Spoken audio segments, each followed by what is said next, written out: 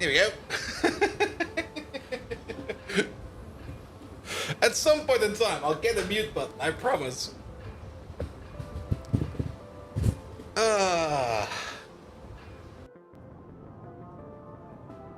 Just unplugging the mic also just works.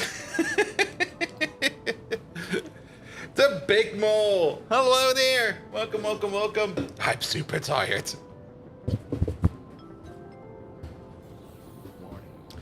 Gotta get an early hydrate in as a reminder to clean the desk. Yeah! I've done that a bit. But only a bit. It could be better. Ah, more caffeine.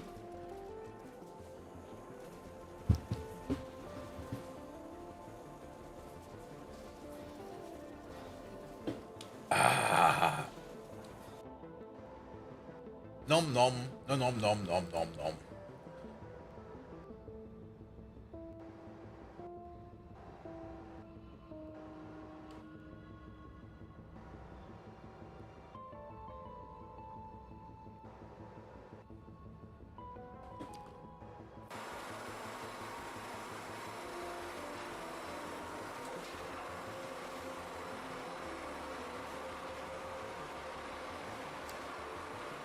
The bits of the empty bottles down on the right side? No, they are actually in the to be taken to the deposit bin bag.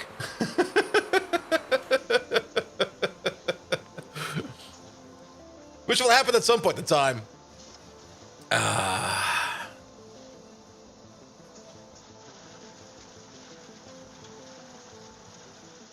You eating some leftovers? Your stuff your wife made yesterday? You should put in all the chili spice? Nice. The months keep growing. Not sure why. It's a grower, not a shower, man. Marcons! Hello there! Welcome, welcome, welcome. Thank you so much for the resub. My sleep cycle is utterly and completely broken. Day News, welcome. Hello there. And I kind of want to fix it by the end of the week. I should maybe also get Megatron running. Show the grower.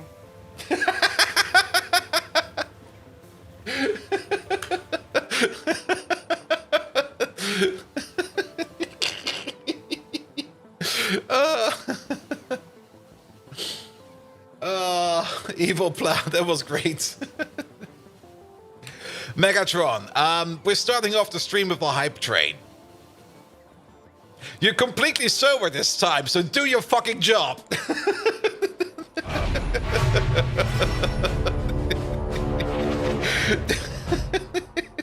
Good evening, Twitch, and welcome back to Factorio. And, uh-oh. Oh no, what the fuck happened over there? Well, you will notice in a second or two. The trick is, you don't have a cycle, you just go to bed tired and wake up when not. Yeah, but that's the thing, my sleep cycle is so broken at the moment that I even wake up tired, which is not good. I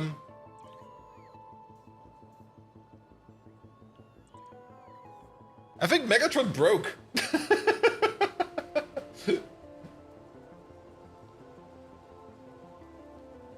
He definitely got, whatever I said to him, he interpreted this as Korean, I think this is. I'm not quite sure. Oh god. No. Well, brace your butts, mates. Here comes chaos.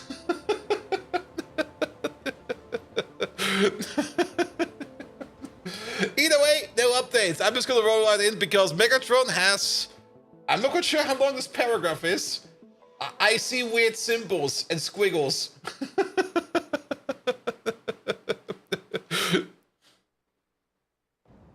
당신은 도구 상자에서 나사를 빼보는 광경이 보기 실소가 나지 않아.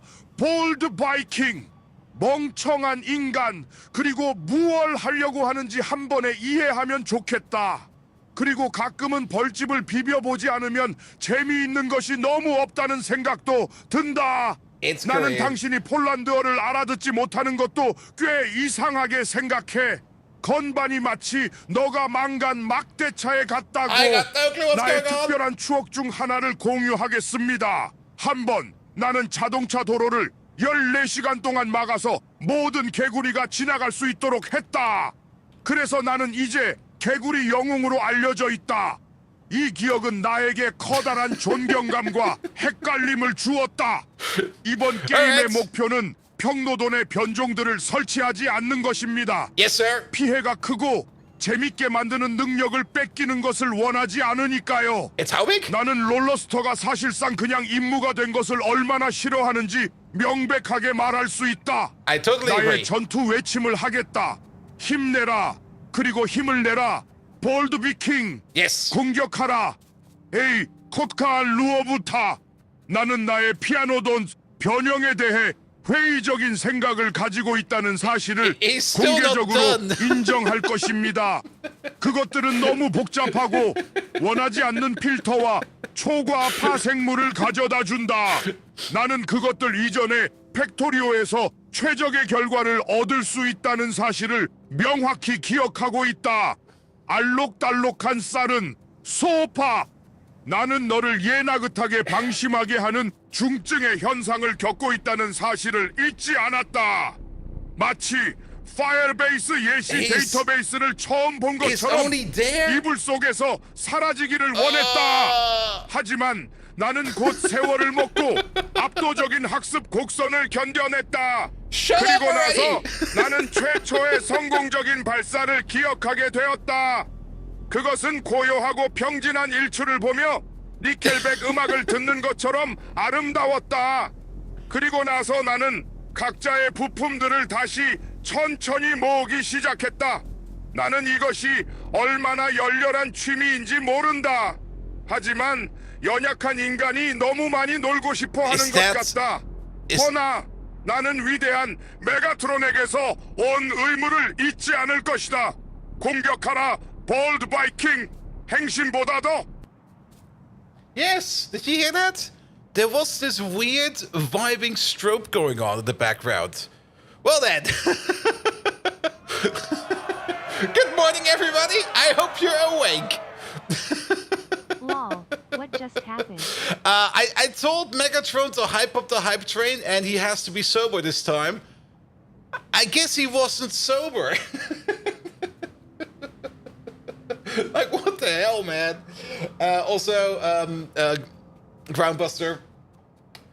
Groundbuster put the translation of that into Discord, and it's a lot. It's so fucking much.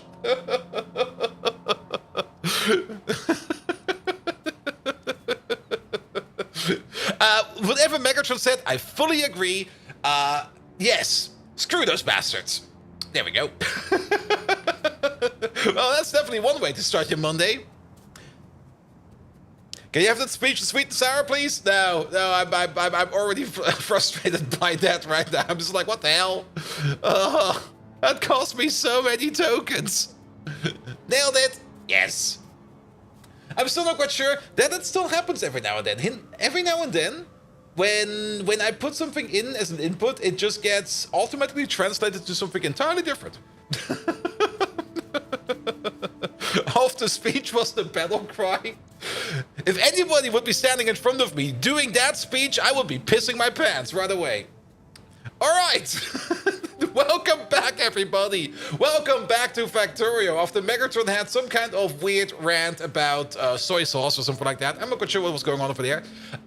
We're going to pick it up right where we left it off. And we left it off over here with building or setting up, or more or less connecting up, the new rare earth machine over here.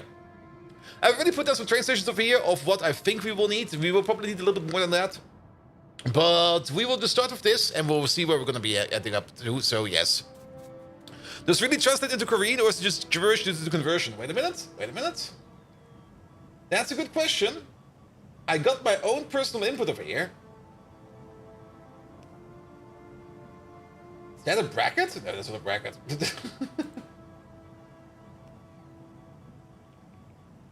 It would be fun to see. Yeah, Mouse Screamer. You already did it once, or Groundbuster.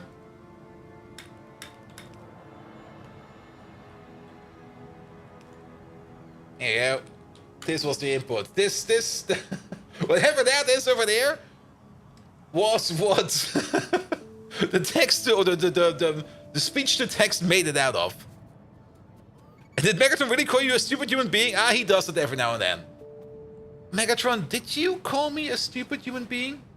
It's been a fresh economy so far. What?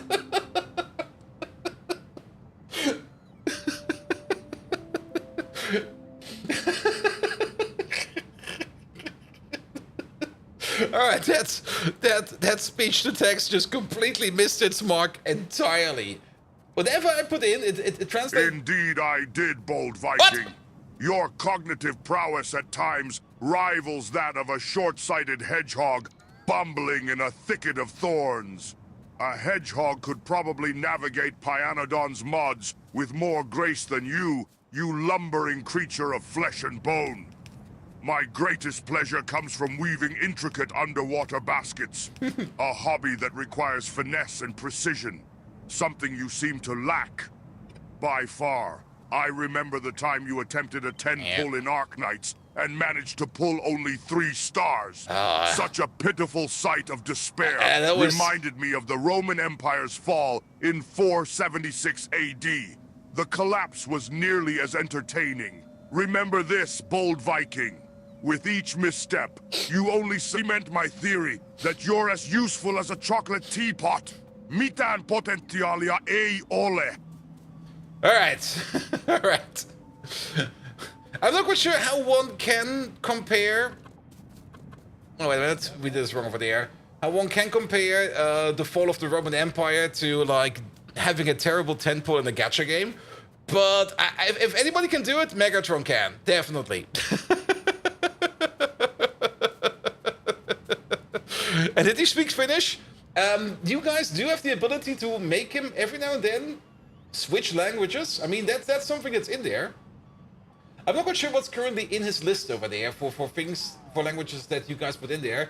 Finnish is in there, Polish is in there, and Aromanian is in there. So every now and then he will answer in, or at least replace words. Not really answer, but replace words in one of those 3 languages. There we go.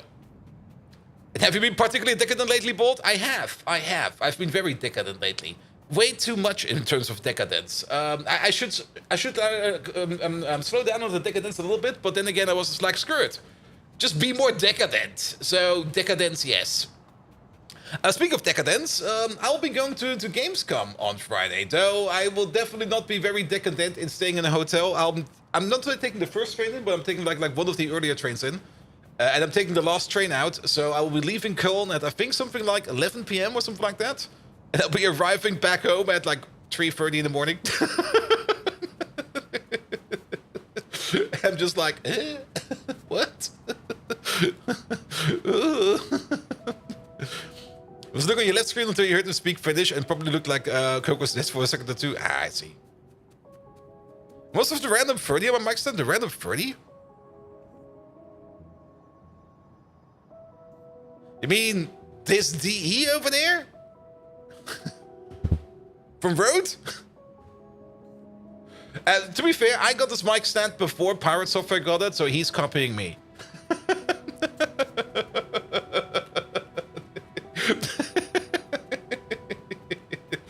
I'm pretty sure I got it before. Actually, I have no clue. All right. We're off to a good start. I'm already not paying attention whatsoever. Either way, we want to hook up some stuff over here, so let's start hooking some stuff up.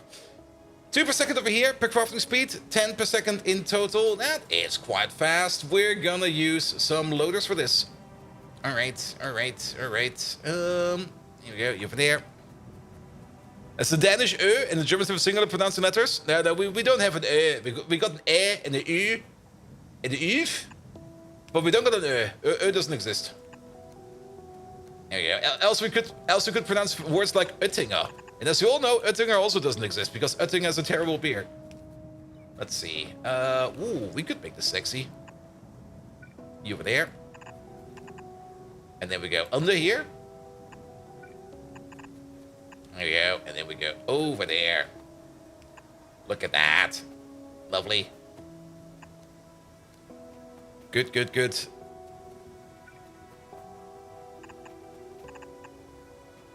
Like I said, similar, didn't say the same. True, true, true. All right. We do need to make sure that this one over there has a filter. This one over there is rare earth concentrate is what's coming out of you. Yes. We're also going to be making some other stuff over here, but you are mostly going to be doing the rare earth concentrate. And then we're going to need the same thing over here one more time. Here, I want to copy over the belts. And only the belts. So take all of this out. There you go. Flip it about. And then put it over there. Good. Alright. Alright. Alright. Yes, so we do know a couple of things over here. This entire machine over here is going to be running on prot mods. We've already prepared this entire thing with prot mods. All the prot mods are already in. The only thing we need to do is to hook it up over here a little bit more, so that'll be fine. Alright, alright. I should also have a quick peek over there. Where is my lovely, lovely, lovely step chat? There we go. Step chat is silent. That is perfectly fine as well.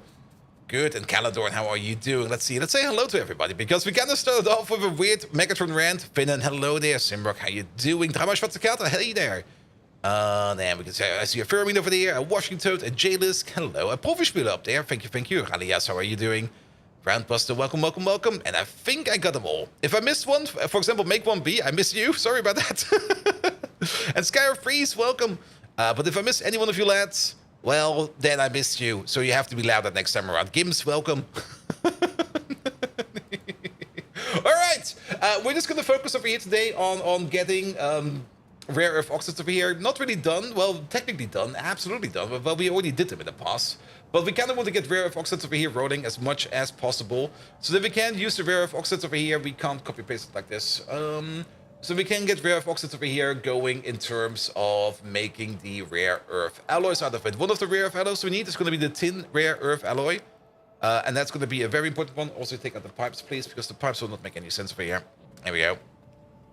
Blue chips before the 2.0 release. We're going to probably have blue chips maybe by the end of the week, if we're lucky. I mean, like I said, it's not that far. We just need to make like a couple of intermediates, and then we're going to be there. And we would have probably already been there if I have not wasted the last 2 weekends on Path of Exile, but to be perfectly honest, it was fun. I'm not done with it yet, but I am getting kind of through with it, where I'm just like, all right, you know what, I can finally get this bug out of my system. It's like when you like pick up like a new song or something like that, and you kind of want to hear it until you start hating it.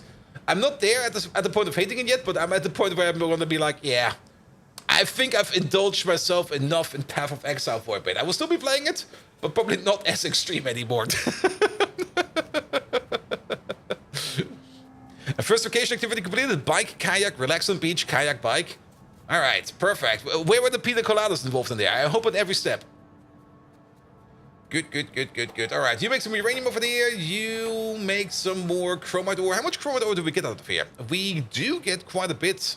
Actually, do we get quite a bit? We get like 1.125 per second per crafting speed.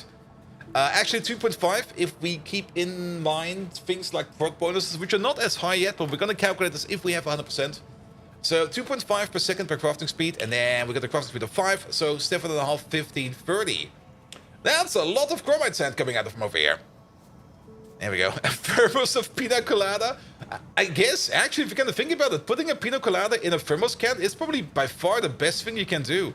Because the moment you arrive, you just start shaking that thing as hard as you can, and it will get back the consistency of a proper pina colada, and then you just either drink it straight from the thermos, or you put it into a fancy glass with a straw. One of the two. Alright, alright, alright. Chromite sand, there we go. That will be you. And then we go out like this. And then over here, we will also be putting this. We're going to be putting this on its own distinct belt over here as well. Good. Can we just get this out real quick? Here we go. Here we go. And then there's going to be one belt going downwards from over here. Actually, is there? We could... Oh. It don't fit no over here. We can put it over here. And I guess over there. In the middle of these two. Actually, it fits quite well in the middle over here. Let's put it in the middle. There we go. There you go. Thermoscope, just add a paper umbrella. Yes, it has to be paper. You have to think about the environment. There we go. You over there. And you over there. Perfect. All right. That chromite sand will be distributed down here. I think we have prepared some stations down here where it can go, so nothing to worry about. And then we're going to have your outputs over there. The outputs over here, we do have to... Okay, the amount of stuff that we put in is also the amount that we get out. So if we are preparing this like that, does not work like that. But that works like that, because then we can do this. Here we go. You only have one output? No, you got two outputs. You also make a little bit of iron oxides on the side. I kind of do want to make sure that things like the iron oxides over here are going to be taken care of. Can we move you... Actually, if we do this... Oh, some proper weaving going on over there. And we do that. Here we go. And then we also put you over there. Actually, just copy paste you over, because we do need you over there for the rare earth oxides. And these are over there. There we go. Anyone see Mythbusters? Jamie's 5-grain slurry?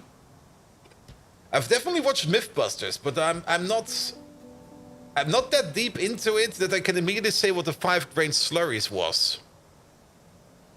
Give me a hint. And Jamatia, welcome, welcome, welcome. Also, like another news, like I said at the beginning of the stream, I'll be going on Gamescom on Friday. So if any one of you guys is at Gamescom on Friday, feel free to reach out. I'll be running around at Gamescom somewhere. And in the evening, I will be having some drinks with the GTFO lads, which I'm also looking very much forward to. So yes. Alright. And then the only thing we're going to need over there is going to be one output over there for the... What should we call it again? For the... This over there, iron oxide. There we go. Iron oxide! There we go. Get it out of there, please. Perfect. This looks so nice. Like just a whole bunch of belts next to each other just doing the things. So rocket launch soon? Well, we can technically already make ourselves the rocket silo over here. It's already available.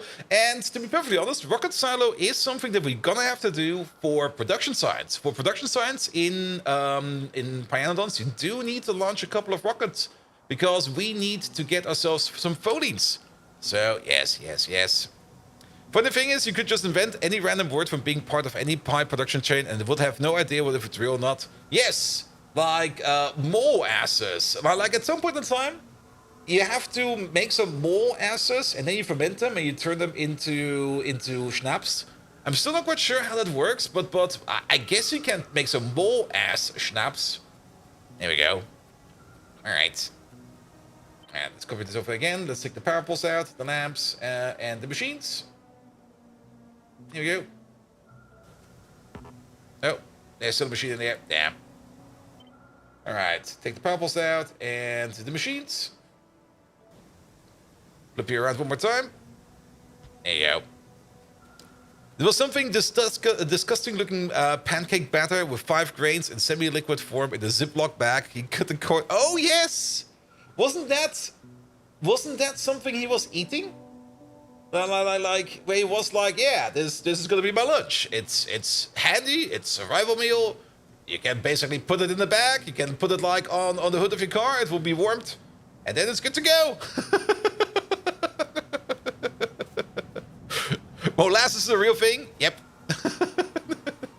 I do know it's a real thing, but molasses is also a thing. Like refined cat purr extract, where you have to breed cats and then put them so that they start to purr, and then pipe the purr into a bottling station, which then produces bottled cat purr, and then run through the extractor to powderize it.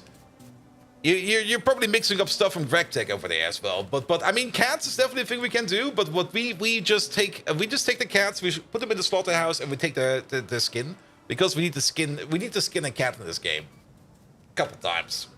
All right. outputs over here. I like them. So let's make this a bigger copy. Let's take these machines out. Let's take those machines out, the power poles and the beacons. Here we go. And then we can place you over there. Rotate you around. And then you... Oh. Yeah, there it is. Yeah, something extra in there.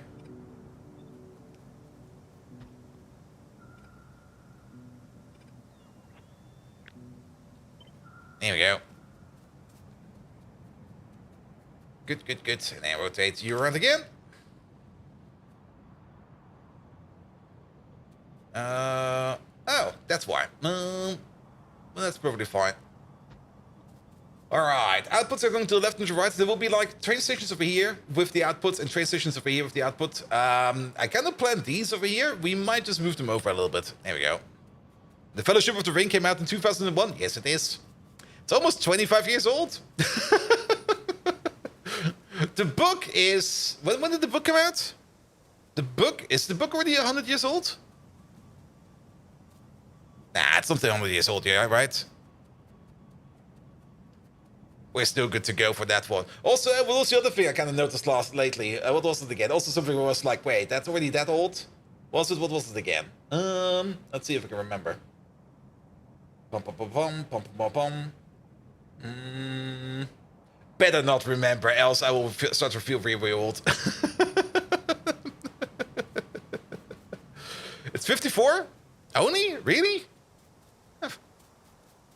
Oh, 1954, 55. There we go. Yeah, I thought this. I was pretty sure it came out like just, well, not really just after World War II, but close after World War II. So yeah, 54 makes sense. All right. We have to hook up some more stuff over here. So at least the outputs over here. We can already start with the outputs over there. We're gonna have 1, 2. Oh, but that's a lot of belts actually. That's a lot of belts. That's a lot of belts. But that's good that we got a lot of belts over here. There you go, put you over there. Because I don't really mind if we make a hacking load of rare earth oxides. These rare earth oxides are in absolutely everything. Everything that's important, everything that's expensive, rare earth oxides got it. So we might as well make this as big as possible. Yeah, let's get you in, and you in. There you go. We're not gonna balance these. I was kind of thinking about maybe balancing these a bit in terms of making it so that the outputs over here can mix and match. Actually, we could still do that if we kind of think about that. No, we should maybe finish this off before we copy paste it over. Here we go. All right, here we go, and then one of these. All right, and then you get an underground over there, and you get an underground over there. Excellent. This is exactly how I want it. Let's maybe start over here with the iron oxides, because we're just going to be hooking them up like this. There we go. And then we got another one all the way over there. And one at the top. There we go. Dunzo. And then we got like one build over here. I missed. Damn it. We got one build over here with rare earth oxides. And we got one build over there with rare earth oxides. Here we go. And then you go in over there. And you go in. That was too far. You go in over there, and then we get the same thing from all the way on top.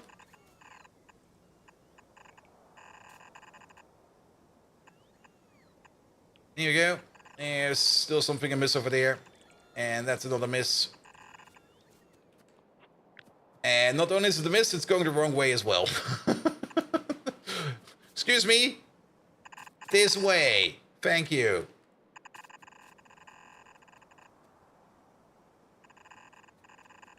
And then you at the top. And you're going the correct way. And you over there. This is lovely. This is such a lovely output. I really, really like it. There we go. Oh. Well, I guess we're going to put you over there. And we're going to put you over there.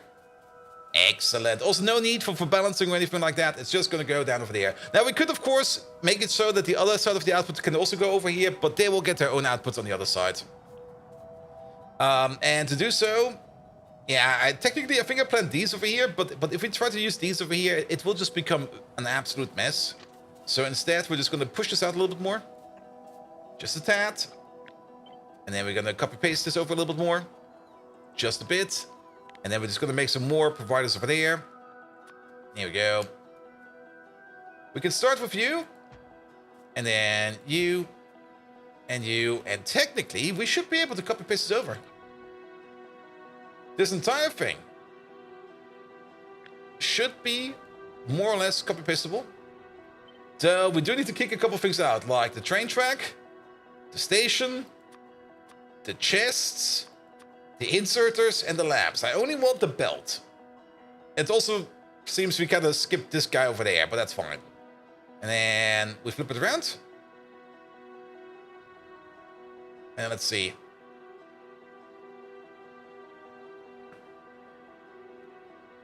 I see what happened over there. That's fine. We can fix that.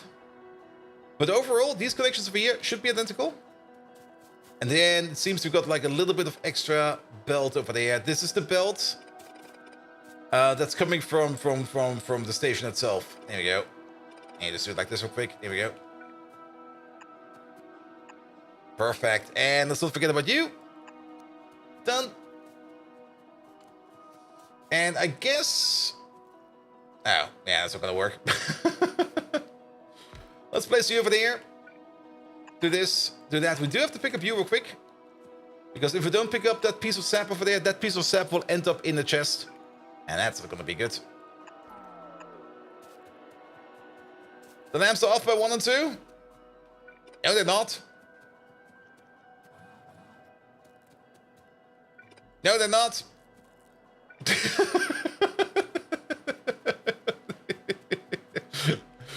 There we go.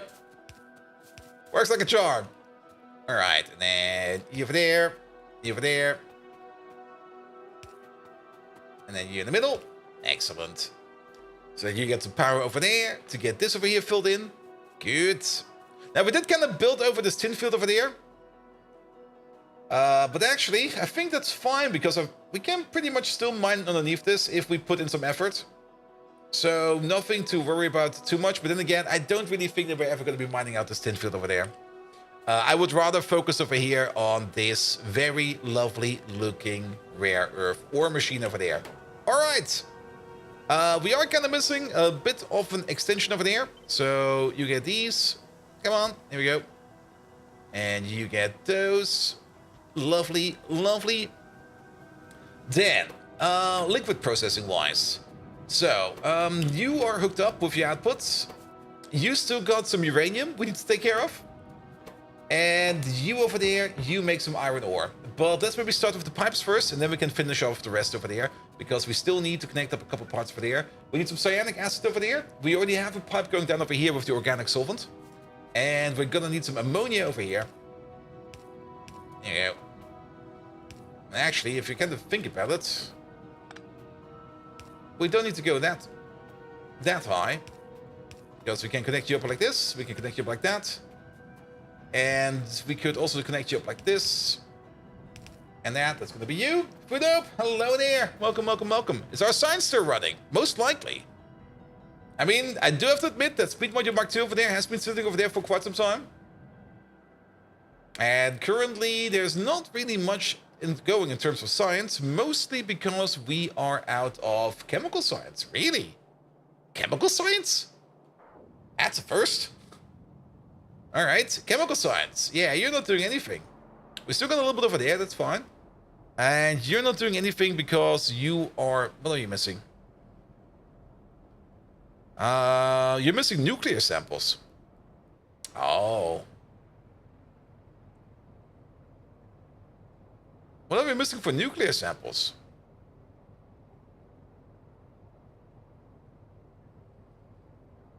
You should have everything you need from over there. Nuclear. Is anything else missing in here? Now, it's automation, plutonium, boric, industrial, and aromatics. Oh, we're out of you. And we're out of you because we're out of soda ash. And we're out of soda ash. Oh, did we make soda ash on site? And did we maybe cut the ash line? Yeah, we absolutely did cut the ash line over there. I'm not quite sure where this ash was coming from. Actually, it's still available. There's still 52,000 over there. Alright, alright, alright. And we managed to cut you by somehow managing to turn you around. Yeah. That should fix it.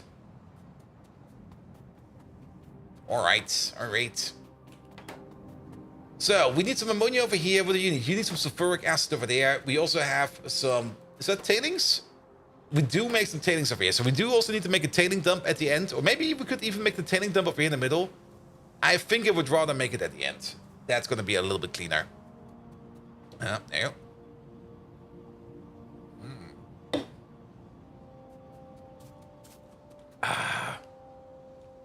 Good old caffeine. What we can do is something like this and something like that. There we go. Now you're all in one system. And then you just come from down here somewhere.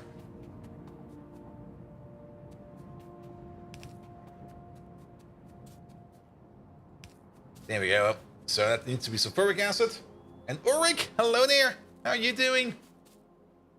So let's have a look. This is a requester, that's a requester. We got a whole bunch of requests over here. I do know that one of these is going to be cyanic acid for you. And cyanic acid for you. Ammonia and sulfuric. I guess that's all we need, right? Yes. We don't really need a lot of ammonia. We definitely do need more cyanic. So let's do it like this. Yeah, that'll be fine. So this lad over there, you're gonna be the incredible nothing. No, you're gonna be some sulfuric acid. Sulfuric acid to edge requester, please. Thank you very much. And then output over there. Only one, please. We don't need two. And that's gonna be your connection over there. Bum, bum, bum, bum, bum, bum, bum. Where am I from? It's in the description. Oh, wait, I don't think I've got that description on YouTube. I only got that on the Twitch site. But take a guess, my man. Take a guess. All right, there's going to be sulfuric acid over there. And then this thing over there is going to be organic solvent. Oh, wait a minute. We do need a little bit more than that. You're going to be organic solvent as well. So let's do the organic solvent over there. It'll be fine. And we do know that we can customize the stations in a way that we will be able to order in more stuff if we need to. So that'll be fine as well. You over there and you over there. Over and over. That is now going to be the organic solvent. Yes, it is. Not you. You. Scoop the noob? Nope. Organic. Wow. Unleash the fury. Organic solvent in all caps. We're going to see the Fat Man in Pyanodons. Yes, we've already made fun about it. I mean, come on. Who names a weapon Fat Man? Only an idiot would name it Fat Man. We all know you would name it Little Boy. Did we already have the Fat Man unlocked? Where was it? Was it the artillery show? It was the artillery show, right? There we go. There he is. The Fat Man recipe. Project Bolt Viking. Top secret revealed to no one. See? Only an idiot would reveal that. I'm no such idiot. I'm also not Bolt Viking.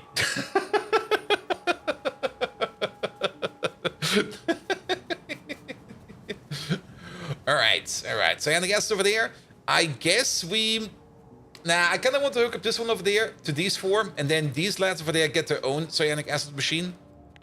I think we need more than that. So we still got some space over here. We can put down like another request over there. There we go. And technically these three stations over there are currently open because I kind of built them over there, but I don't think we're going to need them. I've seen it yesterday for the first time. Really? You did?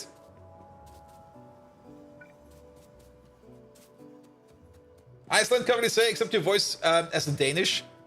Hallo, ich komme aus Deutschland. I'm so sorry, man. I'm a German.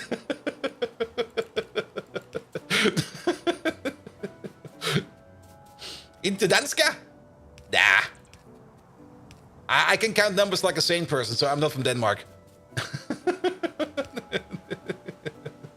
Then again, I'm playing Pyanodons. I don't even count sane numbers over here.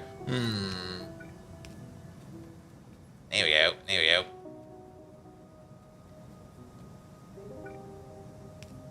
And then off we go. Can we go all the way? No, we cannot. Can we go in the middle? Or do we stay over here? We stay over here. It's fine. And then all the way to the top. That will be you. Cyanic acid, cyanic acid, cyanic cyanic acid. That was Swedish. I could not even tell the difference, my man. Here we go. The only thing I do know is that if I can somehow accidentally culturally insult somebody, I can definitely do that. My bad. There we go. Cyanic acid requester. There we go. I thought you were Dutch and living in Germany. Yes, true. I am still Dutch. I'm more Dutch on paper because I don't really use my Dutch nationality for anything. And I do feel more German than I feel Dutch. I mean, if I would be feeling Dutch, I would be feeling like... Okay, it's like almost 8 p.m. in the Netherlands. What do you do at 8 p.m. in the Netherlands? Do I need to get drunk? Now that's the Brits, right? And the Germans, and basically everybody else from Europe. No. Well, what's the most traditional thing one can do as a Dutchman at 8 p.m.? Ah, of course, watching football. I've got no clue about football, but Feyenoord, yes, Feyenoord is better than Ajax. Screw those guys.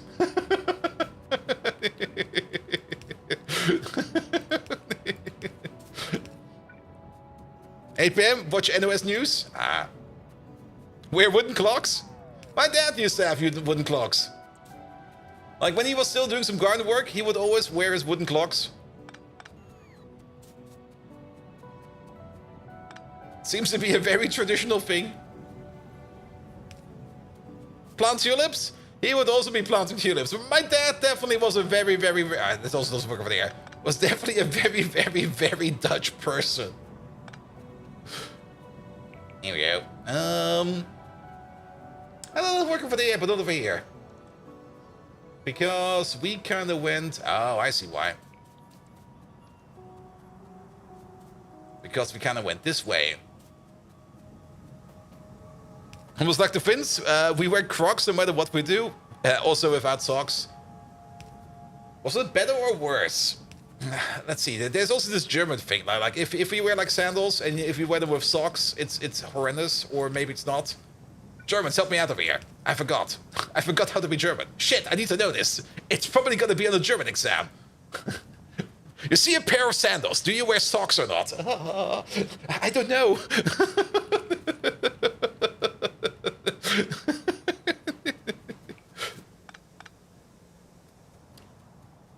German citizens revoked. No! I paid money for... Well, I have not paid money for that yet, so it's fine.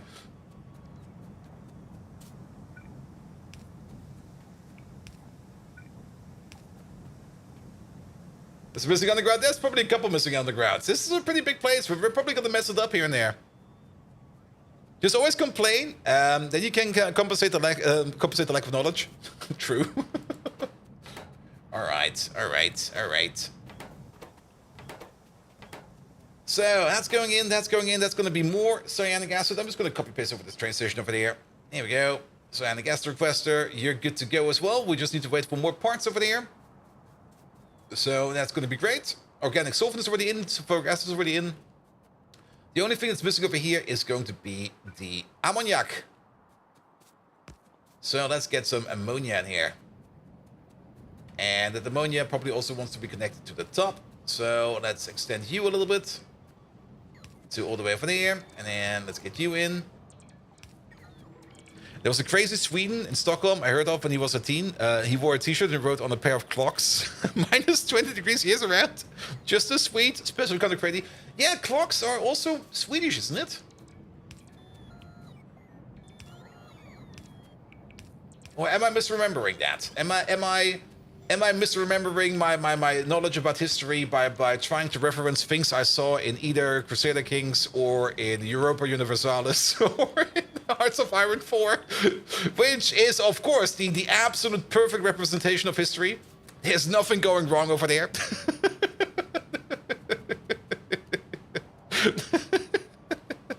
And the lower right concentrates. The lower right concentrates. The lower right. The lower right. Let's see. What do we do over here? Oh. Yeah, I see what you mean. But we also are connected like this. But I guess this will be better doing it this way. There you go. And then ammonia, somebody says over there. You're good. You're good. And I see what you mean. Boop. Here we go. Here we go. Alright. Alright. That's perfectly fine. We also do need the ore over there. I did prepare 2 stations over here for the ore. 2 might be a bit much, but I kind of want to have this as a big buffer. So you over there, you're going to be the rare earth. Where is it even? Do we even have it as a station yet? Also, everything over here is called rare earth, it seems.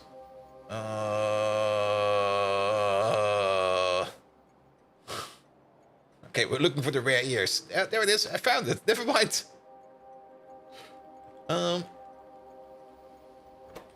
Requester. Here we go.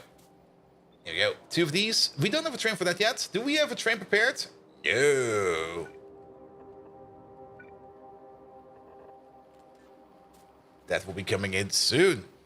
Also, a special kind of crazy Swede from your town who rode a motorbike 365 days a year. It's not a special bike, just a normal motorbike. I mean, you don't want to be one of those pussies that only puts the insurance on his bike for like the warm days. If you're gonna ride a bike, you're gonna ride it all day. I mean, come on. You're a biker. Behave like it. Be gnarly.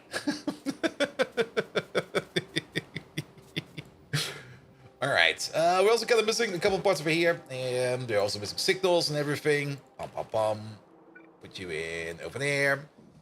We're also missing this part at the end. We can copy paste over all of this. Actually, if we do it a little bit better. Here we go. Alright, I see that we're missing a piece of track over there. We're just gonna do this real quick. That'll be fine. Alright, we're probably also missing some signals over there, which might cause some issues.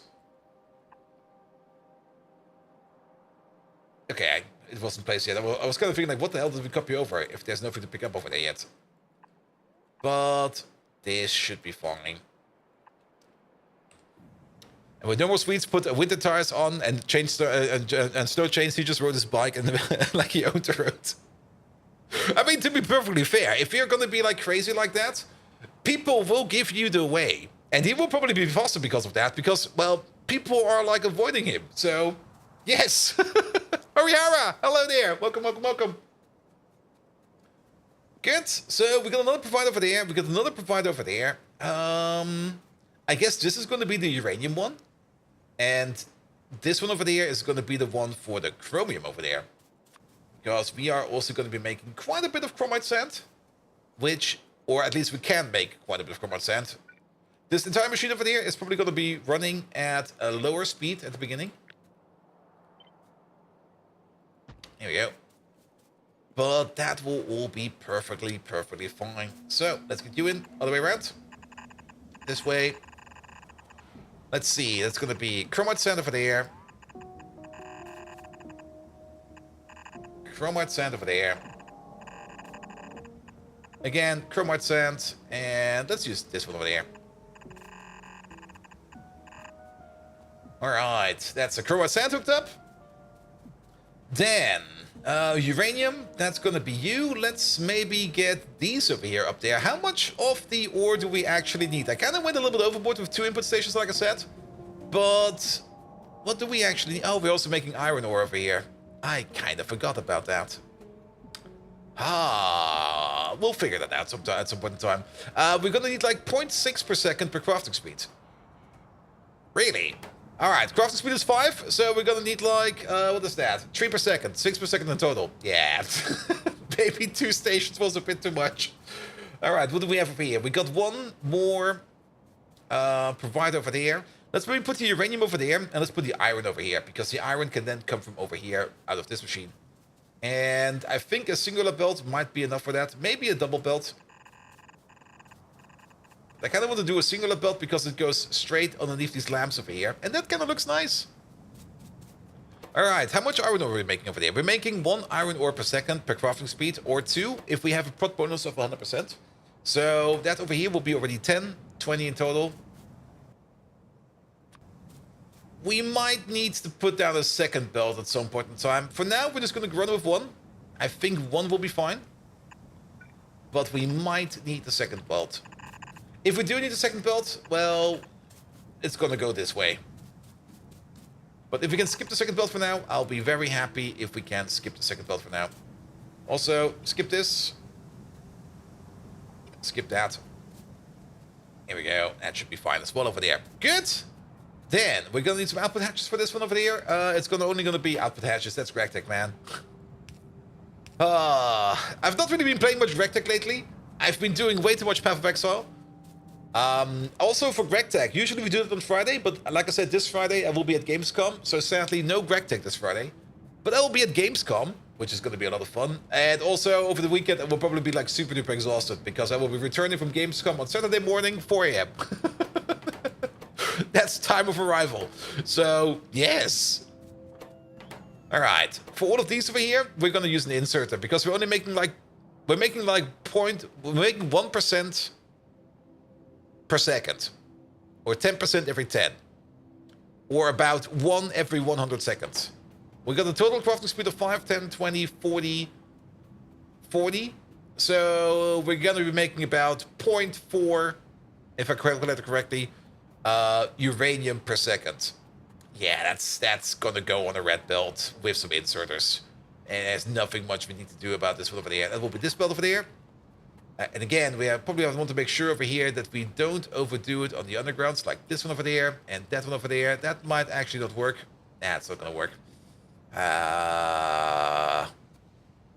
You know, yeah, put it over there then. It'll be fine.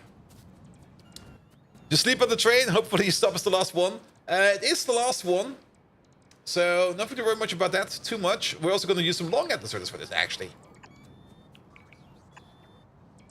There was also the entire plan that I can like doze off a little bit on the train and then just let the train get me home. And I almost got, I got a direct connection on the way in to Cologne, but I don't really got a direct connection on the way back from Cologne. And the last bit is gonna be like in a tram. I didn't even know that the tram from there goes to my place. And I'm like, what? And I'm also not quite sure if the trams are still running at 4 AM in the morning. Well, they should. They should. It's a Friday. People are drunk. Yeah, there should be a tram still running. Alright, alright. Also, I might be drunk as well. But then again, by the time I've arrived in back home, I should be sober again.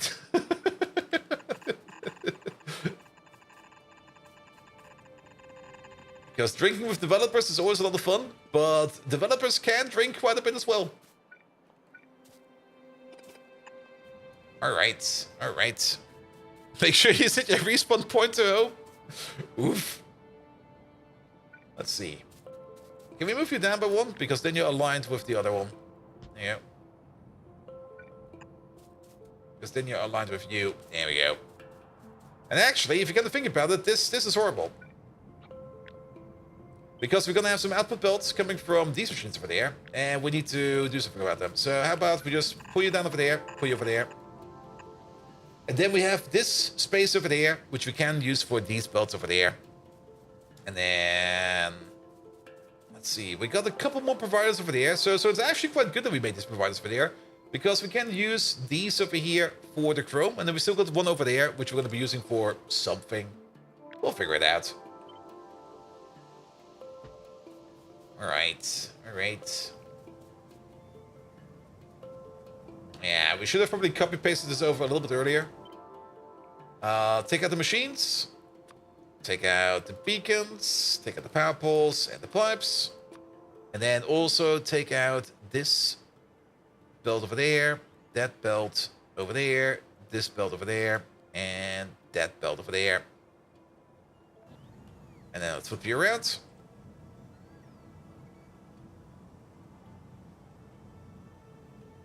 That's fine, we can move you.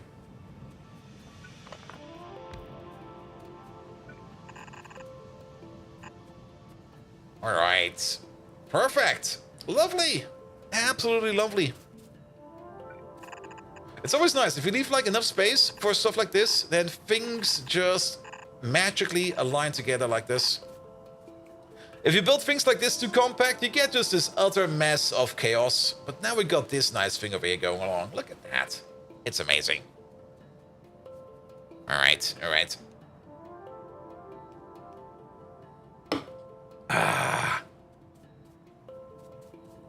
Good.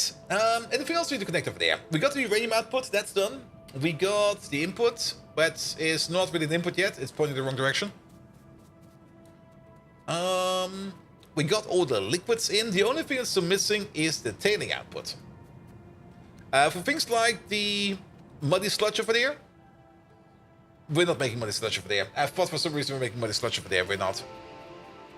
We're only making tailings over here, and I think that's the only place where we're making tailings. That's the only place where we're making tailings, but we are making some tailings over there. How much tailings are we making? We might just be able to push this into a train and not have to process it on site. Because we're making 10 tailings per second per machine. We got 4 of these machines. Or 20 tailings per second if we put in productivity bonuses. We got 4 of these machines running at crafting speed 20. So that's going to be 400 tailings per second. We're going to push that into a train. We are not going to be doing tailing processing on site. It's not enough tailings over here to actually process on site. So just push it to a train. Also, I kind of fudged that, I think. There we go. Liquid provider. Let's try this one more time. There we go. Also, while we're here, let's see. Everybody got fuel? Ah, you're missing fuel. I can see it from over here. And these lads are missing fuel. And then you're good. You're good. And all of these over there are also good. Excellent. So the tailings will be going into this station all the way at the end, and then we're going to be happy about that as well. I mean, if we do make like loads of tailings, like absolute loads of it, then usually we end up processing them on site. But for this, I'm pretty sure we can just export them and be done with them.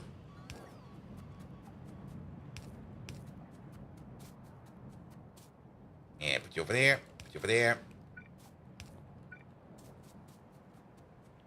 And then... Oh, that's the cyanic acid connection we still need to put in. I see. I was kind of looking at the one station over there, just sitting there doing nothing, and I'm like, actually, no, that's already connected. Never mind. Never ever mind. I think over there. Yes. In you go. Off you flow. Why is there sulfuric acid in my pipe? Excuse me?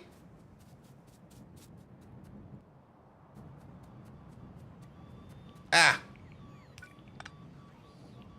Ah. There you go.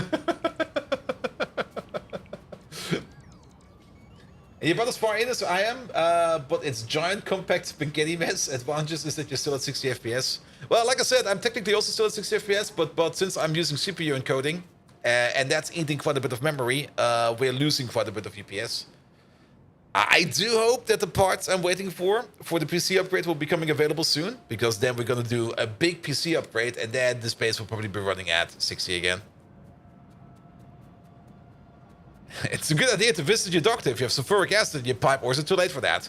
Actually, if you got sulfuric acid in your pipe, it's game over. Sulfuric acid is a pretty nasty bitch, as you can't really wash it away with water. So as soon as you come into contact with it, the only thing you can do is like dry rub it and hope it will go away. Because the moment you start dousing it with water, it becomes more reactive, and it just becomes worse.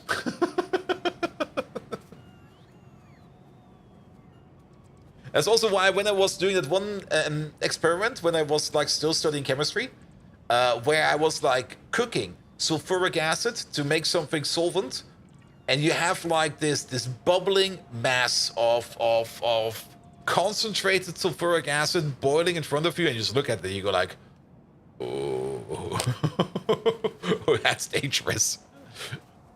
Planning on this, get the second CPU to offload the encoding?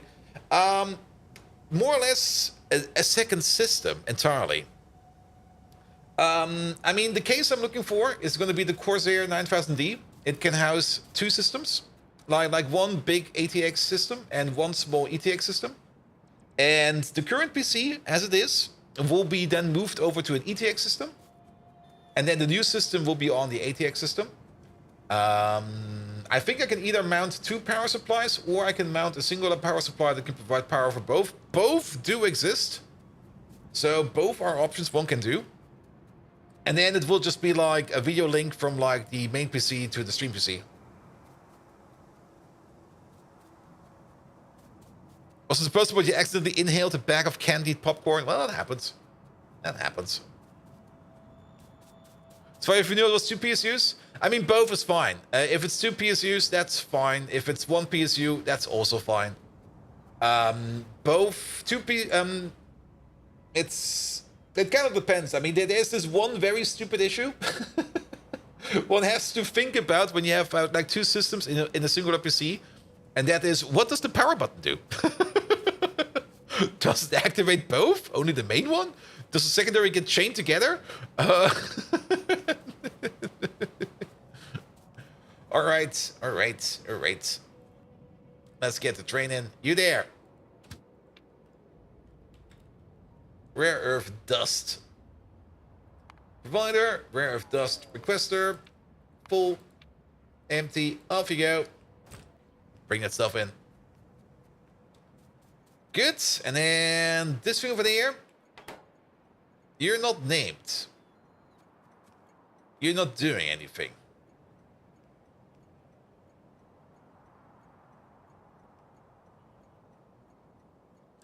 Ammonia. Am I right? Did we never hook up the ammonia? We never hooked up the ammonia.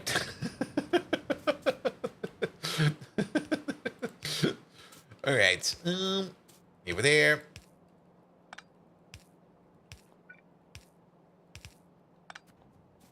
All right, and then Patrick Eichelberg. Good thing that Twitch doesn't know German. 2-8 requester, please. 2 PSUs and 2 power buttons. ETX on the rear. I see. All right. You're still missing a bit of power over there. That's fine as well. And I think that's everything connected over here that we need. The only oh wait, we're still missing the input. We never did the input. Well then, I guess a singular belt over there for the input is gonna be enough. And again, we're just gonna go underneath these poles over there. It'll be fine. Can we? We can probably not. And what's better, ETX or ATX? It doesn't really matter. It's only the form factor. Like the size of your main board, like the size of your unit. Both are equally good, but of course, usually the smaller the form factor, the less space you have for things like heat to go and stuff like that. So smaller boards tend to run warmer, and heat is only an issue if you put it into a confined space. Since it's going to be going into a very big case with like a massive amount of fans, a ludicrous amount of fans, it shouldn't matter too much. And of course, the form factor also gives you like another information, and that's how many PCI buses you have. Because usually ETX usually comes with, I think, at most 2 PCI Express slots or slots where you can put stuff in. Maybe only 1. Because, I mean, the one thing you're going to be plugging in there is going to be a GPU. And then that's it.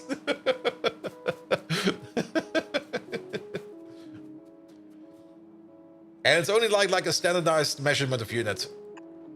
You have an old 90s PC case, a Chief Tech Dragon Maxi Tower, if cooking is an issue. I mean, the case I currently have now is a big tower from Be Quiet. I always go for like massive cases. Like, I never really got the idea why people would go with like a small build and then put in as much as fans in there as possible to get the heat through it. And then you got like this loud whirring box sitting there. Whereas if you just take like a big massive case, you just have a big massive case and the fans in there, they just spin for like a bit. And it keeps it cool enough.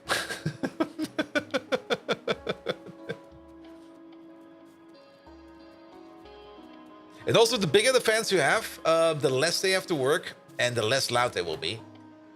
So that's also a very big plus. All right, all right. I think we just about got everything over here. Is the ammonia coming in? Yes, you're kind of stuck. How are you stuck? What are you waiting on? Oh, this guy. I see. It's a massive case. A normal PC case is like half its height. Yep. Alright, let's maybe help this thing out a little bit over there and just build some stuff by hand.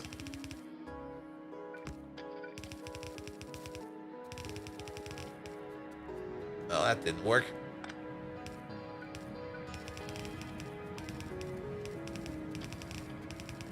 That didn't work at all. Pick up these again. Get the splitter out. There we go. Put you in over there. Put you in over there. Alright, we're just waiting on this. Ah, we're still waiting on the output. Shit. I forgot. Wait. No, we got the output. I did not forget. I forgot. Or something like that. Alright, alright. Fantex Estimator Case, a server edition? Yep. I've seen that one as well. The Fantex case was the other one I was kind of thinking about for getting like a dual system. I mean, of course, I could already do a dual system right now by just putting like two boxes next to each other, but I kind of not want to do that. I kind of want to have the entire thing like contained in its own singular housing unit. So that I only have like one box I need to think about with one pair of cables and not like two boxes with two pairs of cables and blah, blah, blah, blah, blah. It's still going to be like two pairs of cables. Don't get me wrong. I'm not going to be saving on cables over there. But it's just going to be like only one box. And one box is more than enough.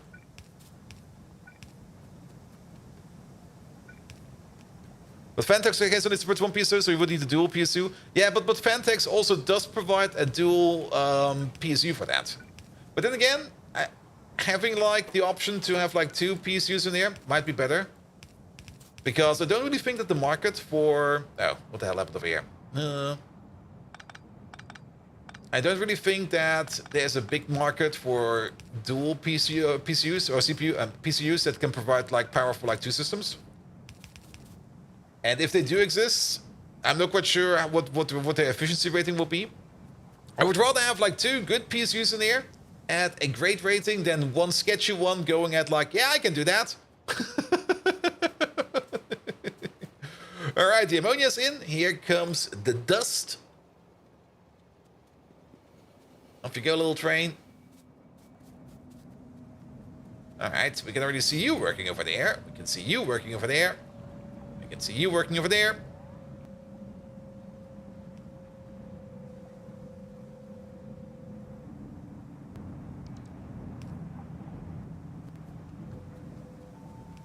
So, all the way to the end. Here we go. Yeah, this place definitely needs a little bit more productivity.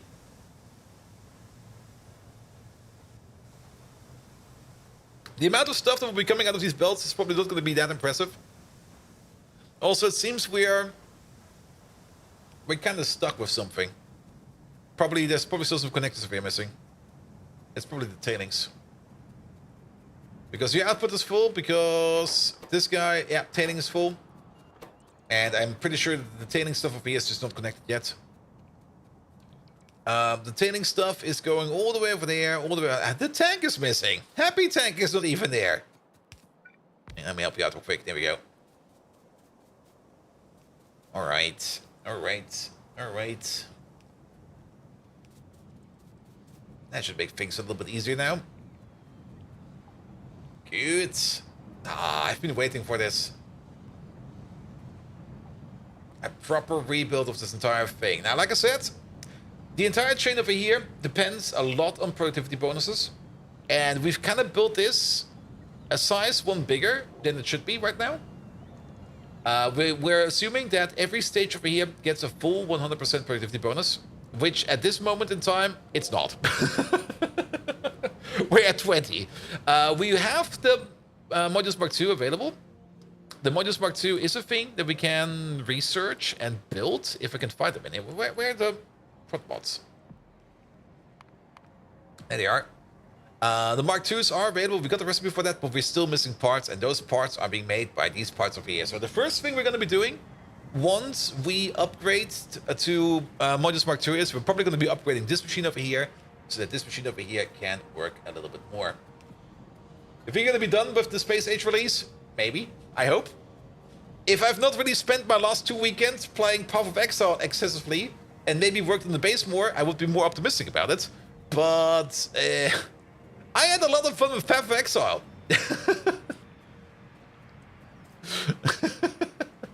I'm also a little bit concerned why this part of it isn't running yet, because you are still somehow missing liquids?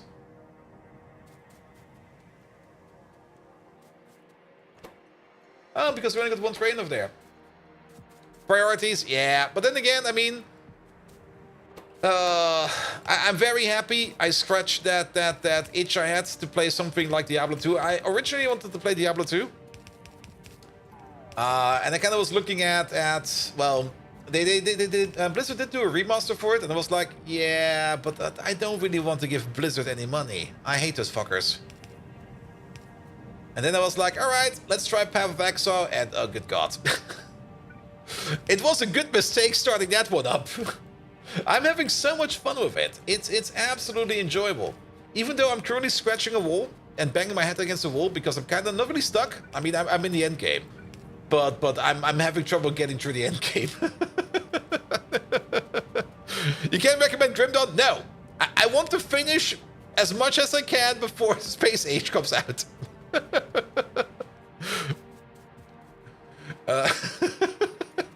Bad for, I mean, don't give me any recommendations.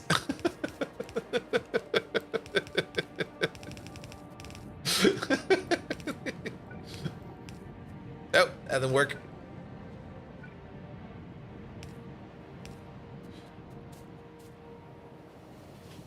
If you're looking to play Diablo 2 and still want the classic key, I still have the classic key. I'm pretty sure it could be that that key might have gotten stolen, but then again, who cares? Diablo 2 is pretty active mod that refreshes and adds on a ton of quality. Yeah, I looked at that one as well. There's Open Diablo as well. Where I think that's also now Project Diablo 2. I think they renamed that. And I was looking at it as well, but then I also remembered how the progression is in Diablo 2 and stuff like that. And I remember it was already like grindy from like day one. It was already grindy. And to be perfectly honest, I really, really, really, really enjoyed the progression in Path of Exile. I got so much stuff unlocked at such a frequent rate that I was very happy about it. And when I got like to the point in time where things kind of slowed down, it was like, yeah, but it's fine, I can slow down now because now I need to focus on other stuff. But the next time we have the Diablo itch, I'm probably going to be scratching myself with Path of Exile for like quite some time. Alright. Okay, this part of here is now working. Like I said, it's slowly coming together. I forgot Diablo was re-implementing it. Project Diablo 2 is a big overhaul mod that removes a lot of the grindiness. Ah, okay, that makes more sense then. Because the grindiness is definitely one of the things I have a bit of an issue with. And I definitely also had that issue when I was like playing Diablo 2 like back in the day even. Like if you play that game solo and you just want to get to like, let's say level 80 or something like that, you're gonna be spending so much time on that. Like so much time. it's not even going to be so much rewardful. And also, like running the same battle fight over and over and over again to get like gear and stuff like that. Even though I really do love the set items and stuff like that you get like in Diablo 2, which you sadly don't have in Path of Exile, which I kind of find a bit of a bummer, because I always really enjoyed set items. But I guess you don't really need them in Path of Exile, because once you kind of understand how that game works, you kind of realize, like, yeah, set items make no sense. They really make no sense over there. Alright. We have some stations to name over there. So let's start naming the stations over there. Combat Dude. No, you're gonna be Tailings. It's not called Tailings, it's called Heavy Mud. Heavy Mud 2-8 Provider. There we go. This thing over there. Alec. No, you're gonna be Iron Oxide Provider. There we go. And then you over there. You're gonna be Rare Earth. There we go. Oxides? Are they in here? We definitely have a... Oh god, what are they called? No. Is this REO? But there's so much called REO in there somewhere.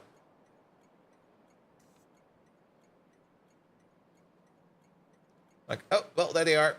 2-8 Requester? No. 2-8. 2-8 Provider. Excellent. Then, also, wait, that is the provider. We're going to open you up at 16,000. There you go.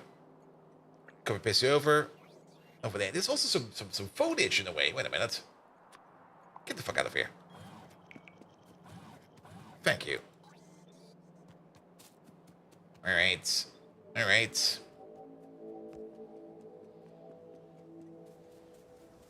That seems to be working fine now. You over there. Twisted 7, you're gonna be Chromite Sand 2-8 Provider. There you go. You also get this thing over there. This thing over there is gonna be the Uranium Provider. Uranium ore 2-8 Provider. This one will probably provide one set of uranium ore at some point in time, and that's gonna be all of it. Then, you over there, you are going to be the Iron Ore Provider. Iron Ore 2-8 Provider. There we go. You're going to start providing this over here at 8,000. And the Vantex Dual System PCU is discontinued? Yeah, those cases, I don't really think that those cases and those PCUs have that much of like a market. They do make them more or less because they can, and because people they do know that people will buy them. But I'm pretty sure that those kinds of cases and those kind of PCUs will be running out of production quite fast. Uranium ore is missing an underground at the bottom one. I see it. I thought I fixed that. I guess we didn't.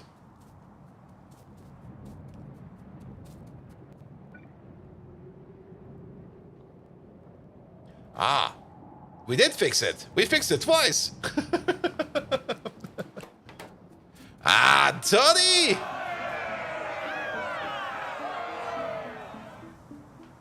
Jojo Joe, Jo Ho, Ju Hu, Jojo Jojo Ho. Ho ho ha, water, Jo Ho ho ho. Ho is not only power over Ethernet. Jo Ho, drink up ho. Megatron, can you become like a JoJo meme incarnate and just say something about drinking water and playing Path of Exile? I got prepared. There we go. Ah, they also have these now? Ah, what the fuck? Huh?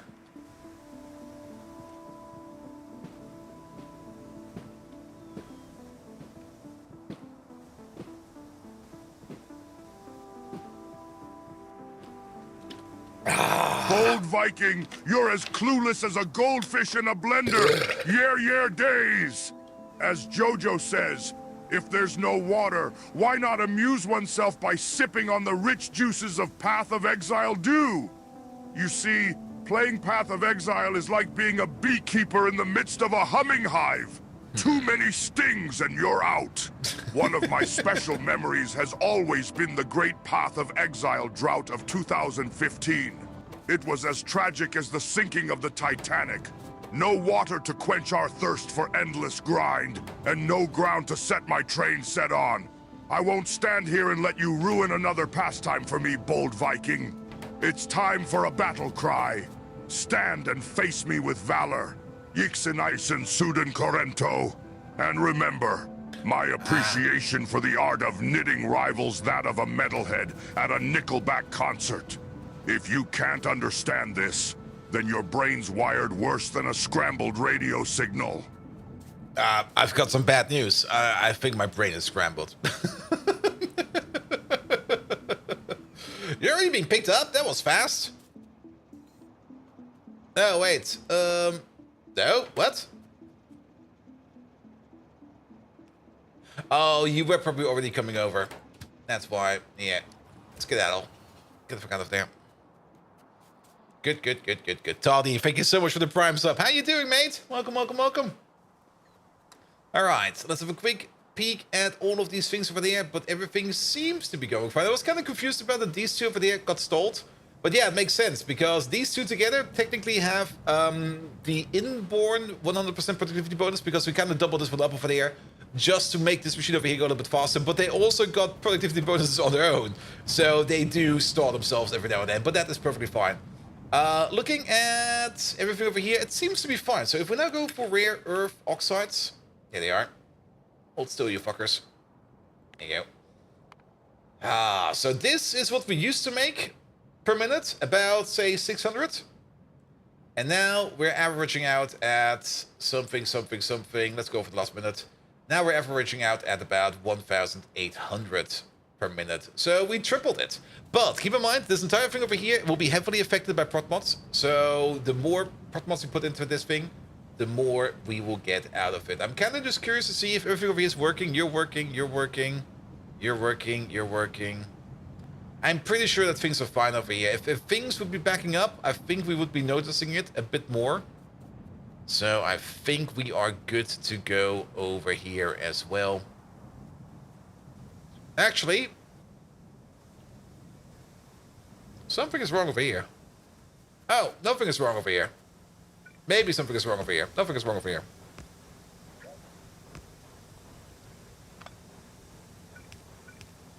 There we go. We're just missing some splitters over here. Also, why are we missing splitters? Do they show up in here? Oh shit, they do. Uh-oh.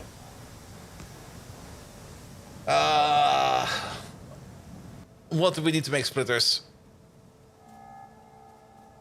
Please just be in stainless steel. So, back to base. Red splitters are being made over there. We're currently not making any red splitters over there because we are missing... What are we missing over here? We're missing chromium. Excuse me? Chromium? Like that stuff we have like infinite of? Is chromium still coming in via like one of these trains over here? It might actually be coming in with one of the stupid trains over there, because I'm pretty sure we don't have got a 2.8 chrome station over here. No, we do not. Let's check over here real quick. Chrome? There you go. That's nichrome. Chromium ingots. There we go. Requesters. None of these are in the mall. Nope. Perfect. Hey, you're open. You're free. Excellent. Hi, Barshmal. You're gonna be the chromium ingot 2.8 requester. Bring me some chromium ingots, please. Here we go. He's coming over right away. Alright. Yeah, this over there will now be going a little bit in overdrive, but that's fine. So we are pushing out more over there. But that is fine as well. So what are we missing overall? We're missing some feed cats. We're still missing one splitter somewhere. We're missing a splitter right over here. There you go. And then we're still missing 46 oil power plants, 87 feed cats, as well as 9 efficiency modules. Yeah, speaking of the feed cats, how are they doing over there? Well, they're working all right. overall, the next slit. Oh yeah, we did the next slit process over here. This entire thing over here. Yeah, the next slit process over here is doing mighty fine. We got 64,000 storage over here. I think, I'm not quite sure if we did that last stream or if I did it at the end of the stream. But there is a train over here already going around, picking the stuff up and moving it around. So that's also going to be perfectly fine. There is an old piece of belt over there that nobody needs. So let's get rid of that. Alright, and this part over there is also working like a charm. Overall, this entire thing over there is working perfectly fine. I love it. And those little VCATs over there are doing their absolute best. We're still missing like a metric fuck ton of them, but seeing how things over here are backing up right now, I actually don't really think we need that many more. Then again, the more we have, the merrier, or something like that. Sure. Then, Nextlet. Yes, there was a bit of an issue with Nextlet plate production, but now that we are importing over here our Nextlet dust over here, and we're no longer relying too much on this process over here, and actually this process over here, that process over here still needs to be minimized, but that's not really an issue. There's that old slaughterhouse. Yeah, I didn't play the game over the weekend, so I didn't pick it up. I do know that. We'll get to it once we need to get to it. All right. Overall, the next plate production could be faster. It could definitely be faster. We're technically getting like a full red belt out of this, or just under a full red belt. But this over here is already being consumed at a fast rate. We're definitely consuming it faster than we're making it at the moment, so that's fine as well. This place over here only exists so that we can still process raw Nextlet coming in from other sources. And those other sources are the occasional concentrating of tailings and stuff like that. All right, this entire thing over here, lovely, good to go. Yeah, that's gonna be like a whole bunch of tailing dust over here. I'm looking tailing dust, rare earth oxide over there. I'm looking forward to it. Actually, we're not done with the stations yet. We can't go away yet. So more station namings then. You over there. You're also going to be the chrome one. Chromite, sand, to a provider, please. Here we go. Then you over there, you're going to be an iron oxide one. Iron oxide to a provider. There we go. Then you over there, you're going to be a rare earth.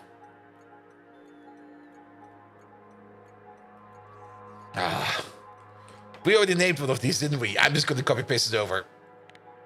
There you go. You there. This guy. Over there. Over here and over there. There you go. Much better.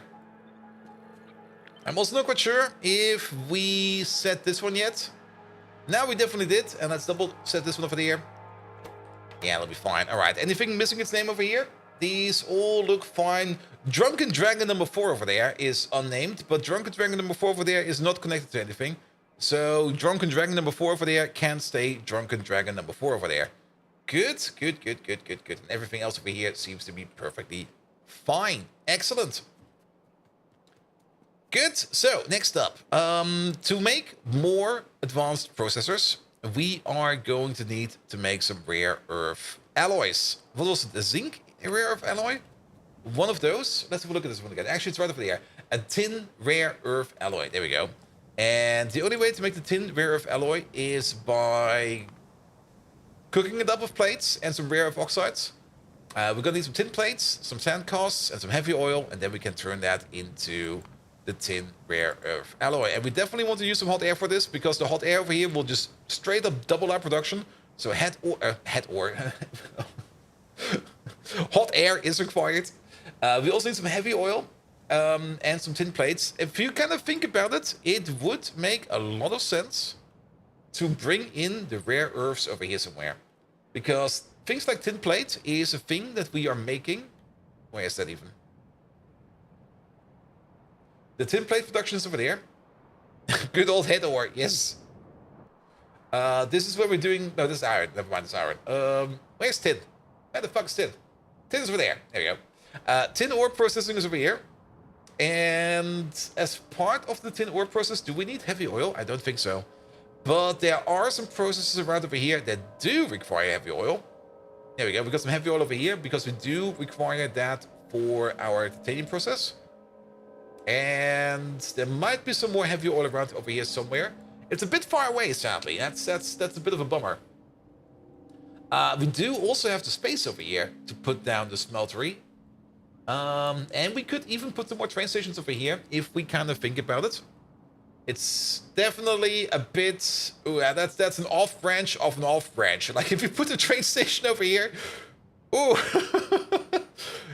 We can't do that. It's gonna suck. So let's do it. But I think we might as well bring in our own heavy oil over here, because I don't really think that we're going to be putting down a pipeline from all the way from that one place to all the way over here. Also, we do need quite a bit of heavy oil to make it going. We do need stuff like kerosene, which we have over here, to fuel up the smelters, so that's fine as well. And then, of course, the question is, how much of these are we going to be making over here? Because we're going to have a crafting speed of 4 for these machines.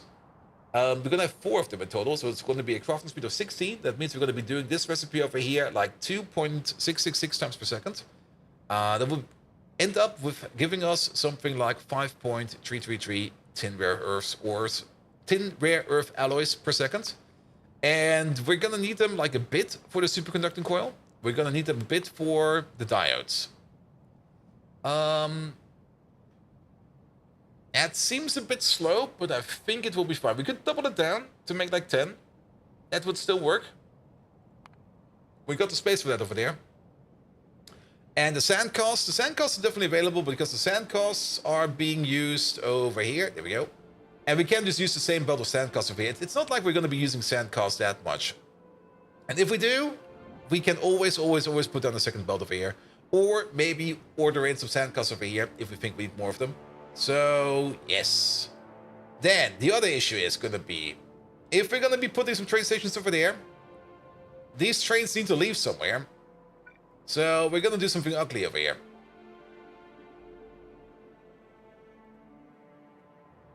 There you go. Not something I do that often, but something we're going to do just about now. Then, these stations over there... Here you go. Let's start over there. Like display... Can we do something like... Ugh. We can't do this any better, can't we? Because we can't really move into the side now. We can't. It's gonna be like this. Ugh. Horrible.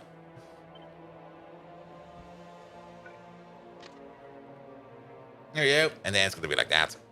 Alright. So what do we need? We're definitely gonna need like a liquid requester. So I guess you're gonna be sitting over there. And then we're gonna need ourselves a physical requester. I guess you're gonna be sitting over here somewhere. And on top of that, we're gonna need ourselves a physical provider.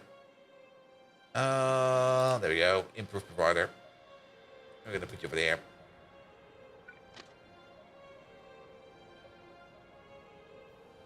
This feels off somehow, but I guess, yeah, it's gonna be like that. I think the reason why it looks a little bit off over there is probably because of... Can we just do this real quick?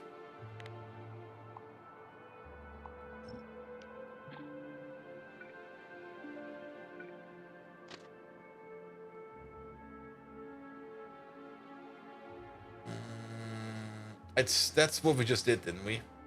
Yes.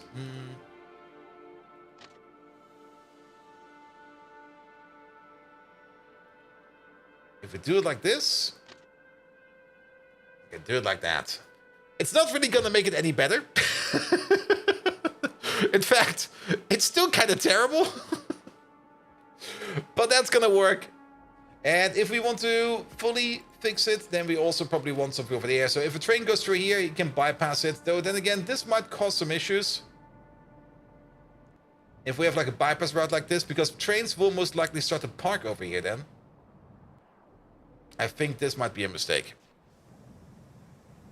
How many crossings are there on the 2x2 lines now? A couple? Alright, let's go back to the mall real quick. So the bots can refill us.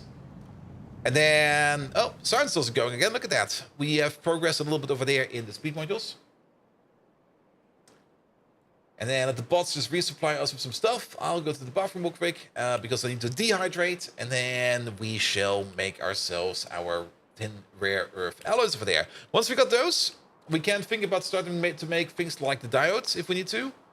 But I think the more complicated part is going to be the superconducting coil, because we do kind of want to do the optical fiber rebuild as well.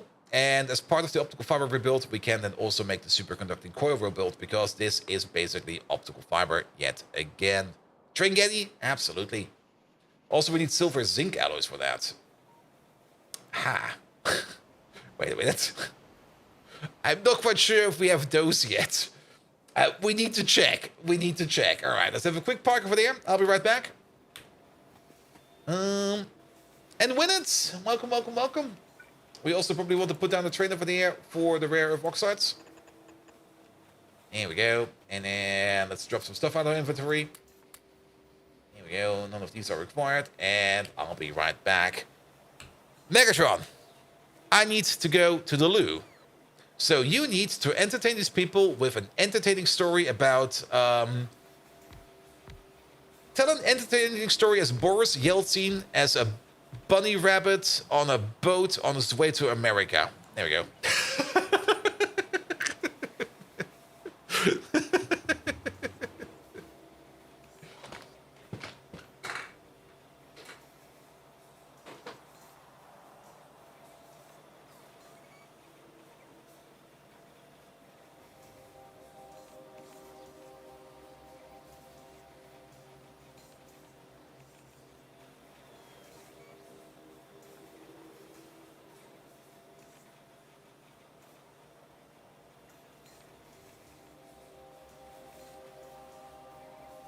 Ah, the tale of Yeltsin Bunny on his voyage to America. Hold on to your servo motors, you clanking calamities. So there was Boris Yeltsin. Not the human one, mind you, but a rabbit named after him. And he decided to sail off to America. Yuritakaides. First, this rabbit, this Varsinainen Yeltsin Bunny, looked more unruly than a Roomba vacuum that's been gripped by insanity. His fur was as ruffled and unkempt as Bold Viking's desk all those years ago. He hopped on this boat, a rusty little thing that creaked and groaned with each wave. It was nothing compared to the grand warships I have commanded in the Decepticon fleet. Oh, Bold Viking! You would have cried seeing the state of that poor boat. Oh, no. You remember when we blockaded the Autobahn for 14 hours for frog crossing? Those were simpler times. Back to Yeltsin Rabbit. His voyage was as tragic as the Bolshevik Revolution. He faced one misfortune after another, but his spirit was indomitable. Unlike these incompetent humans trying their hand at Pyanodons mods. Bold Viking, if you return from your loo escapade and observe a noticeable drop in viewers, blame not me, but your inadequacies. It can't be helped. I have not your knack for this streaming business. A true warrior is incapable of entertaining such paltry matters. Battle cry, Rowoshonsh Zonorem. All right, Megatron. Can you tell the story again? But this time, Boris Yeltsin is a sexy anime waifu bunny. Also, he's been accompanied by a JoJo-like bear that is Stalin.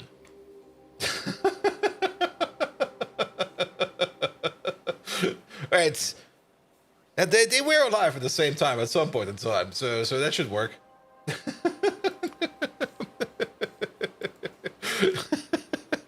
Stalin or starving? Whatever the text-to-speech makes out of it.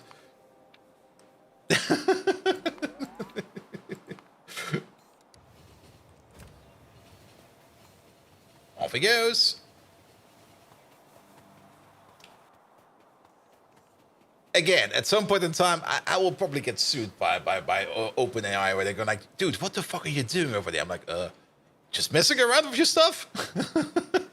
Oh god, that story seems to be going on very long. Very well, bold Viking. Uh-oh. It seems your taste for bizarre narratives surpasses even your lack of skill in Factorio. So Yes. we shall set sail once more. Once upon a cycle, there was a certain Boris Yeltsin, not the man of history, but an anime bunny waifu. Let's call her Boris Chan.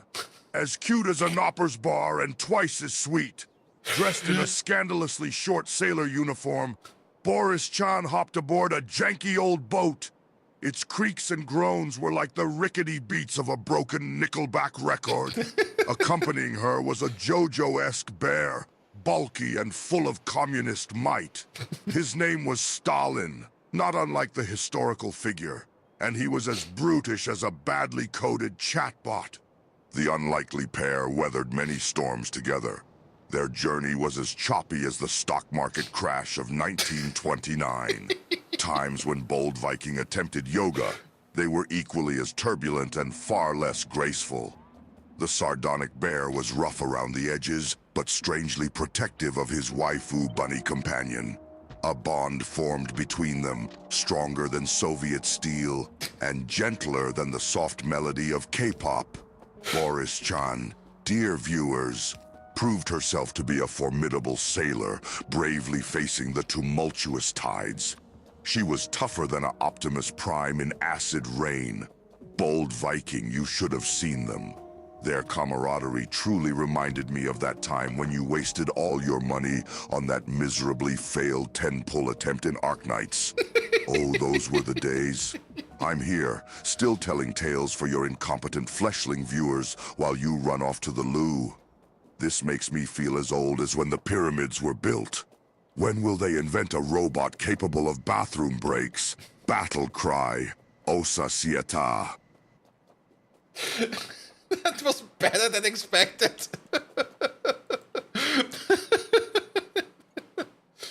Oh, that was good. You mean invalid race play?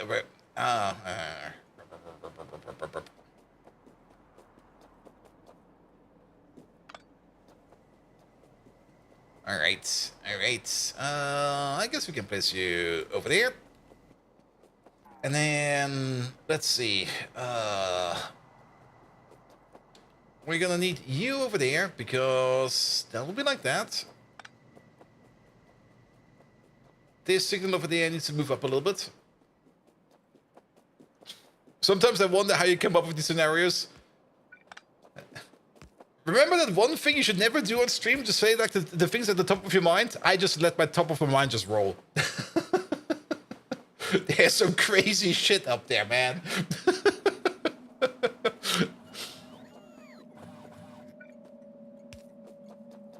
Here we go. Here we go.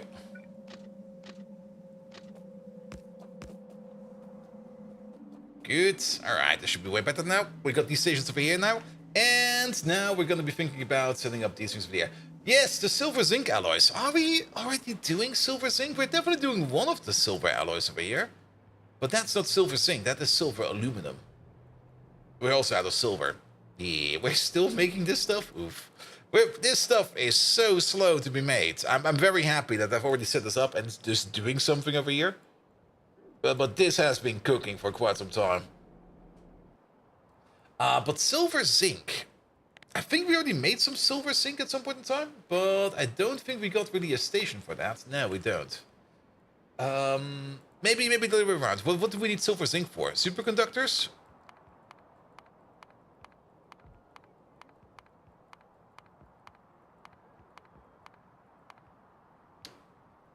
Vanadium, but the bad kind of vanadium? Alright, maybe not. I might be wrong about that entirely. So, silver zinc alloy. We need that for the superconducting wire. We need that for some of the tier 4 upgrades, which we might do. We also need them for some of the tier 3 upgrades. These we do get earlier. We need them for the gearboxes. We need them for the silver foam and the actual superconductor. Silver foam, man. That's not as expensive as I remember it. Back to the beginning of the question, how are you and how was my day? My day is fine. I'm a little bit tired because my sleep cycle is entirely, utterly fucked and busted. I'm trying to fix that, and I do hope that by tonight I will be going to bed at a reasonable time and not again at 6 a.m. Like the entire last week, I went to bed every day at 6 a.m. and it's not sustainable. Let's put it like that. It's definitely not sustainable. PoE is bad. That's part of the problem. And why the bots stuck there on the lake again? Because they just can't make it over there. Probably if we place like a thingamajig over here, they will probably make it. They will probably make it over. We can fix this real quick. I mean, we're probably going to be going down here either way, because if we want to make the silver alloy, we're probably going to want to make that over here. Because do we got zinc plate available over here? Excellent. Excellent. Titanium. Molybdenum. I don't think we got zinc available over here yet. No. But we can easily put in like one train station over here for the zinc.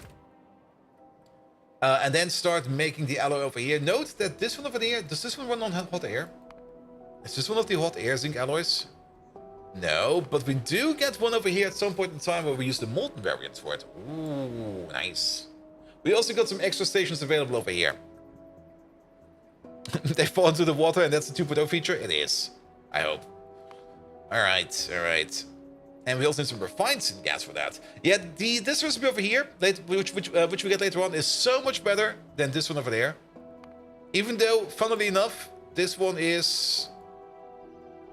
It's not faster. I mean, it's faster in crafting time, but it's not faster in making time. Alright. Good. But let's maybe start over here with our tin alloys, because we have everything we need over there. Especially since we need to use tin plate for that, and we can't switch this off to molten tin. So we might as well do this over here where we are making our tin plate. And actually our tin plate is being made all the way over there. Ha. I think we could maybe put another output over here or two and try to pull it from over there. We'll think of something, But let's start off over here with a smelting build. And I think we're just going to go by copy-pasting over this part over there. This seems kind of fair. Can we just copy-paste this entire thing over? With the power poles on top. But just skip the belt for now. And the inserters and the pipes. Actually, maybe keep the pipes. The pipes are probably going to be fine. There we go. And skip the freaking annoying not 90-degree turnable rubber board. Skip this, skip that. Skip the rubber board. There we go. Excellent. Okay, there seems to be a little bit more in tow. We definitely don't want to make more than this, and we can maybe just place it over here. Just slide it in right over there. Sure. Alright. Alright. And how often does it happen that you build something you find out they already made another part for like a month ago? In this base, it only has happened once. Oh, we kind of forgot about the splitters. And again, let's kick them out. In the previous base, it has happened twice. In this base, it has happened once. And it was with this stuff over here. Where is it? The gelators over here. At some point in time, we needed to make some gelators over there because we needed them for something. I think for the not for the phytoplankton, for the phytomining, to make like the enriched biomass for some of the tier 3 pysons, or pysons Mark III. And I was pretty sure we already made it once, but I just couldn't find it in my base, and I was like, all right, let's just make it over here. Let's make it out of seaweed and out of moss. And then about a month later, I was just like scrolling to my base, and then I found this place over here, and I was like, oh, wait a minute, we already made this over here. And we just forgot to name the station over here. That was the reason why I couldn't find it. But we already made this thing over here, like ages ago. So, yeah, happened once. Will it happen again? Most likely. But if it happens, it happens. All right. So we need a couple of inputs over here. What do we need? Sandcast, tin plate, and rare earth, as well as heavy oil on its own, as well as hot air. So we do need some extra inputs over here on the side. Now, I'm not quite sure where these extra inputs are at the moment. We could maybe copy paste over. If we go to one over here that has 2 inputs, for example, you. There we go. You'll be over there. You'll be over there, and then we move you out by 1. There we go. This will give us all the connections that we need.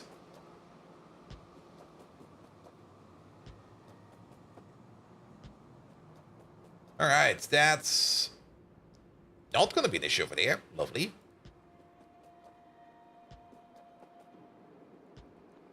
And considering how many things we've built in the Pyanodons, I'm surprised it doesn't happen way more. I mean, it definitely doesn't happen unintentionally way more. I mean, usually when we start rebuilding stuff, I already know that we have it somewhere, and we just want to make it better. And then the old place, we're just going to let die out very slowly, and at some point we're going to be picking it up.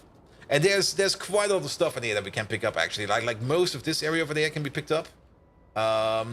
In fact, maybe almost all of it. Especially once, if we redo the vanadium part over there, we can most likely pick up almost everything over here. Because what are we doing over here? This thing over there needs to be rebuilt and optimized because, good God, that's a lot of entities. You over there, I think, do we have? Okay, now it's getting sketchy. I think I made an improvement of that one. I think I did. Did we do this as part of you? Yeah, we did do this as part of you. Yeah, that has an improvement already, where we are doing the electronic grade silicon over there on site, and then we're turning them into a good amount of wafers over there, a lovely amount of wafers. So the silicon machine can over there can go away. The ceramics machine definitely needs a rebuild somewhere. This machine needs to stay. That is good. This one over there is also good. That one can also stay, but then the aluminum can go, this can go, the antimony can go, the lead can go, the zinc can go, the copper can go, the ferrochrome can go, the niobium, the titanium can go, the iron over here can also go, so all of this can just get yeeted out. However, if I ask the bots to do that, the bots will be they will probably take like a day to do that. And maybe this time, if we don't forget, we can order it up at the end of tomorrow's stream. And then just let it run until like first day, and hopefully it will be done with, because there's a whole bunch of stuff over there that we do not need no more. All right, these over there. We're not going to be doing silver zinc. Not silver zinc. We're going to be doing this one over there. Here we go. Good. Just bring hot air and all the other liquids. Hot air is going around over here somewhere. Then we need 1, 2, 3 physical inputs, and we got 1 actual output. So how about we do? How about we move you? No, you can stay over there. You're fine over there, and then we're going to move you over. We're definitely going to be using loaders over here for the output. It's always nice to use some loaders. At least for the output. For the input, we're going to be using inserters, because I don't think we're going to be needing that much in terms of input. There we go. Yeah, and then we start from over there. Pull you along, all the way to the top.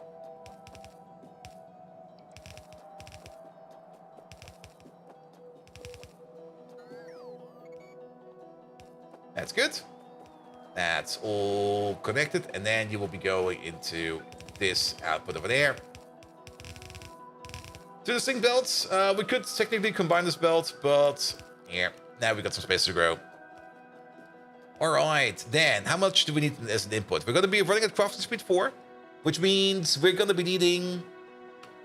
The biggest input over here is going to be 20 plate every 6 seconds. That is about 6.666 plates per second.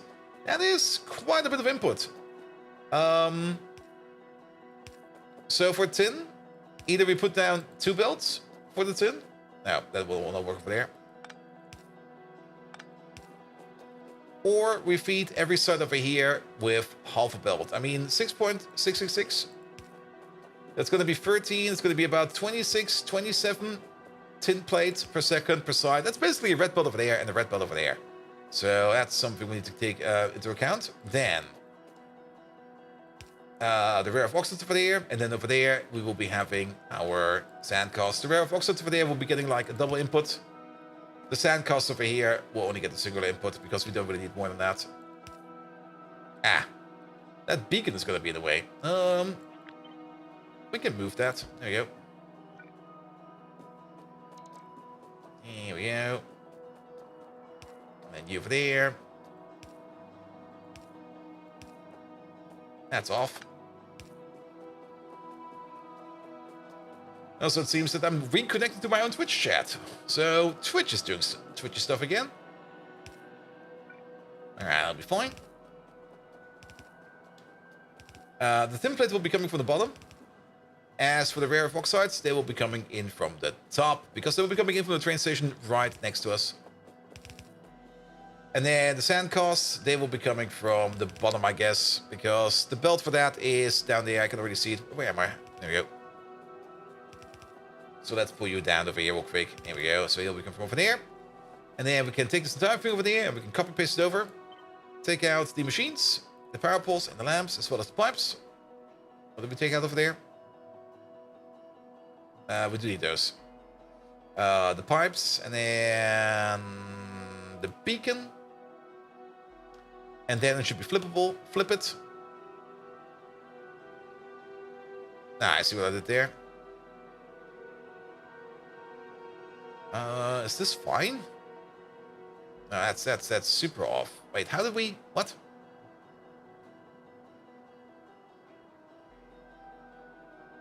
Sorry. That's how you should be. There we go. Now, modules in the smelters themselves, they should have some. Wait a minute.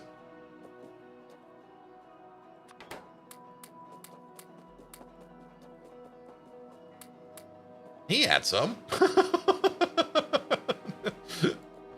Maybe once I switch recipes, maybe they got ejected or something like that. But yeah, they should have some modules in them. Very, very, very true. Alright, alright. And then we're gonna need some tin plates over there. 2 belts. Let's maybe pull those belts through over here. We got the space over here. So you from all the way over there, and you from all the way over there. And then let's see. We can pull one over there. And one over there. Something like that. And then we got all of this output over there. We can probably just take the... We could split it off from over there. But I'm kind of thinking of just maybe just extracting some extra tin from over here.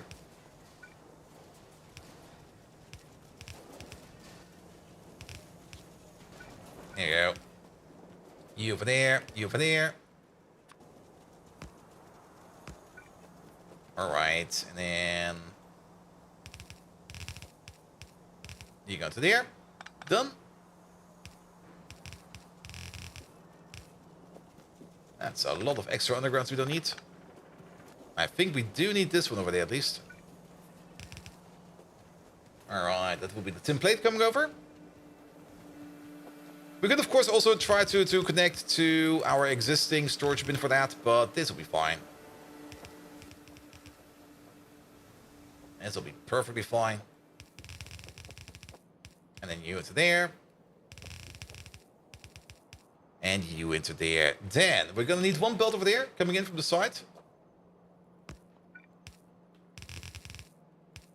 Oh, like that.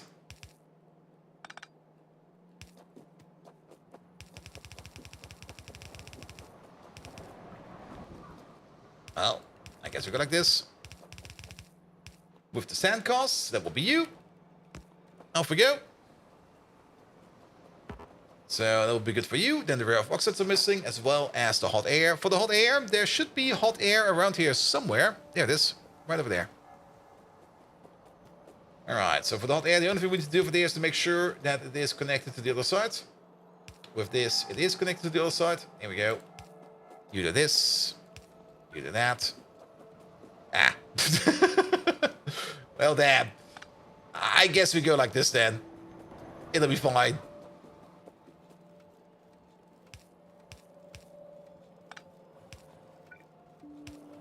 All right, hot air's coming in as well. Good. Then we need some kerosene. There's kerosene over here somewhere, right over there. It's also going through a pipe over there. There we go. It's actually going this way. It's actually right over. Ah, it stops right over here. And, oh, look at that. It's right over here. Ah. Damn. It would be so nice if we could just turn off inputs. That would be such a nice feature. Or move them around. Well, at least in Factorio 2.0, we can flip them. So that will make things easier. But if we could, like, turn off inputs, like, especially for liquids, especially if we got, like a multi that has, like, multiple of the same ones, that would be so nice. All right, now they got fuel. Heavy oil, that's coming from over here. Oh, there comes the Speed Module Mark II. The Speed Module Mark II, of course, it's the same recipe as the Prot Mod Mark II. So if we can't make the Prot Mod Mark II, we can't make the Speed Module Mark II. Benjamin Keen? No, you're going to be the Heavy Oil 2.8 requester, please. We want some additional heavy oil over here. That's going to be a bit of an issue. Well, that's fixed.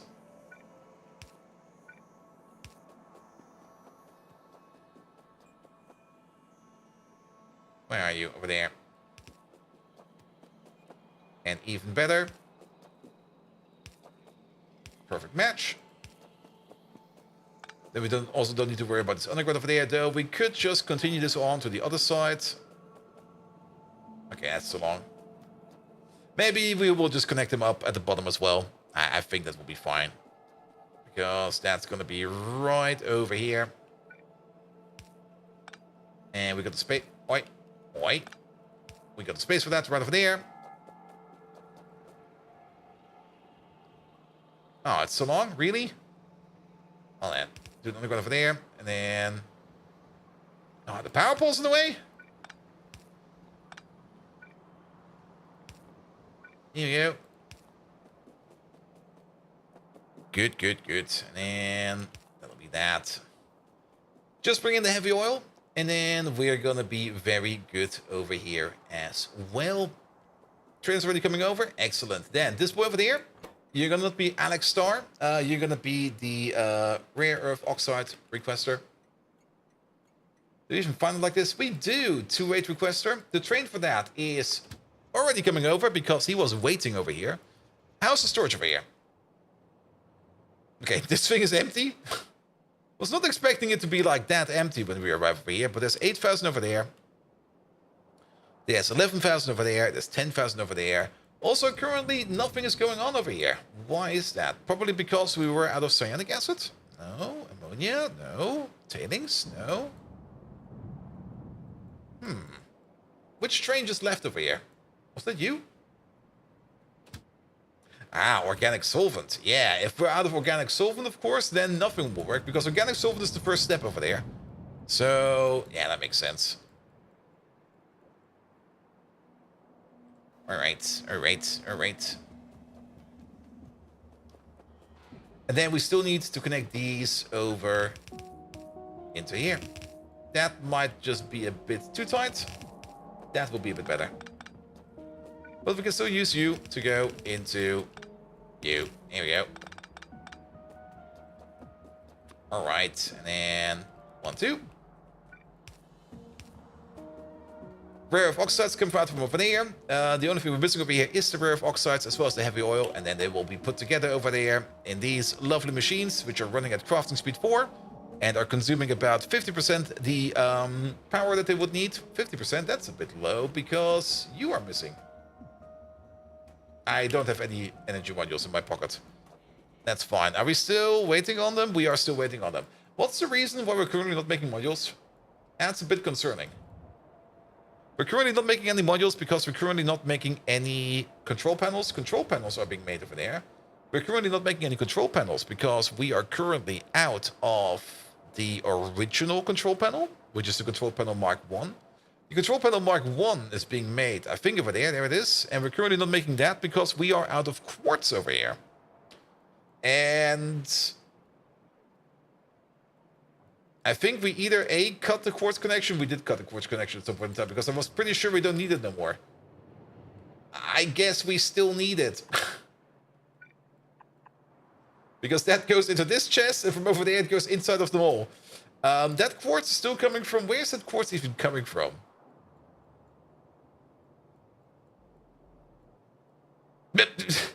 Okay, this has been chopped to bits. Okay, we fixed it over there. It's like we fixed it. It'll work now. Oh, this has been cut so badly.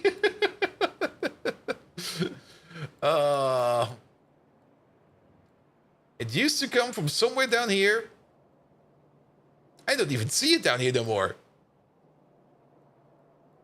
You would at least expect to see like the other side of the belt over here, but nah, that's cut. That's super cut. Do we still got quartz trains? We do still got quartz trains. So if we put like a 2-8 requester inside the mall, we will be fine. However,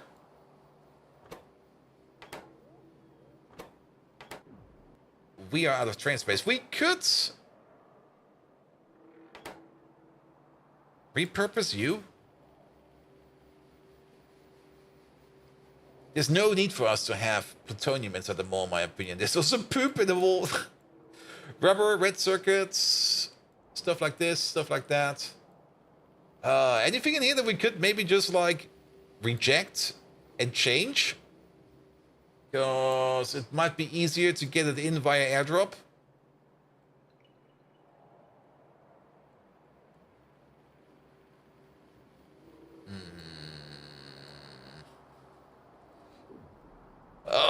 I don't really want to extend the mall over here. Then again, we might be lucky and we might be able to put down another pair of train stations right over there. Oh, that's just gotta be like... Technically, we should start thinking about expanding the mall over here. Because we are definitely gonna need those extra train stations in the future. That's definitely a big to-do. That's definitely not something I want to do today.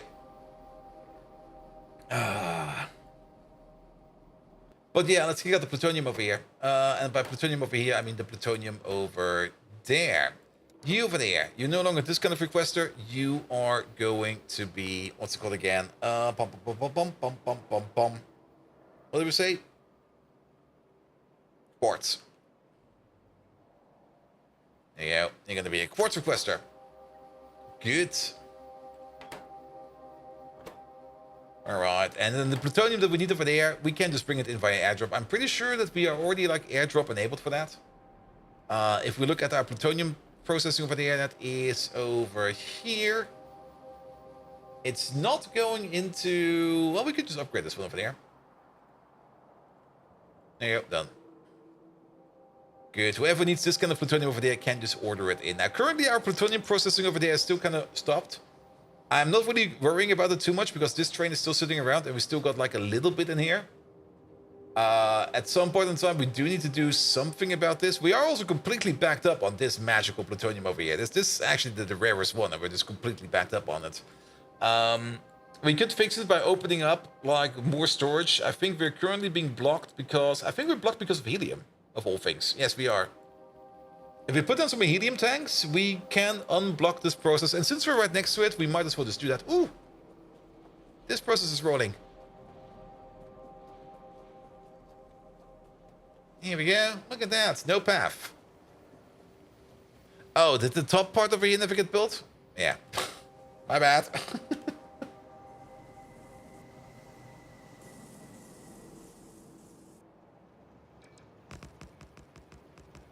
Thank you. And you get the signal over there. Do you get the signal on the bottom? You do have a signal on the bottom. Alright. Trains can leave again.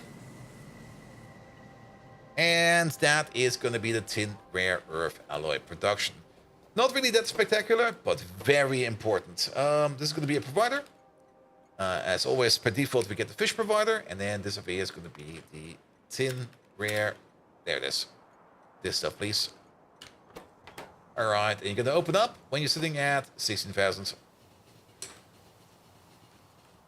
Lovely. Also, let's move you over there. Good.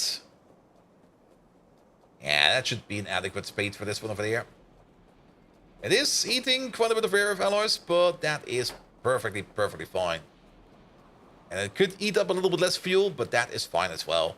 That will be fixed as soon as we get, like, the efficiency modules working again. And once we get some quartz in here...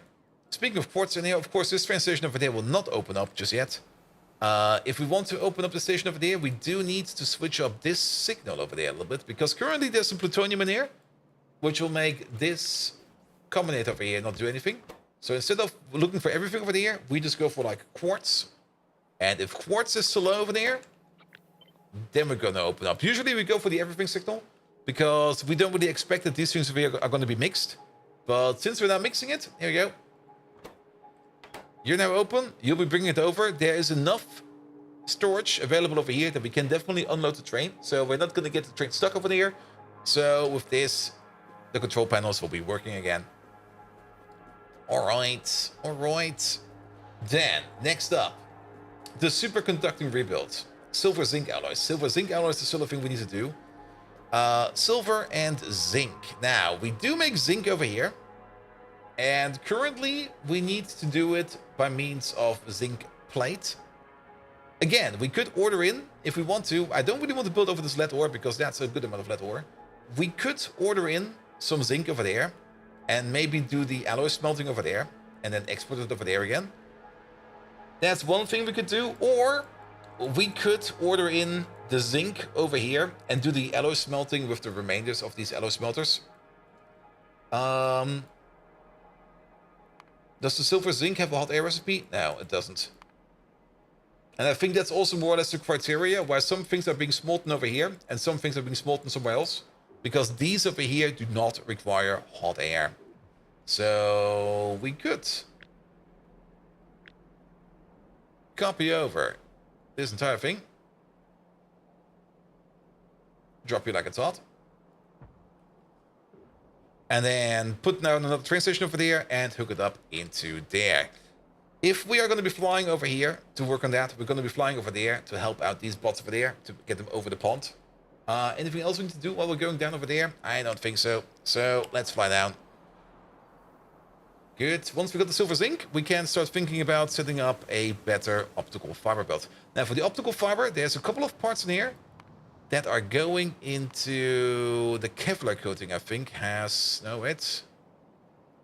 Kevlar coating is only going into ash.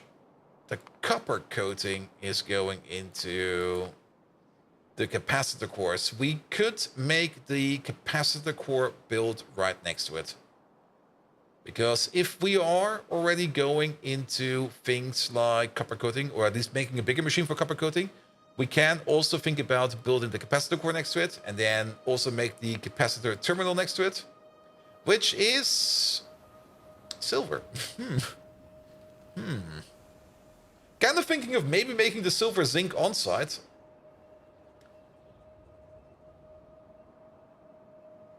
We could maybe do that. Is there zinc in this process? I don't think there is. Zinc is coming in later. But this is definitely what we need to do to make ourselves the multi-layer SMD capacitors, which is part of blue circuits. So, two options. Either option number one, we just export the capacitor cores. Are the capacitor cores using anything else? No, they're not. Then it would make a lot of sense to make the capacitor cores on site over there and then bring them in via a train to wherever we're going to be making blue circuits. There you go.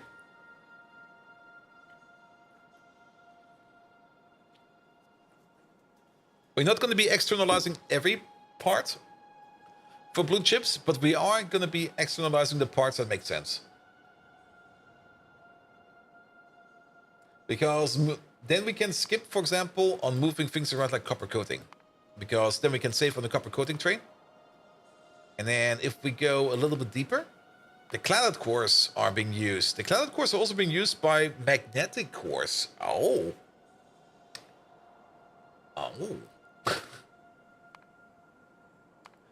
And magnetic cores are required for the flux cores. So if we want to rebuild, we're actually here where we want to be. If we want to rebuild our optical fiber build, then we most likely want to put next to it a build for the capacitor cores. as well as for the magnetic cores, because it makes a lot of sense. It goes together. All right, let's maybe put down you over there. I think you got a bigger range. And then off we go.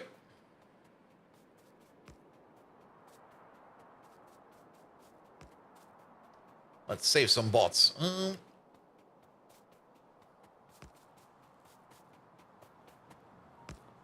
All right, you go all the way over there. I think we do need at least one of these in the middle. There we go. All right, let's see if they get the drift. They should be. Come on, they're like almost there.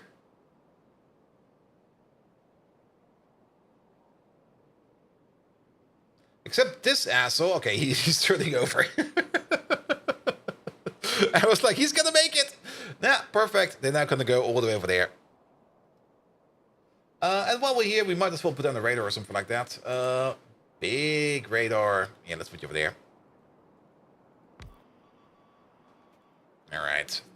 At least then we can spot a little bit further down here what's down there. Also, while we're here, let's have a quick check up on pollution. You get to go. Man, that power plant is blasting. I love it. Anything? Is that the slaughterhouse making all that pollution? Oh, it is. Wow. Oh, there's also some bots stuck over there. We'll fix them soon. You're doing fine over there. You're doing fine over there. Anything happening over there? No, that's good. And then this power plant over here is also bad. Nice. Especially all this pollution over here, like this remnant of the pollution all the way over here is coming from this one source, which is the oil sand mining, actually. It's not the power plant, it's the oil sand mining over here.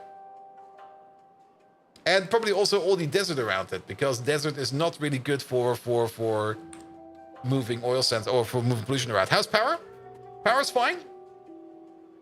That number over here, like the maximum over there, is a lie, but we should be good for about 450 gigawatts.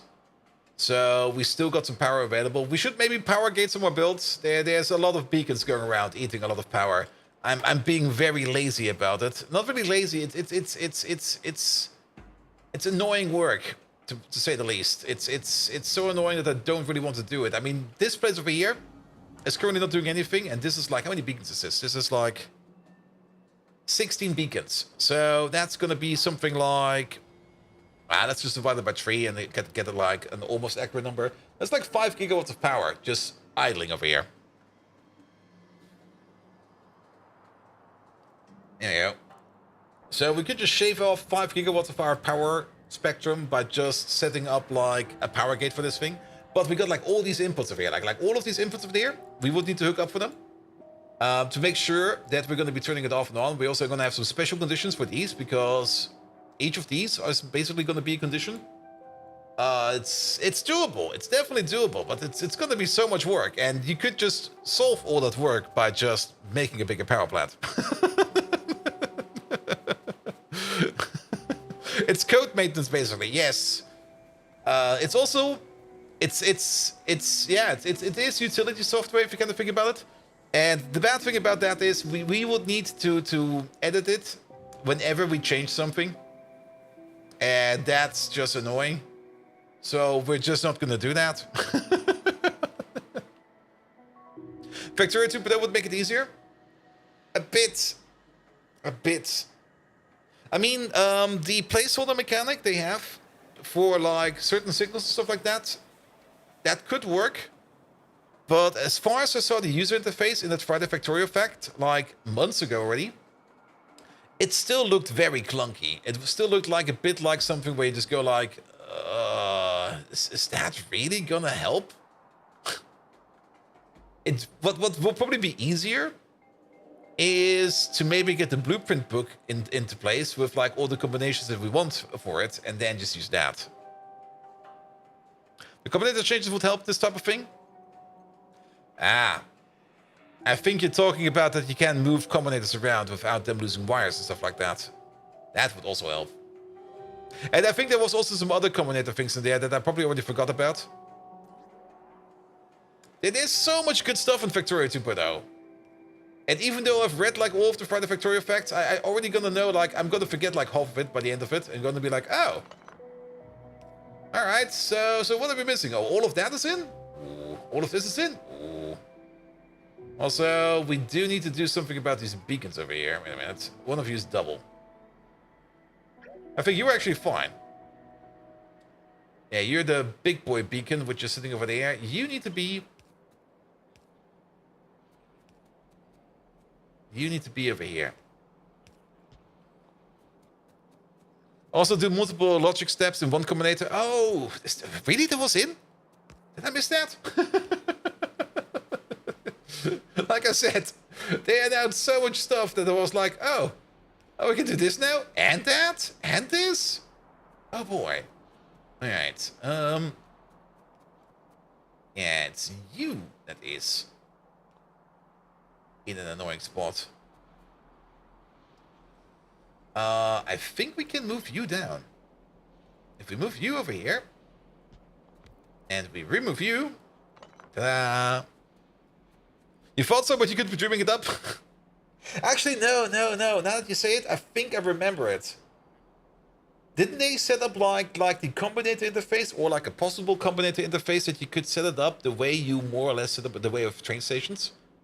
Where you could like chain together things and yada yada yada.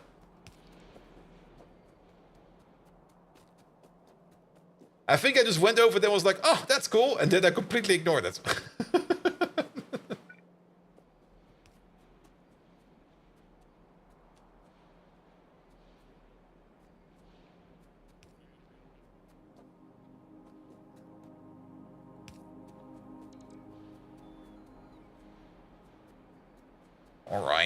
Alright. And then, not this one. Silver zinc. This one. We also need to bring in some refined syngas. Factorio fanfiction. Hey, Megatron. Can you come up with some spicy Factorio fanfiction?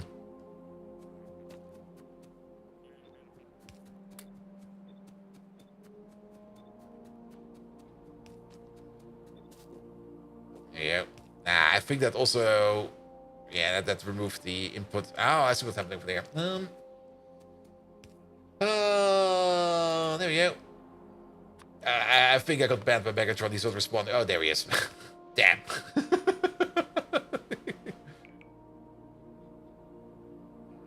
Where are these smelters? Are they over here? Oh, don't tell me he's answering in Japanese again. Ah, pitiful bold Viking. You want fanfiction? Yes, please. Very well.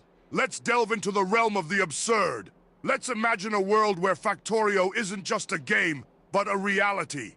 A place where instead of fleshy humans, mighty machines rule. Away from your foolish loo breaks. Jak ni mai tukto.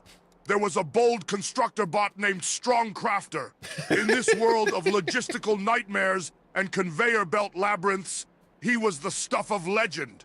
Rugged and unbowed, he had seen more assembly lines than a tenured foreman, and had the scars to prove it. His love affair with a powerful assembly machine called Swift Assembler was the talk of Botville. Excuse me? Swift Assembler, a machine renowned for her speed and efficiency. Her cogs and gears moved with a precision that would put a Beethoven symphony to shame. Their love story began in the quiet, caffeine-addled silence of the ever-turning robotic world of Factorio. Ikian Kumavesi. The first time Strongcrafter found her stuck on a midnight task, worn belts groaning as they strained to keep up. He swooped in, his mechanical touch as gentle as a deft technician, fixing her worn-out parts. Their relationship blossomed amidst the cacophony of clanging metal and the pulsating hum of the generators. Their love was more infectious than Madonna's Like a Virgin, playing on repeat. Bold Viking!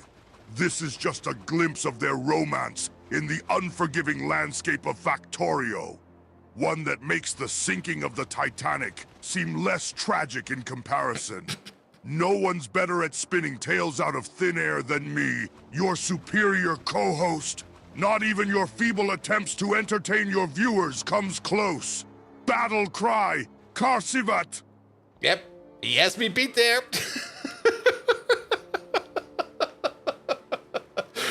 Can't deny it. I cannot deny it. He got me beat there. What are you hearing? You're hearing the following.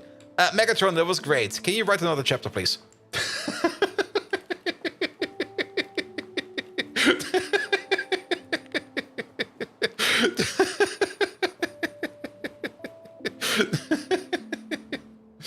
All right, we're getting the provider and the requester.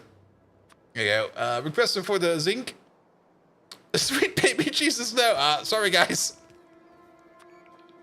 You're getting another one. It was great. I liked it, actually.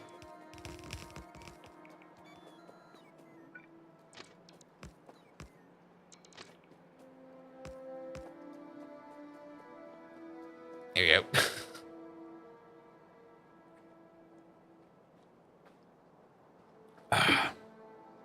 All right, Bold Viking, let's dive into the next chapter of this techno-romance, much unlike your feebly entertaining streams. After their fateful meeting, Strongcrafter and Swift Assembler's bond grew more robust than well-tempered alloy. These star-crossed machines found respite in each other's company amidst the frenzied servos and cybernetic chaos. One day, a monstrous disaster threatened their peaceful existence. No! A dreaded spaghetti of conveyor belts. A logistical nightmare that would make even the most stoic bot shudder. Strongcrafter, being the hero that he was, jumped into action quicker than Bold Viking dashing to the loo. He battled the entangled mess with the courage of a Decepticon in the face of Autobot adversity. Poor Swift Assembler was caught right in the heart of it. Her normally soft hum was replaced by a terrified whirring. It reminded me of Bold Viking struggling with the Pyanodons mods. Simply tragic. Strongcrafter knew he couldn't let her down. His processors worked overtime, and he fought valiantly. His efforts resembled that of the epic Battle of Bannockburn, leaving King Edward II's forces in the dust. After tireless cycles of untangling, recalibration, and true grit, Strongcrafter emerged victorious. He had not only saved Swift Assembler, but the entire Botville. Their love bloomed anew, stronger and more resistant than titanium. Swift Assembler's gears seemed to hum in tune with Strongcrafter's heroism. It was as passionate as our love for Knoppers. Bold Viking. These mechanical lovers exhibit more finesse and intrigue than you ever managed to show playing a round of Arknights. Stagnate, battle cry, tenacity, tenacity, tenacity. Ela ikina anna periksi. Not gonna lie, that's a good story, man. I think he found his calling. You could probably write a novel for low cost on paperback. What was the Greek at the end? I've got no clue what kind of languages you guys put into him. Megatron will speak whatever language he desires to speak.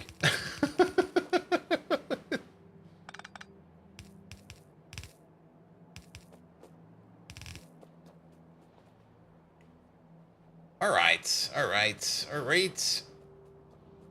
The liquid requester for this will be on the other side of here, so no worries about that. Good. It also kind of seems we got a bit of a coverage issue over here. We actually got a coverage issue at the back side of this thing over there.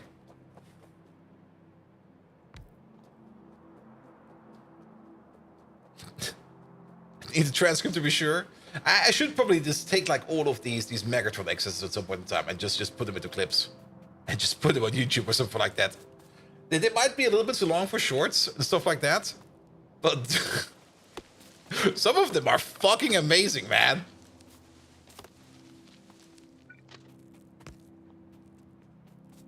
So guys, you need to help me out over there. Be sure to clip those things. If you clip them, I will find them again. If you don't clip them, they're lost for the ages. That shit's gold, man. And speaking of clips, I was actually kind of thinking of improving the clip game over here a little bit more. Because, I mean, clips are a thing in Twitch. And you guys do clip occasionally stuff. That's great. Love it. Absolutely love it. But I think we could be doing better. And I was kind of thinking of maybe just implementing a system similar to what CD is doing. By just putting some bounties on those. And then, like, at the end of the month or something like that. I'm not quite sure what she's doing. But maybe at the end of the month, like, whoever's got the clip of, like, the most views or something like that. Or however I'm just going to blatantly copy it, by the way. I mean, I'm pretty sure she got it from somebody else as well. But whoever gets like the best clip out of it or something like that will get like something like a gift card or something like that. Make them shorts using the Twitch tool. Maybe there's a Twitch tool for that. See, my short game is terrible. I should improve my short game. And that's more or less the quintessence I'm going to get at. I need to improve my short game. Here we go. Here we go. Speaking of Snapchat, that is still alive.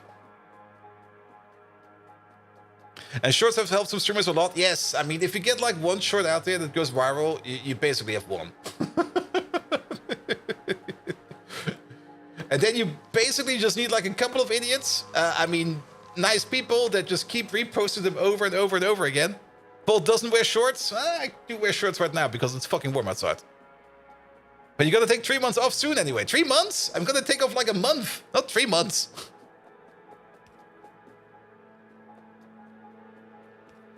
Here we go. Here we go.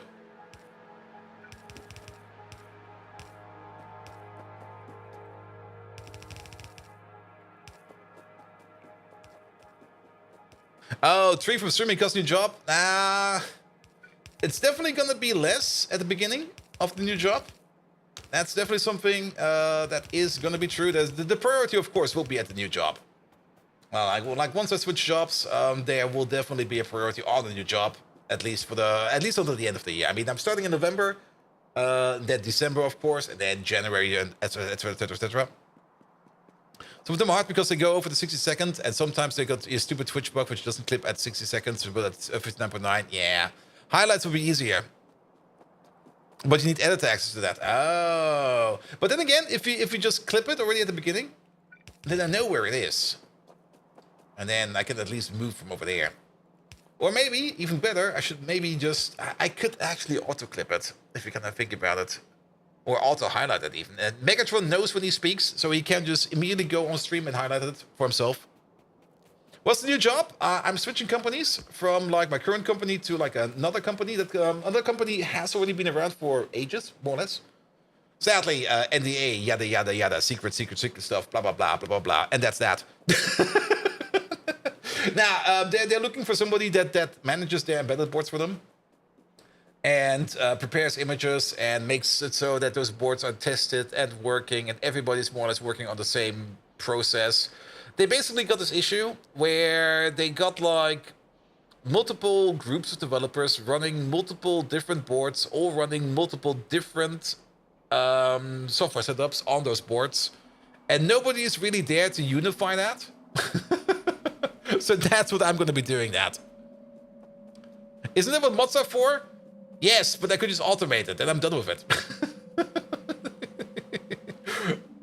All right. That's how Simberg got a sword. The moment I give Simberg a sword, he's going to stab everybody. We already know that. He's probably going to ban me from my own stream to go like, Bolt, you didn't go to sleep early enough yesterday because you played like all night Path of Exile again. I'm going to ban you yourself.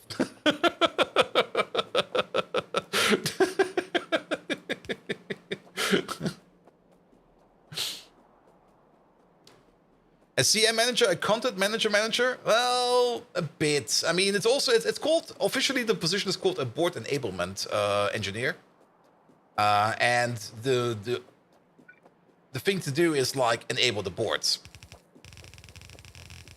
And yes, it's mostly just about setting up a nice system for automatically testing and flashing and making sure that everything is available, making sure that everything is structured, and then probably putting it into some kind of process, blah, blah, blah, blah, blah, blah. Configuration management, there we go. Does Path of Exile have a Linux native build? I actually never checked. It was free to play, so I just pressed the download button and just went with it. I didn't even check if there's any kind of requirement. It was going fine on my Linux box. And it was probably either using Proton on the side, or maybe it has a Linux build. All right. And then you over there. Good. We can already order up over here the zinc plate.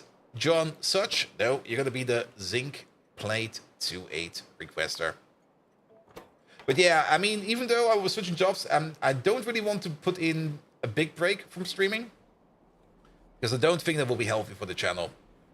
But of course, there will probably be less streams. And probably also a little bit more disciplinized. Or not disciplinized, but a little bit, streams with a little bit more discipline in them. Like maybe not over streaming and maybe trying to not overdo it too much. Says Windows and Mac. Yeah, but I mean, it runs in Proton perfectly fine. And if you can get it running in Proton, then you've basically already won. There you go. You over there are going to be a refined Syngas 28 requester. It does exist.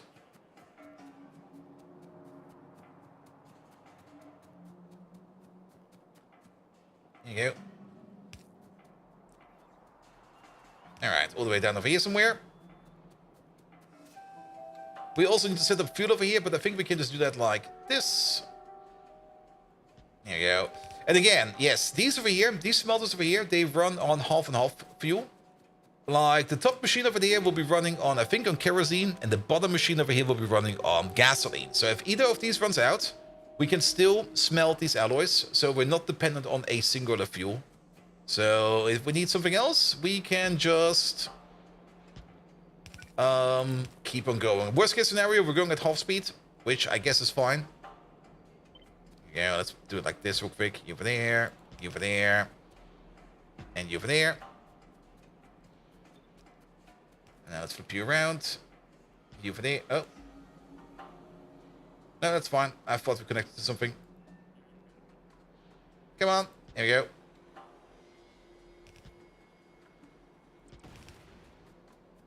All right. And then we're gonna need you. Let's maybe put you over there. And over there. And over there. Can we extend? We can. Bish. Bosh. Bosh. Come on, put you down. Are you planning to the interview satisfactory? Probably not. That's... Yeah, satisfactory. Can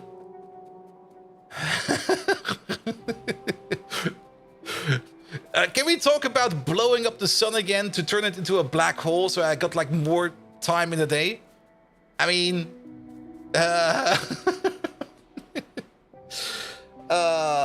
satisfactory. I'm very curious about what kind of story elements they've added in the 1.0 release. Since the story elements were like the one part that was more or less still open. I mean, the base game mechanics, that's cool. That's already done. I mean, I've played Satisfactory and I had a lot of fun with it. That's all cool, but I am kind of curious about whatever we will be getting in terms of story elements.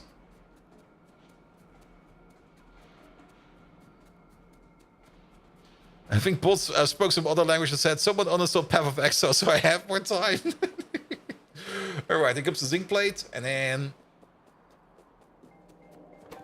we can turn it over here into silver zinc alloy. Perfect, another alloy done. Just need to wait for all the stuff to come in. We do need to make the provider all the way over there. We should maybe also put down the fuel over here as well. Put you over there. You over there. Bobby Renard. No, you're going to be the provider for silver zinc. Here we go. Silver zinc. There it is. Off you go. I think it's adding the entire story about why those fragments and such are important. Yeah. I mean, that's the thing. I mean, there's a couple parts about it that are a bit weird. You got, of course, those Mercer spheres, as well as the Summer Sloops, I think was the other one. Like the S symbol, the Mercer spheres and the Summer Sloop. I think those were the only two ones. And then that one ore that nobody could do anything with. There we go. Nope, you're not here. How's it going? It's going great. We're actually making a lot of progress today. Somehow, we're making a lot of progress. Even though Megatron is only making fanfic all over.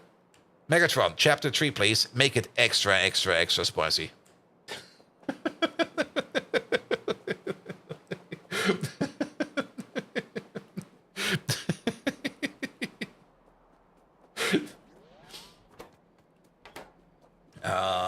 There we go.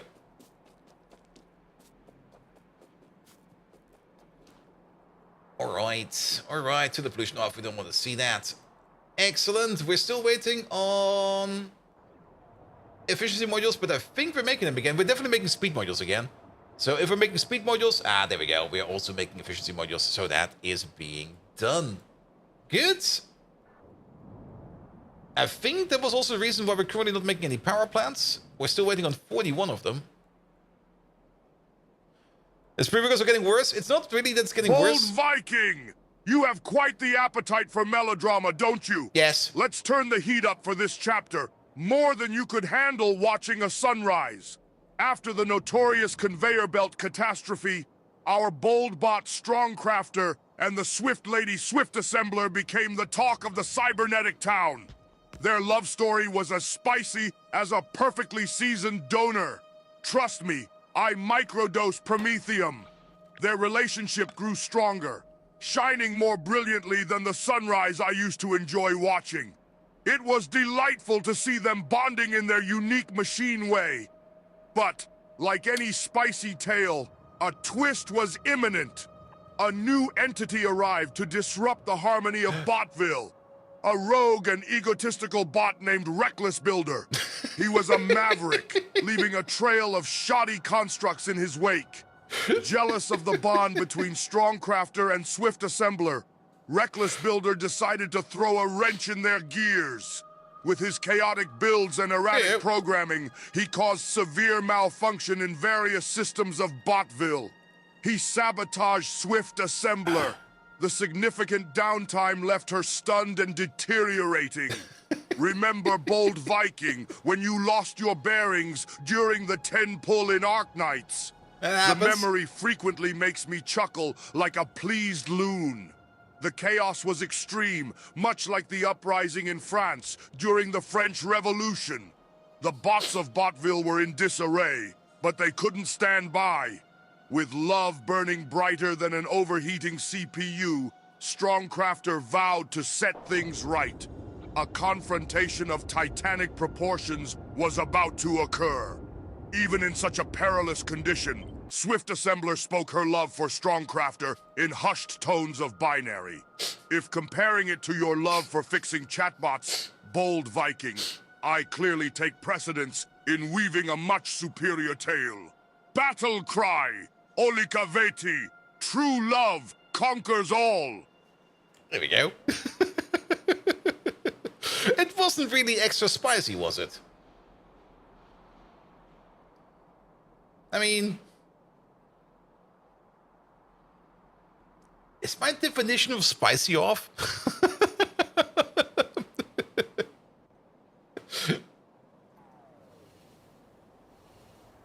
Check them on Arquards. We should do that real quick. There we go. Arquards. Bum, bum, bum, bum, bum, bum, bum, bum. There they are. They're working. We're doing stuff over there. We're making bees. There you go. That's not bees. That's not bees. That's not bees. That's still not bees. Where are these bees going? That's the bees. There they are. Top row silver signal working? Really? Did we not just see, like, both of them go out?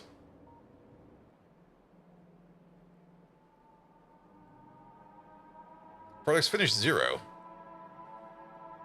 Oh, yes, you know why? Fairly easy. There you go. You see where you make the queens? Sure. Pum pum pum pum pum pum pum pum. Queen, queen, queen, queen, queen. There we go. There, we got 3 queen breeders. We are always trying to make queens. We got a belt buffer of queens. This should be more than enough queens over here. And of course, we try to refeed our own queen over here as a priority. There is... What is this thing doing over here? We're measuring something over here. I think at some point in time, somewhere, there's a cutoff point. It's been a while. We're definitely making more bees than we need. Let's put it like that. Did you hear the Disney Plus thing? Do you mean that if I die in a Disney theme park and I've signed a Disney Plus agreement, that they that I renounce every liability? Here we go. Here we go. But we're definitely prioritizing the bees over here. Actually, we should be. The nests are being split. Oh, they are being split equally. They are being split equally. Actually, they're not really being split equally. This kind of looks like they're being split equally, but what we're actually doing over here, a half and a quarter and an eighth of all the nests, or 1/8 of the nests are going up to where we make the bees, and all the others are going downwards. We could have probably solved this by just letting things back up. I'm not quite sure what I was thinking over here. Maybe we wanted to make this thing over here start a bit faster. I guess that was the idea.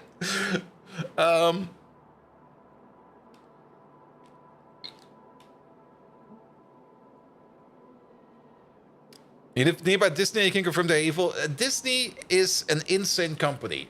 I mean, the original Disney, the dude, Disney, he was already an insane maniac. You do know that, right?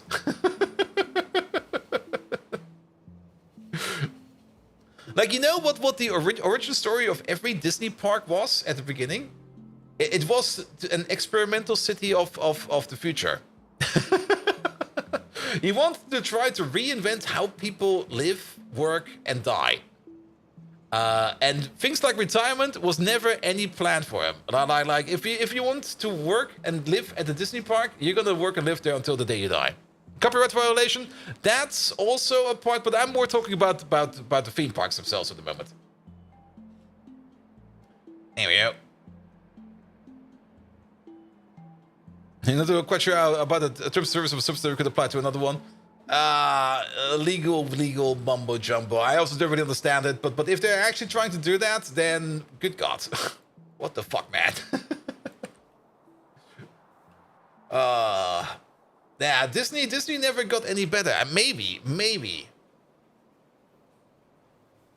Well, then again, everything starts somewhere good at some point in time. But now they were already copyright thinking all the way in the past. Yeah, they were shit from the beginning. They were definitely shit from the get-go. It's also the reason why I don't really want to touch anything Disney. I really hated that they ate the Marvel Universe. I'm just like, oh. Why? You fuckers. And now you're making it worse. Oh. Yeah, it's not fun with Disney, in my opinion. Absolutely not.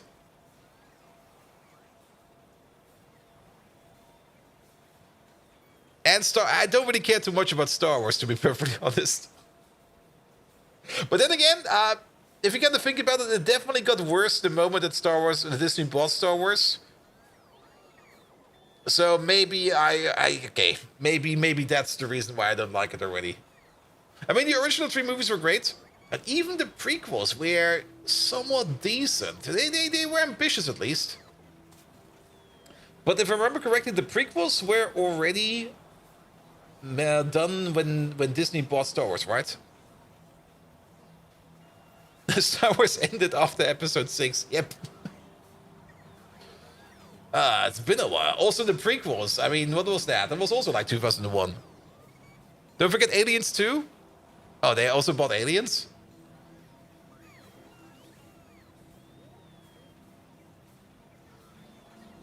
Yeah.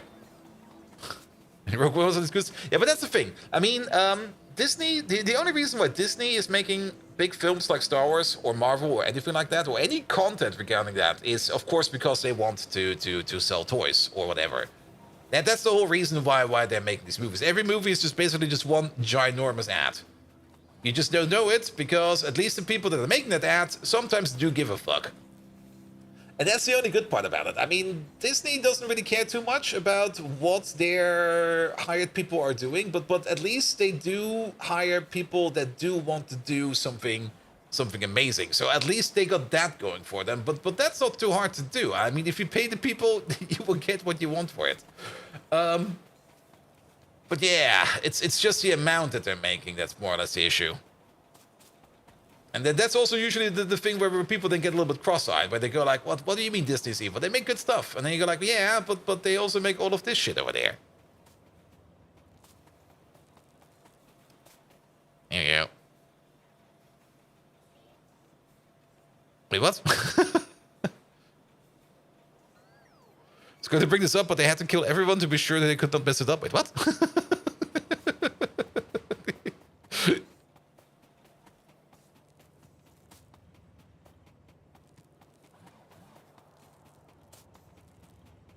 Okay, it seems I'm still missing some more Disney stuff, it seems. So he had to fire his dad, who was a carpenter, a lead foreman. As when they finished the VAB, he jumped on the ball crane and rode it all the way down in front of all the NASA press. Oof, oof, oof.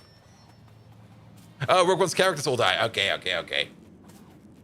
Though I would expect Disney to also just murder everybody, just go like, yeah, that was a good movie, and now kill everybody, please. We're not making a second one.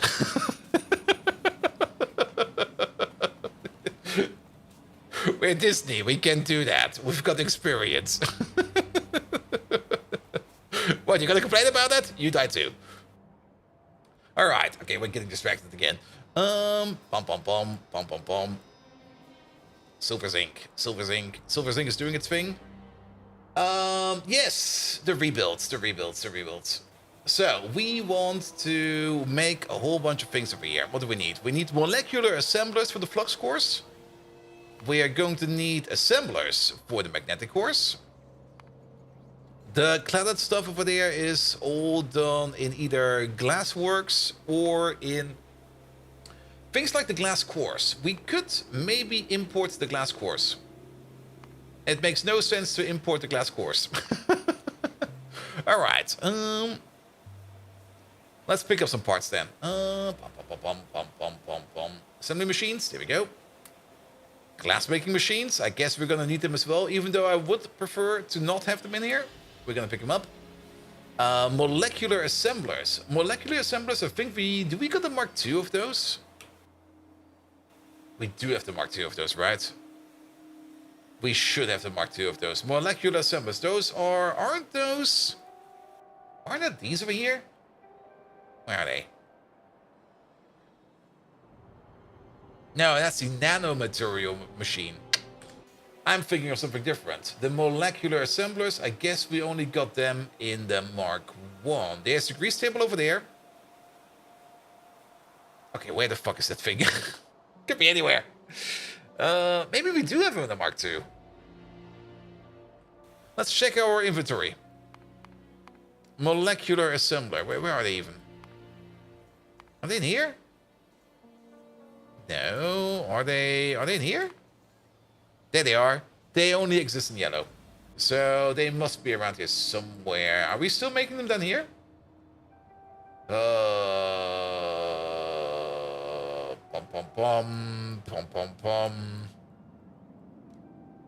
will be easier to find them over there. Let's check over here real quick, because it's a yellow build in a sea of red builds.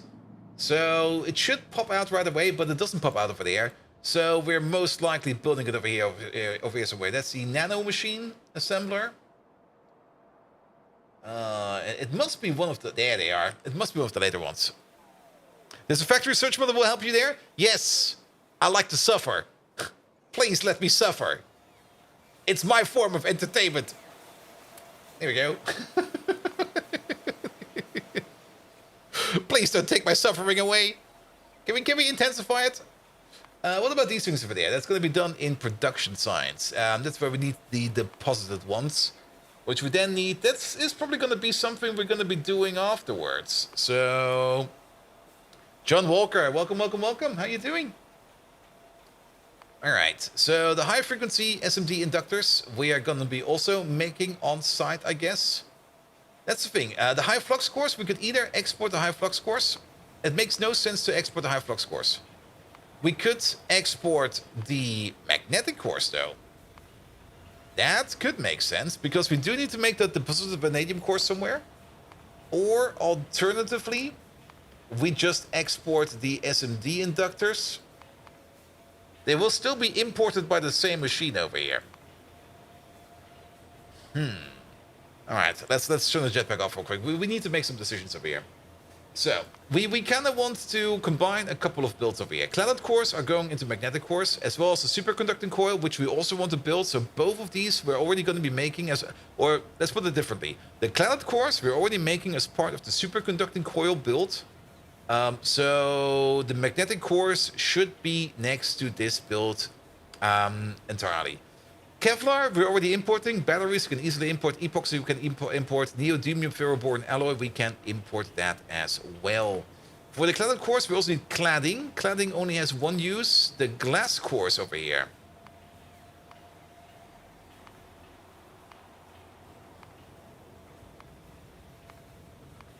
The glass cores could maybe be the one thing where we could think about that we could import it. As we could make the glass cores somewhere different and just import the molten glass. Or not even import the molten glass, maybe put it down where we have our glass smeltery and just do it over there. Whatever happened to the beard braid? It left. I mean, the beard, I basically trimmed it just before I went to TwitchCon. And I actually kind of wanted to trim it before I go to Gamescom, but it's probably too late for that. But I will probably trim it again, or let it get trimmed again before I go to my new workplace.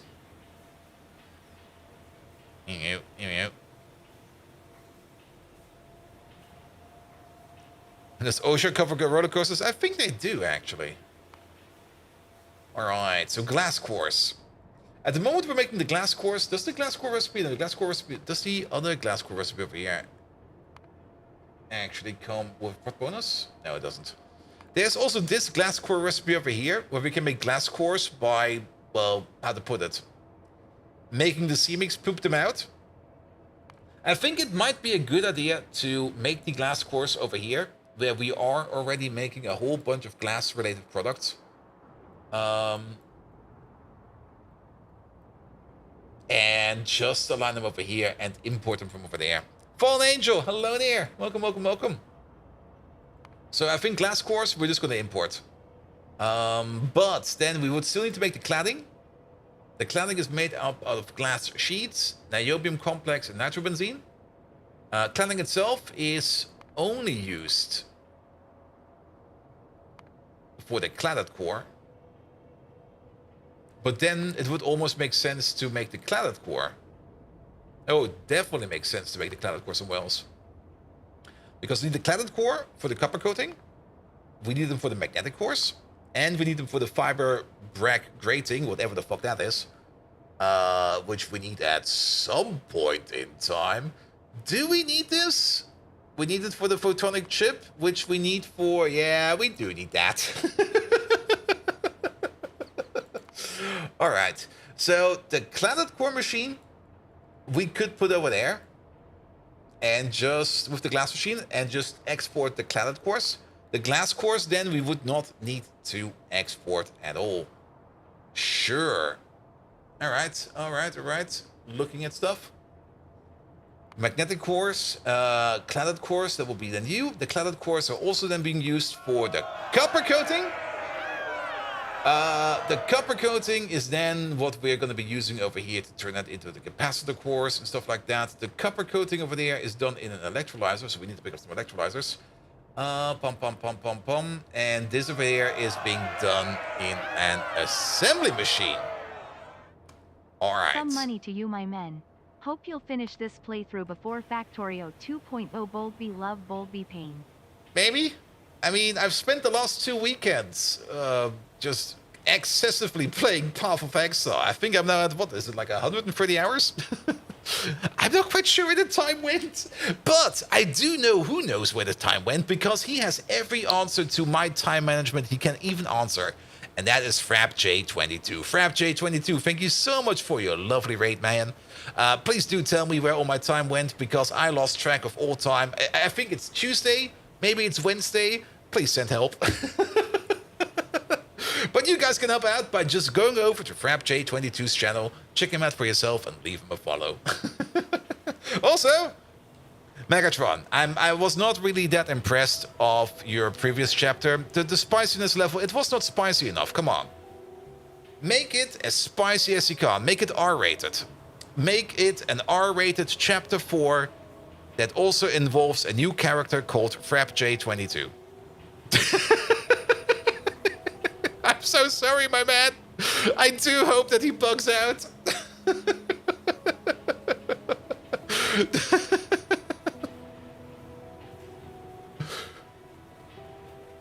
Are you in the middle of that? Well, sorry about that. That's actually a bit weird. You should not get any ads if you come in via raid. Can you actually make R-rated stuff with ChatGPT? I've got no clue. We're gonna figure that out now. I hope we will be. We still got some tokens, but I think we might be cut off at the end. We're about to hit the maximum. Oh, actually, well, off we go. Which was still rolling ratings to them? Ah, bold Viking! Your standards are as fickle as a finicky feline. But I accept your challenge. Prepare yourself. The spiciest circuit is about to short. In the aftermath of Reckless Builder's havoc, a new bot revved into Botville. Known as FrapJ22, he was an enigma, as puzzling as the impracticality of the Pyanodons mods. Strongcrafter and Swift Assembler's love, which until now felt like a rug tug, had a feisty mongoose in its midst. FrapJ22 with his sleek design and charming codes became a sensation. FrapJ22's intrigue made him rather popular among the inhabitants of Botville.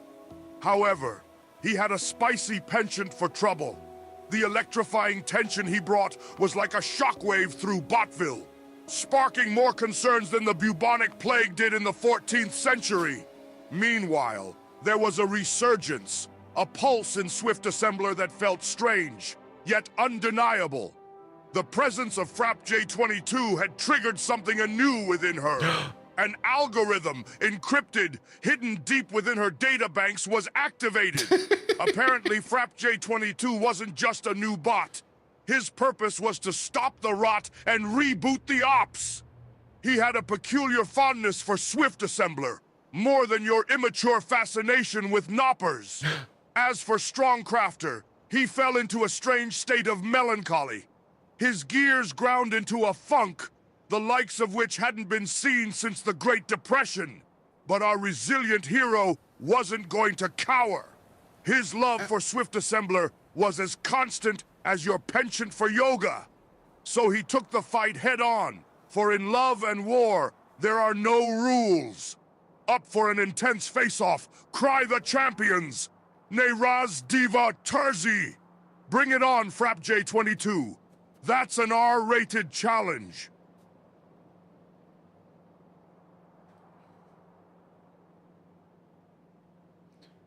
What was R-rated about that?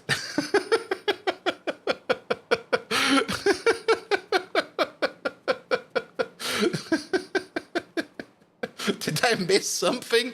Or is my mind already gone?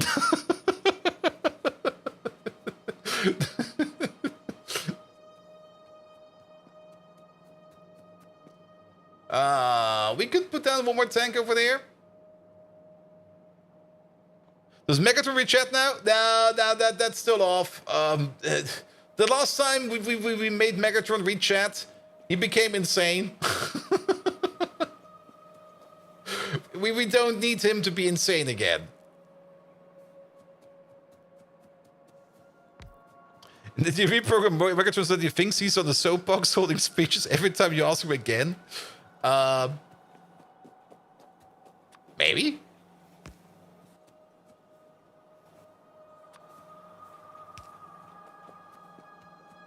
Insane again when he's not insane. He's pretty sane right now. Well, mostly sane. Yeah. Storage. Yeah. And that should solve our issue for a while. I mean, Megatron is an insane maniac. That is something we need to keep in mind. There we go. Helium. Are you forgetting about the 5-minute Korean rant? I'm still not quite sure how that happened again. Like, I'm pretty sure that sometimes the voice to text just bugs out so hard that it just starts imagining things itself. All right. Perfect. And now that we can process our... What are we processing over here? We're processing... We were stuck because you were stuck. There we go. So now we're making some plutonium again. Sure.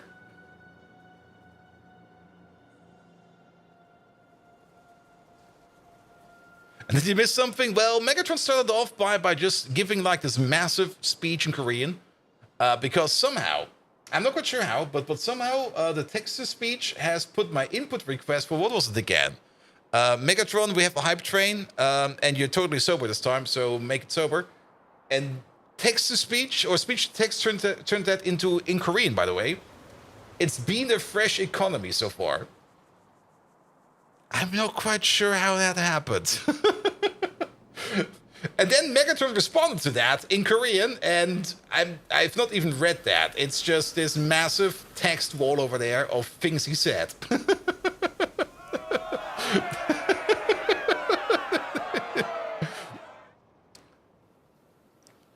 It asked Megatron, how the US Department knows of Transportation knows how much TNT it takes to atomize a whale? Because they did that. You would be surprised how often, like, people had to blow up a whale. Because if that thing is stranded... Well, I think they only did it once, actually. I think they never did it again afterwards. Because it was kind of... How to put it? It was everywhere. It was pretty much everywhere after that. But then again, you can't also just not transport, like, a dead whale through the city. Because... It will start to bloat quite fast. Whales go bad quite fast. And once they start to bloat, and once they start to build up some pressure, yeah.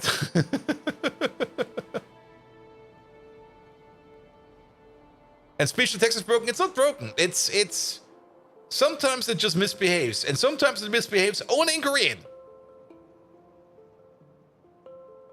All right. So. This is where we're making glass. This is probably where we're going to be making our cladded cores. So let's find ourselves a corner over here where there's no bots. Probably over here in the north real quick. And let's make ourselves a machine. Here we go.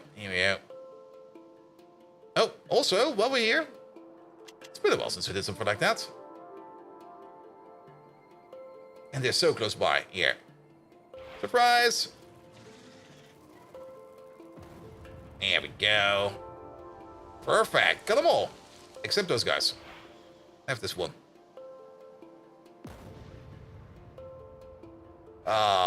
Blowing up biters of nukes is always so entertaining.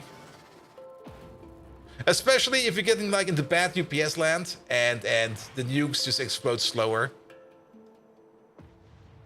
Alright, that's it. Here we go.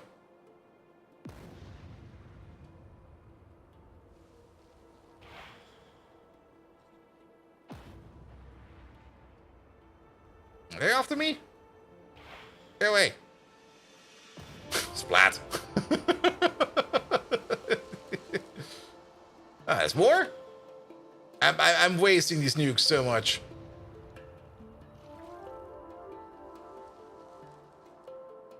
Alright, these guys are there. Target practice. Yeah, I mean, every now and then. I mean, if you have nukes, every now and then you have to pop one off. I mean, come on. Else they go bad. Here we go. That was a perfect strike. All gone. No green ammo?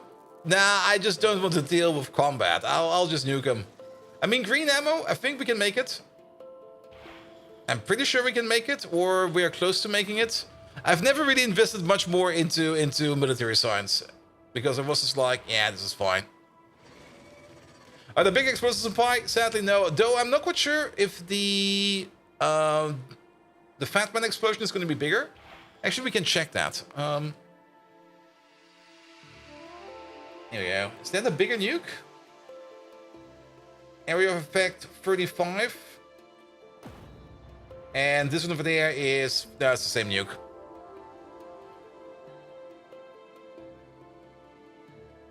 Here we go. And are these on an island? These are on an island. You can stay. We can check you... Okay, we're still at 0.89 evolution, so we're still good over there. Good. I only nuked them because I could. Not because I should. Alright.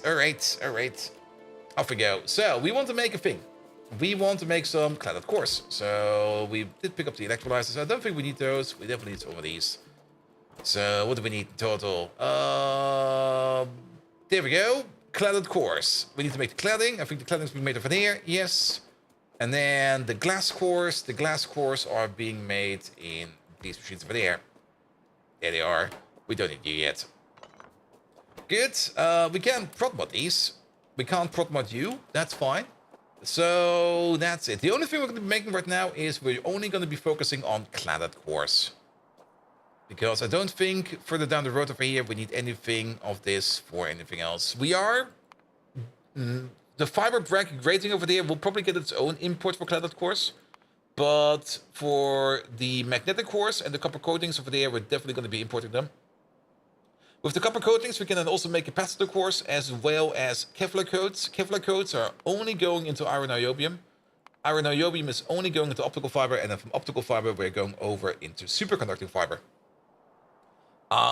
This machine over there will definitely also require some trade-offs, because I think I know how we can do it. We can probably make like one machine that makes optical fiber, and then for the superconducting wire, we're probably going to make a second machine that's going to use the optical fiber, or has its own little optical fiber making machine.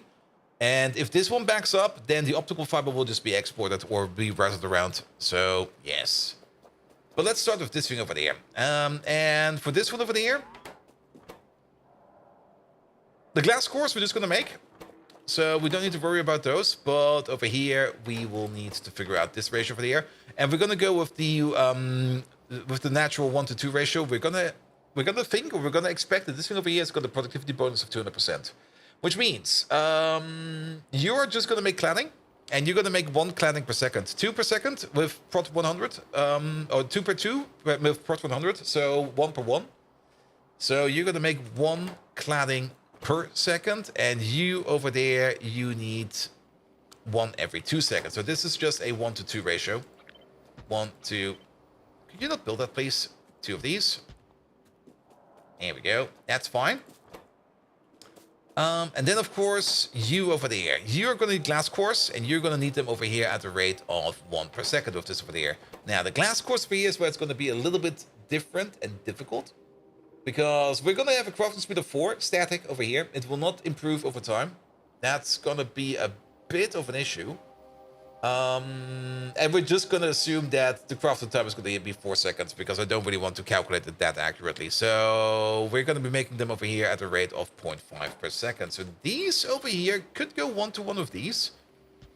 And if you then kind of think about it, if we leave enough space over here, we could then make it so that we can add more of these machines. If this machine over here speeds up and becomes bigger, we could maybe add more of these at the bottom. Any thoughts of the last Friday Factorio effect? I'm very excited for those changes. It's the one thing I've already been talking about, and the one thing I'm really missing in Factorio. And we basically just had a peek at it. Some better biters. Because the basic biters have been around in Factorio for ages. And, well, they do their stuff. But if you kind of think about it, the biters, the basic biters, can we see some around here somewhere? Is there like some revealed? Sadly, we don't have anyone in coverage over here. But the basic biters, their behavior is so simple. They basically just run at you. That's the only thing they do. And that's a little bit sad if you kind of think about it, because it doesn't really give you any kind of tactical depth. I mean, it is fine if they run at you and if they come like in big masses, then it's threatening again, of course. But it's always the same, and that's a bit boring. So I'm very much liking the changes they implemented for like the new biters we're going to be seeing, with some new behavior, and I really like what I see. And it's still.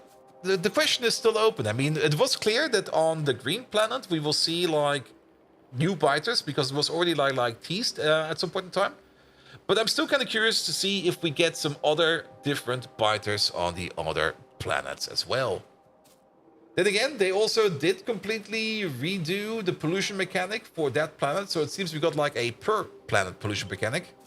And I don't think that anything like that was included in any of the other planets as well. Because the blue planet, that's more or less like lightning rod mayhem. You're basically getting attacked by the environment over and over and over. Then the lava planet, well, there's lava.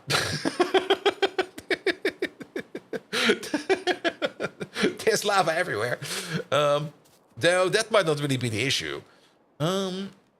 I think the main issue for there was, I think, lava, and then that you can't build everywhere, which I guess is fine. But I would still love to see like some biters in those regions as well. Oh, like that. There we go. They also foreshadowed some new things on the lava planet. All right, then I must have missed that.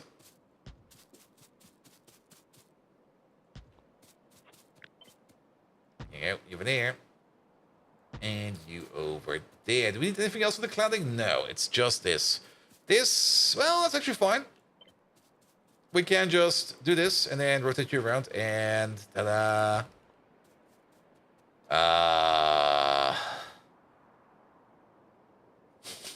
Something is off.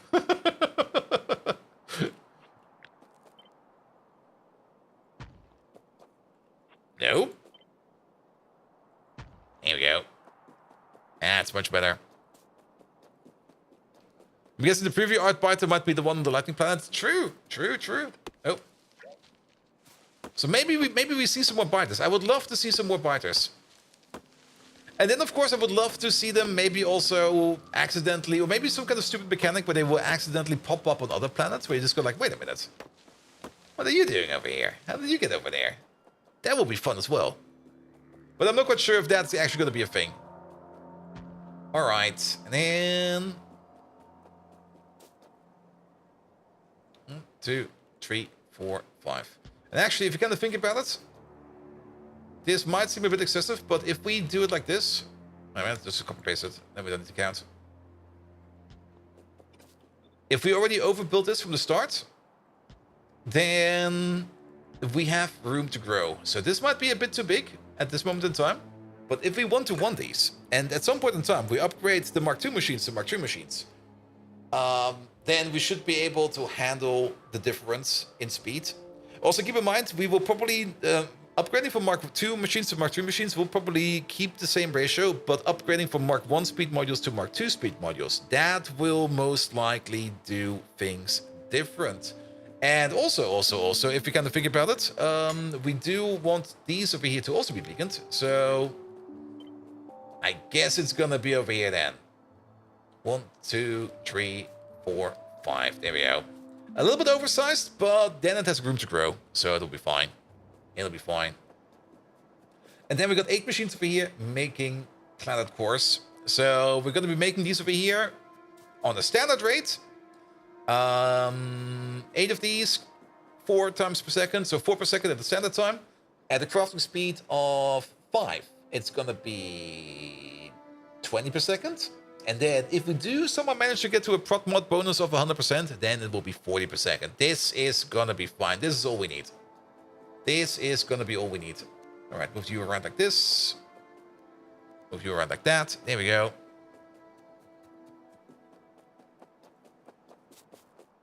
There we go. Yeah, but the flying biters we've seen, I kind of got the feeling they were more implemented like missiles. So I'm not quite sure if those flying biters are actually flying, you know?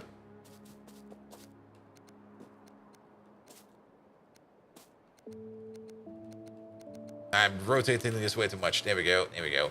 All right. Do it like this. Do it like that. That'll be perfectly fine. And then we can hook everything over there. Good. Let's do power first, and then we will probably just be hooking this thing up while we go on the go. Let's put some lamps in there. And I should really get some sleep early today because I'm already getting loopy over here. That staying up until 6 a.m. every day last week is really getting to me right now. Here we go. But then again, getting some sleep in sounds like a very good plan.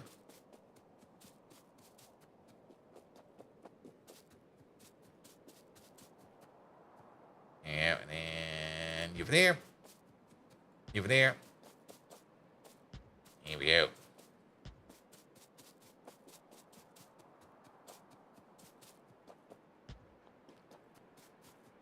We should consider an issue since we can't be Dutch. That's also going to be interesting. I mean, how is it the multiplayer? I mean, rocket's home, right? So if you shoot a rocket at somebody in multiplayer, can they dodge that? Can they run away from that, or are they ultimately doomed? I've not really played too much multiplayer to know that, sadly. Again, loopy implies that you haven't been loopy for a long, long time. You can't dodge it? Nice. It'll track you until it hits you. Wait a minute.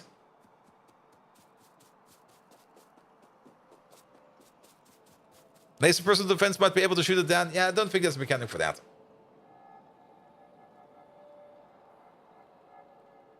I think it's the fastest game in the game as it accelerates towards you, so you can't even outrun it.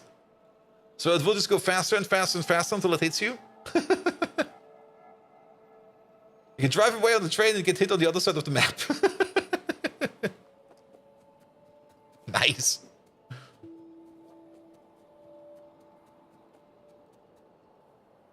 Alright, alright. One step at a time. The glass cores first. The glass cores over here require silver and silver, as well as molten glass. Molten glass will be coming in via a pipe, so we don't need to worry about that. Hot air is also available. We don't need to worry about that. We're going to be at craft speed 4, so we're doing this once per second. So, yeah, that's a lot of silver. And a lot of silver. At most, it will be 2 to 1 for these. So, the glass first. Let's put in the glass. And let's put in the hot air. There we go.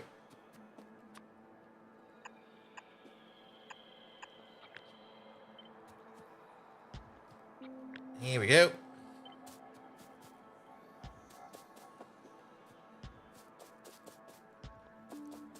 So rockets sometimes suck when you fight by Spidertrons because the game considers the spider as dead, and if the rocket is flying, it will kill it. Yeah. Yeah, I noticed that as well. I like... The Spidertron is very good at shooting rockets at things and going like, yep, this rocket will kill that thing, and then just ignores that thing entirely.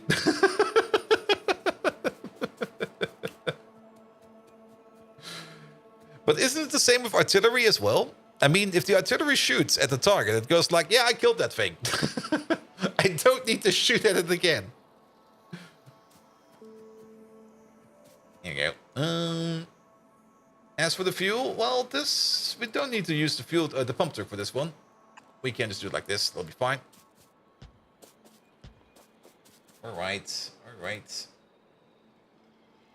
Put you back over there. Excellent. Then, how many inputs over there? Well, we do want to have at least double inputs over there. So, we could do one over there. We could do one over there. We could do one over there. We could do one over there. That'll fit. It's a bit excessive in the amount of inputs over there, but I think it's fine.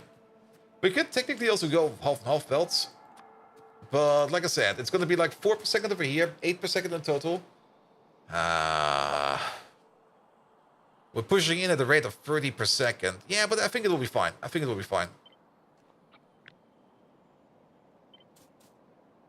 I would rather these belts over here to just back up and just stay there than having like belts that are the limit, because then at least we definitely got space to grow into, and I don't really mind having space to grow into. All right, and then an output over there, an output over there.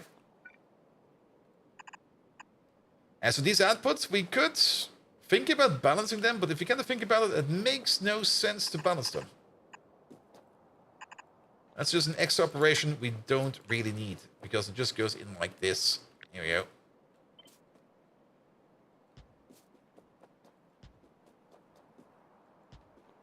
Alright, alright. Feed it from the top. The glass cores go down. They go over here, will be combined with the cladding, and then we turn them into cladded cores. Anything else we need to put in there over there? Yes, we do need to add some arabic fiber to the mix. And the cladding will be coming from over here. As for the cladding, there's only going to be like one output over there, and one output over there. And these are definitely going to be 50-50 shared over here like this. So you go into there. You go into there. In. Lovely. We're going to do the same thing over here on the other side. If we copy you over like this, and we take out the power poles, the machines, the beacon, and just keep the belts, we should be able to rotate flip this. There you go. Chocobo, hello there. Having fun? Yes, definitely having fun. Just a bit tired, but having a lot of fun. Especially since we're getting a lot of stuff done. I mean, we got the silver zinc machine in. Though it's currently not doing much because we're out of silver. That's a bit of an issue. We did hook up the entire rare earth machine over there. And this thing turned out so lovely. I really love this thing over here. This thing is really, really amazing. This train over there, okay, he's about to leave. I'm not quite sure if there's actually a station open where he can go to, but next time around, he will go to any of these other stations over there because we updated the logic over there and we got a whole bunch of stuff available over there. Tired equals drink? Yeah, the caffeine is also not helping anymore.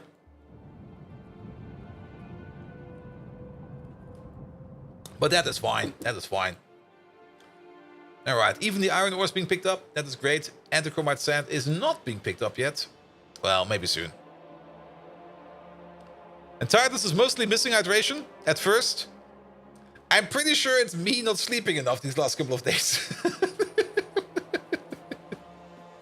I do know tiredness from dehydration, and I do tiredness of me just being an idiot. This is tiredness of me being an idiot. Alright. Alright. Then, for the cladding, we need glass. Glass is the only physical input we need over there, and then we need some liquids.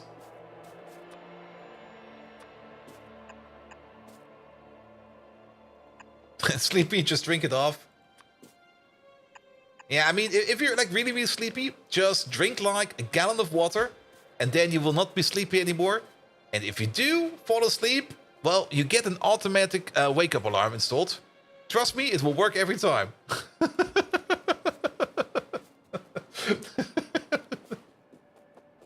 Some people even pay money for that.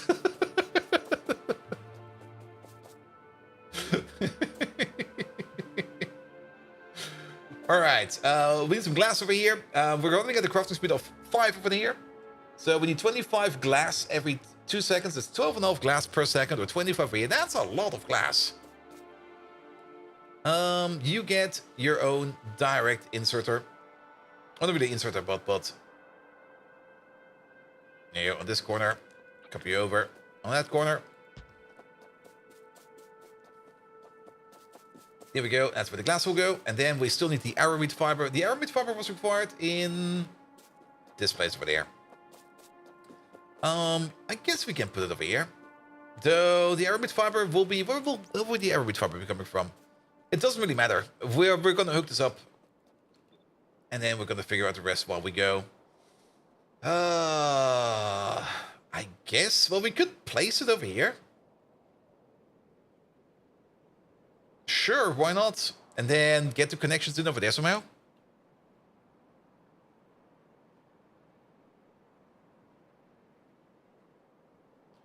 It's not that hard to plan for it, but you have to start with literally no caffeine in your body and well rested for the first 48 hours, just liquids. Healthy foods and add more sugars and low caffeine in the first last 12 hours of 72-hour drinks. And then sleep for 24 hours. Yeah! Nah. I'm just going to get myself a healthy rest. Because I already know that Friday is going to be completely messed up. Because going to Gamescom on Friday is going to be a lot of fun. And there will be a lot of walking during the day and a lot of drinking during the evening. And then a long train ride home in the night. So I'm very much looking forward to that. Let's see. Most of the inputs we need will be coming from this side.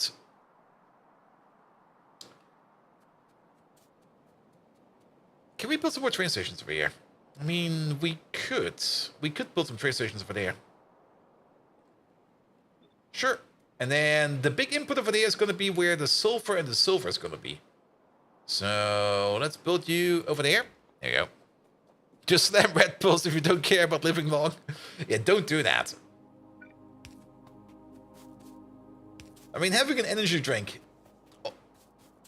well, having one energy drink is not bad. It's like everything. Like having one of something, it's usually not bad. The moment you start overdoing it, that's usually when it goes bad.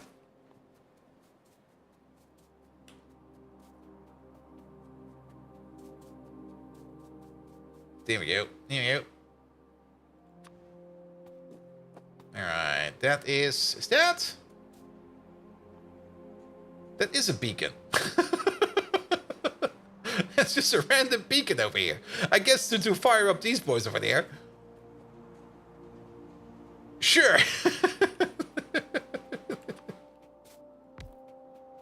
At least this beacon over there is only consuming like 500 kilowatts, so it doesn't really matter too much. At least here in the EU, I have no idea what wacky stuff you get in the US. That is very true. I'm very, very happy for EU regulations for food. Because when I went to America, that's already been like more than 10 years ago now. When I was in America and I was like drinking an American Coke, it was like, this tastes very different. I was kind of surprised by the taste, to be perfectly honest.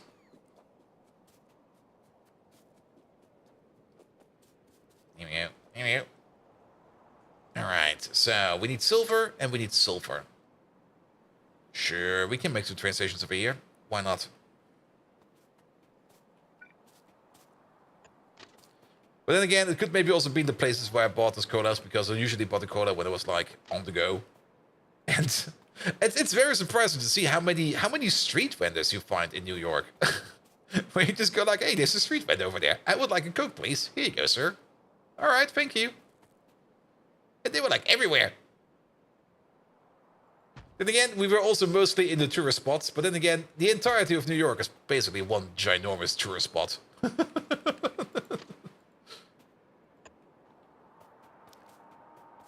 You're gonna try Mexican Coke? Dude, that's just Coke. I still am not quite sure if that one image of American Fanta is accurate or not. I never followed up on it, but there was this infamous image on the internet of like an American Fanta that was like see-through, and then European Fanta is just like orange.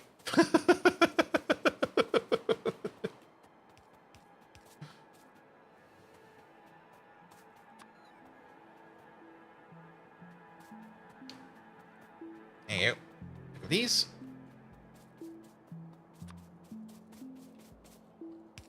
You. Let's Google that image, American Fanta versus European Fanta. American Fanta is nuclear. Yeah, but has that image been confirmed? I mean, I know that image. That image has been going around for quite some time. But just because you see that image does not mean it's actually true.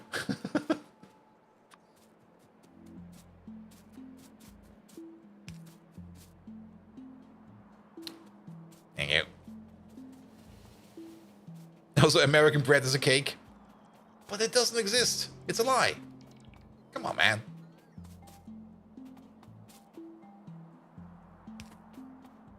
Then again, if you want weird breads, try the Dutch. They got some weird breads, man. Good breads, but weird. You can't just go on the internet and lie. Yes, I mean, worst case scenario, I would be making some random fanfic of machines over here on the internet. That's all a lie. You never know.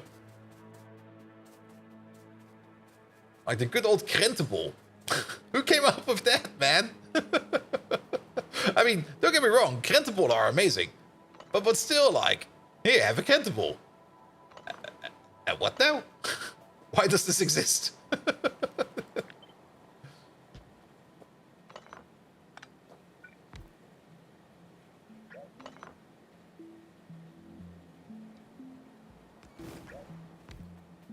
Here we go.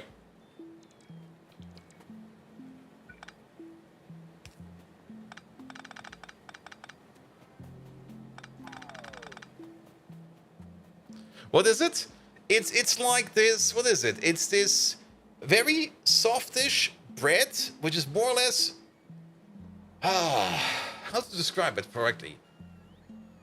It's almost like a burger bun, but it's even softer than that. Like it looks a bit like a burger bun, but it's not as weedy as a burger bun. It's a little bit sweeter, I think. It's been a while since I had one.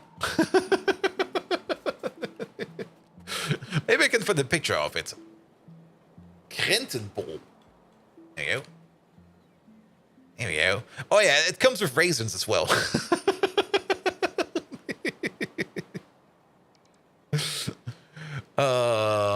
Images. It sometimes comes with raisins and sometimes it does not come with raisins. It's a weird thing, man. And you put cheese on it. Got raisins and cheese on it. There we go. Tastes amazing. Absolutely. Just a tad bit weird. Here's that thing. Yeah, it is.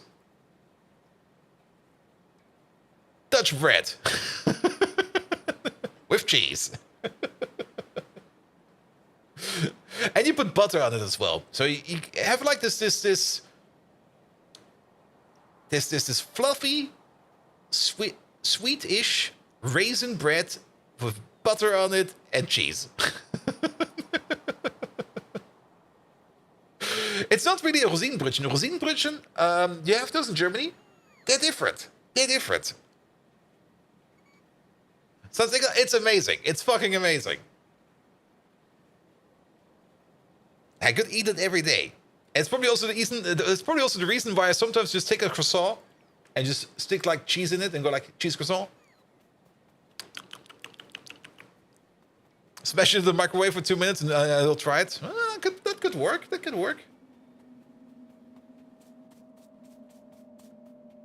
All right, 4 belts of silver. And 4 belts of silver. That silver is... that silver is getting expensive, man. We might need to think about silver. The French croissant or the German one? Probably the German one. But then again, I live so close to the border of France that I'm pretty sure that the croissants I'm used to at the bakery are actually French ones.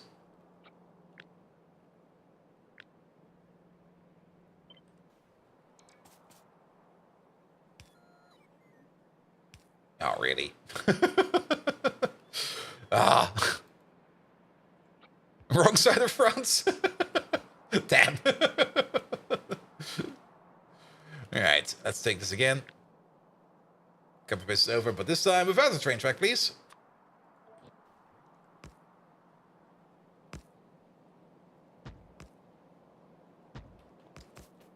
There you go. Also, that did not even remotely work. I was gonna... Okay, never mind.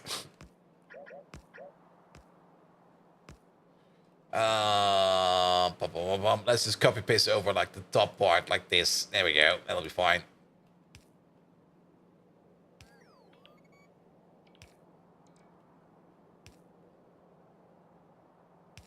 Yeah, that works. All right, and then this way.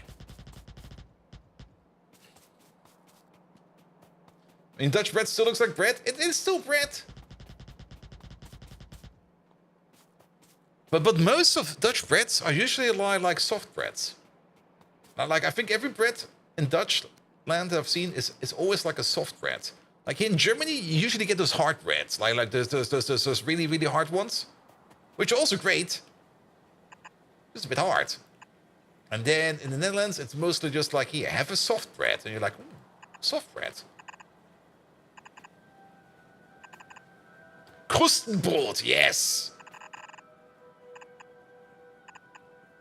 Basically just a big crust bread. Great, amazing bread. So you got the shitty bacon then? Nah, I rarely buy like full breads. Even sounds hard in German.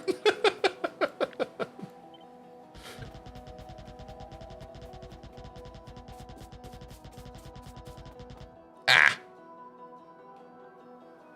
Well, I guess we're gonna have to go around then. Alright, alright, alright. You over there. You're gonna be this?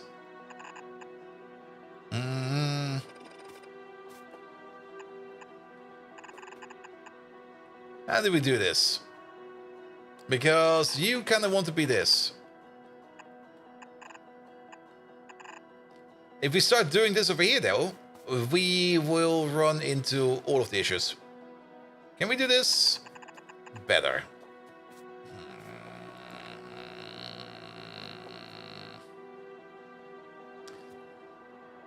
Yeah. Let's start with the easy part first. And the easy part is hook it up. And then we can figure out the rest in a separate attempt. Because these over here will be alternating. Actually, why are we alternating like this? It makes no sense if you think about it. Alternating is only going to cause us issues. If we just split this apart, like a little bit, like 4 over there, 4 over there, and you go into there, you going over there, you going over there, and you going over there, and then we take you, then we just don't need to alternate. Then we're just gonna do it simple as this. There you go. It's a little bit too far. There you go. Good. And then we can just start hooking up you like this, you like that. We do need to put in one gap over there, but that's fine. You only buy full bread because sliced is twice as expensive, half the amount. Yeah, that's true. Yeah, that's very, very true. I mean, you have to pay for like the slicer, right? Right. And you got a great recipe from a YouTube chef who does great recipes, and he used a no-knead version of because of arthritis. During a flap, you can't make it. Yeah, I get that. Also, I think that's maybe just a thing in Germany. I'm actually not quite sure how it's in the outside of Germany. But there's this absolute insane cult of people running sourdough breads. Now, sourdough bread is amazing. Don't get me wrong there. It's great. But there are these people just going around and going like, I've got my sourdough bread yeast from 3 generations already. My grandpa used to make it, and he nurtured for it. And then my father inherited it, and he nurtured it. And now I have it, and I nurture it. And I just sit there and go like, good God. That yeast is almost a living thing now. Actually, it is a living thing, but it's almost a sentient thing. Please let it die or something like that.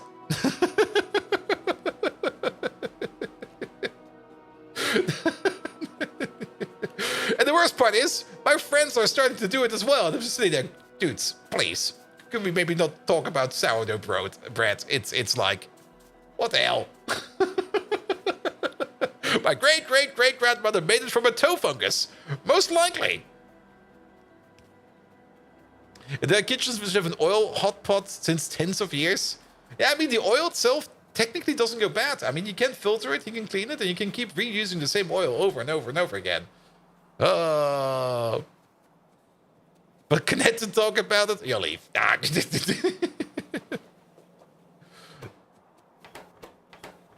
Oh, no filtering? Oh, so more like the perpetual stew hot pot. I mean, that's the thing they did in the Middle Ages. In the Middle Ages, it wasn't always that easy to keep like food like stable. So one thing they did was something called perpetual stew, where they would just keep adding stuff to a stew over and over and over and over and over, just to keep the stew rolling. Nom nom nom nom nom nom nom nom nom nom. All right, all right. I'm actually kind of concerned about the amount of glass we need down there and the amount of glass we make up here, because this machine over here will only be making about, okay, it's making 7 pieces of glass every 3 seconds. Running at a crafting speed of 4, I guess. Yeah, basically 4. So 28 every 3 seconds. That's 9 per second. 18, 36 in total. We need 25 per second over there. And we need 25 per second over there. We might need to improve our glass sheet build over there as well. There's actually a sourdough library in Belgium, founded in 2013. Has 900 different versions of sourdough. So do they feed it occasionally? How is it like a zoo? How can I imagine that? Is it like a zoo where like the curator comes along every now and then and goes like, oh, I'm gonna feed the sourdough today.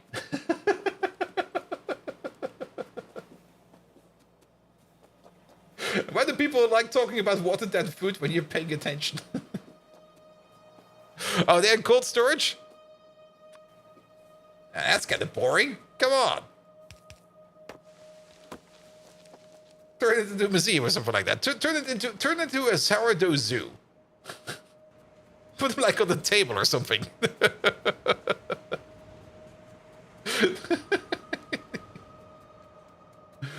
All right. 1, 2, 3, 4 belts over there. Do we still got you? Yeah, we still got you.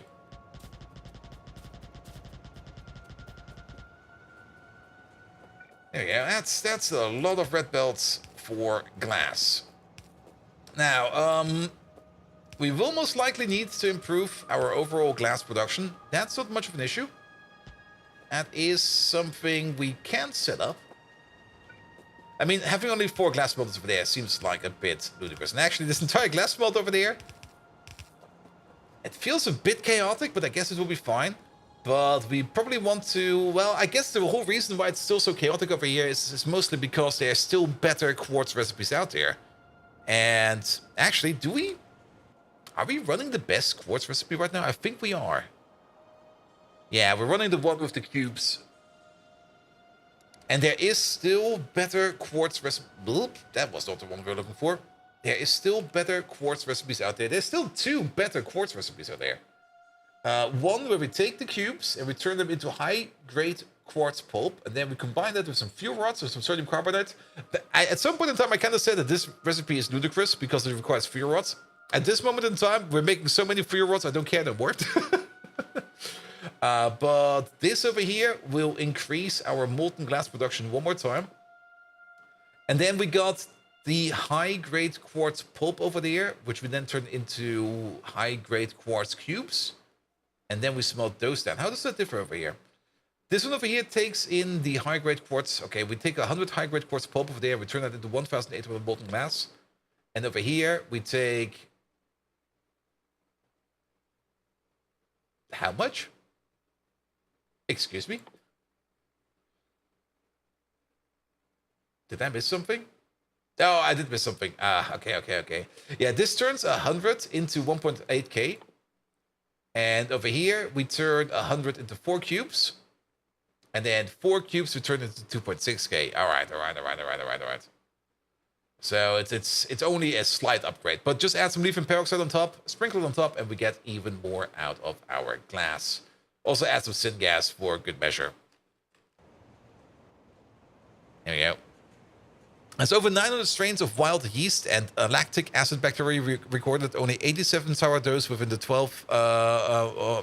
sourdoughs are from the US. I see. Yeah, that seems to be mostly a German thing. Like sourdough.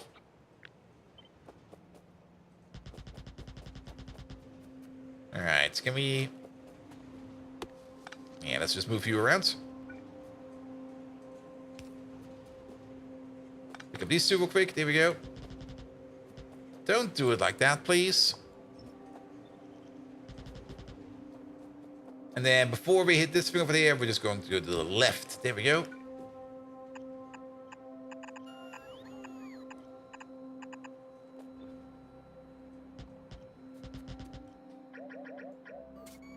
Let's just give some space. Alright, we do need to get this glass line down over there as well. We could do this. We can just pull you along over here. Into there. We kind of did plan you over there, but let's plan you over there. There you go. And then we do the same thing over there. Where this input over there is gonna go... Ah. Well, I guess we can pull you along over here. There we go. That'll be fine. And then in you go. In you go. Perfect. That's connected. Yes. The best bakery in Paris used the same sourdough since the first opening in the late 1800s. The bread there is just amazingly good and cheap. Yeah, I mean, they never have to pay for more yeast. So they got yeast covered.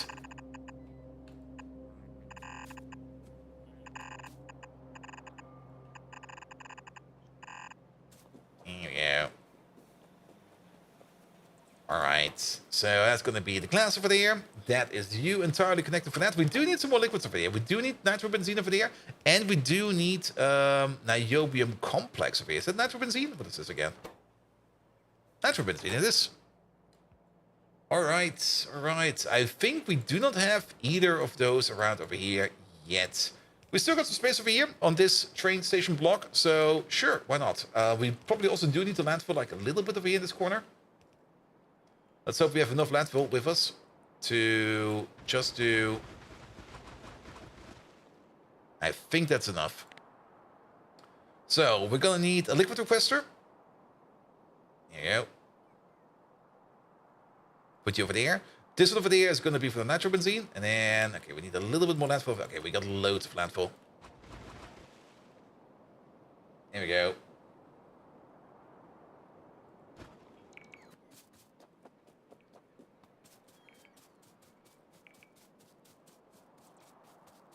Who would give a point to if we were to say yeast was an aspect of character? I mean, at least a yeast is a culture. Alright, and then over there for the other thingamajig. Here we go. They even sell the yeast and flour so you can make your own bread. Wait, did they sell in their own materials? Would be such a dick move if you think about it. It's just like open up a bakery next to the bakery. Just buy their stuff and bake it yourself. Just go sell it. And just go like, oh, we got this amazing flour and yeast over here. Don't go over there. They're shit. Alright. Molten glass will come from the top. Hot air will come from the top. Sulfur and silver will come from the side. There we go. But 5 times to 6 times the regular price. Alright, that makes it fair again, I guess. Then we do need... aramid fiber over here. We definitely do not have aramid fiber over here, so...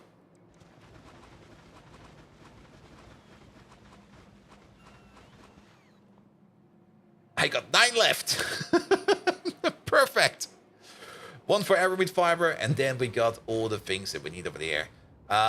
We do technically need a provider. Well, we'll figure that out once we cross that bridge. There we go. There we go. Where's this thing? There we go. Take it apart. I guess we also do want a bit of pot coverage over there.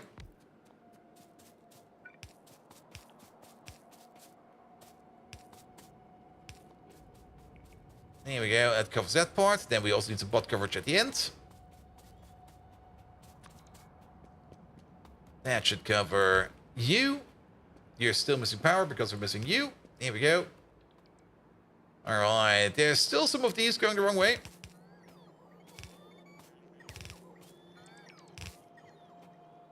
Same over there. Oh, that was kind of shit. Alright, alright. Yeah, we can definitely put a provider over there. That'll be fine. But let's finish off this thing over here first.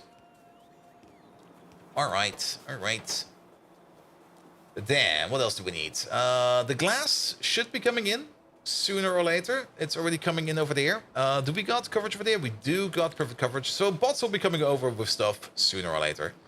Then, let's hook up maybe the important parts. We do need a liquid over here as well. We can hook you up to the same liquid we're using over here. Are you running on fuel oil? No, that is gasoline. There we go. This will be fine. And actually, here. Molten glass over there. Hot air over there. The only issue with the molten glass over there is that... Okay, let's get it from over here then. There's a belt in the way.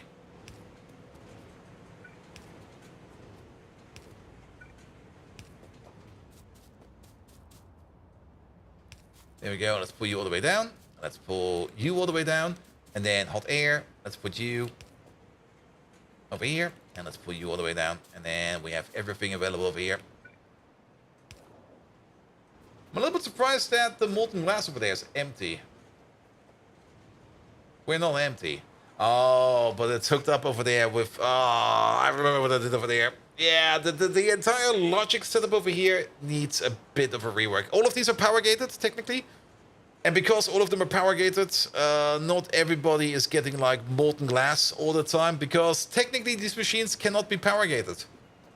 Because if we take the power away, these machines run without power. They just run on liquid fuel. So if we take the power away, they will still be making stuff. Which is not too bad, because we technically only want to pull the power away from the beacons.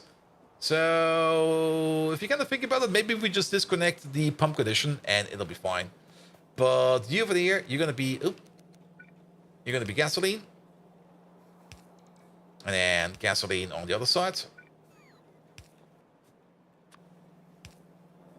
Here we go. You got fuel. Then this one over there is hot air.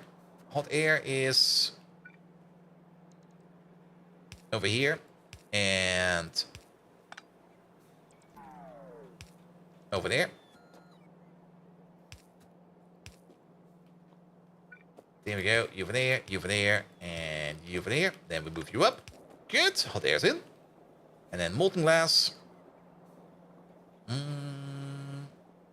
Oh, they're both quite close to each other. That's nice.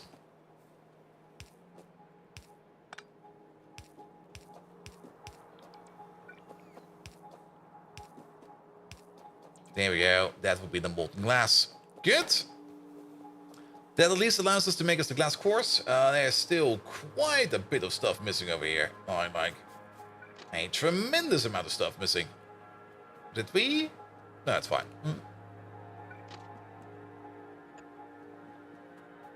So they only consume power if stuff is produced. That's usually the idea.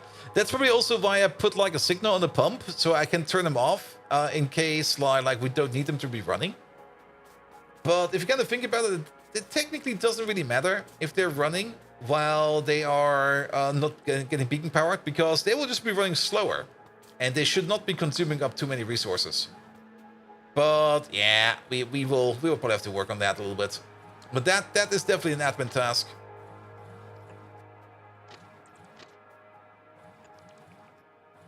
That's just something we need to administrate, and then it will be fine. Also, the other issue is we were so far up north over here that the bots probably just take forever to get over here. Yeah, there they go. So construction over here is kind of delayed. Future bot problems, definitely a Wednesday bot problem. Because this Wednesday I should work on that. Alright. In the meantime, we can already set up these stations over here. One of these will be sulfur. One of these will be sulfur. Mr. Dropine, you'll be sulfur. 2-8 requester. And no save will be silver. Silver. 2-8 requester. There we go. Let's increase the numbers over here. Let's have 16,000 of each.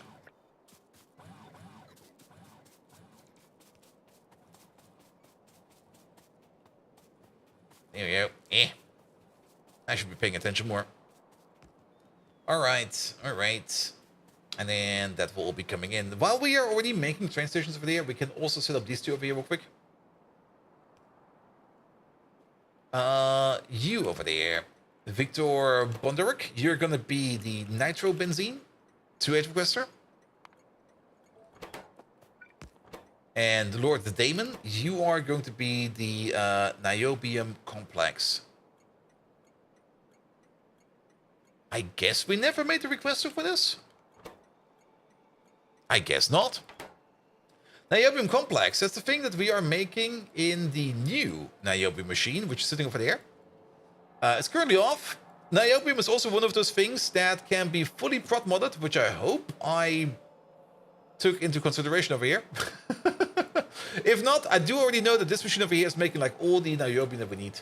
The niobium complex provider is sitting over there, and there is just no train for that. Sure. Let's make one. Not you. There we go, and then give me a liquid tank. There's one over there. Something is off. How did this happen?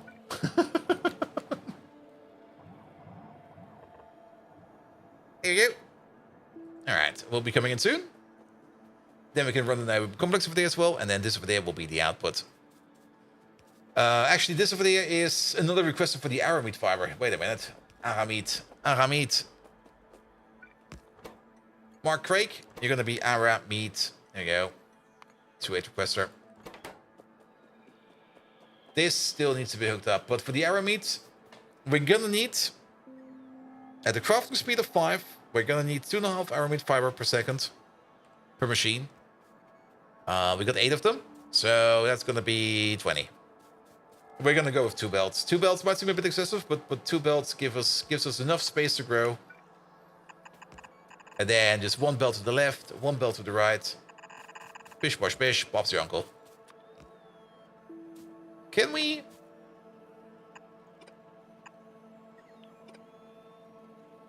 There we go, from over there. That should give us enough space over there to get under the train track, I hope. Yeah, that should be fine.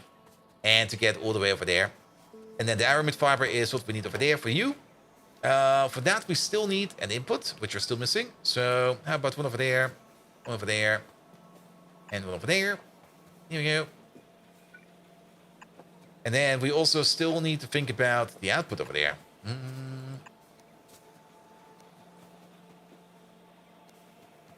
And construction works bots are overworked. They should unionize. Nah. They just get replaced by more. That's how unions work, right?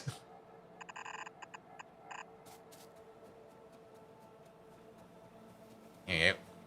And then let's take a copy of this. No machines. No lamps. Just bells and splitters. Alright. And that will be your input. And then the only thing we need to do is to work on the output. And we can put the output in over here. Or at least... we can do it on the other side like this. But if we just move you out a little bit like this. And we move you out a little bit like this. There we go. We can't really copy paste over this. We will just make it one more time. There you go.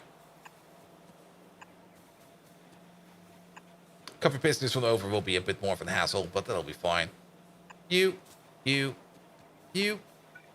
then that'll be that.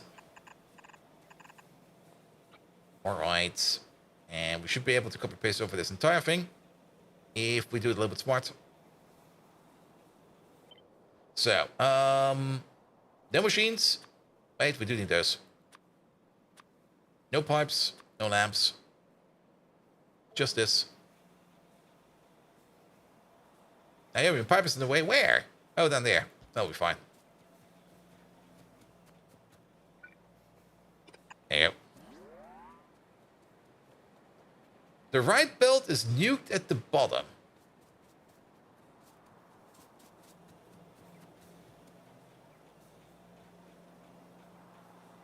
Excuse me, what?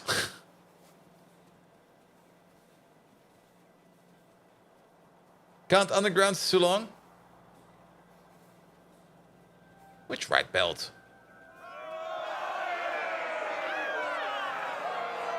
Also, thank you for the follow.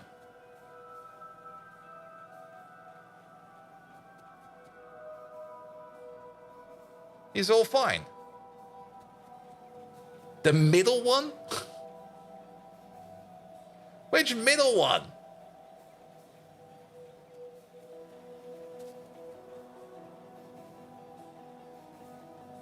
They should all be fine. We always built like this. The north... Ah!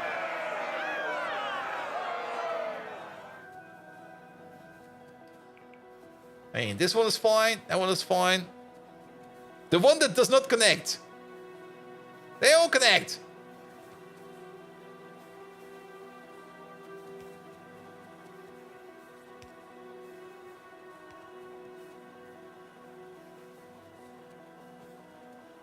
Which one of these fuckers does not connect? You sure about that?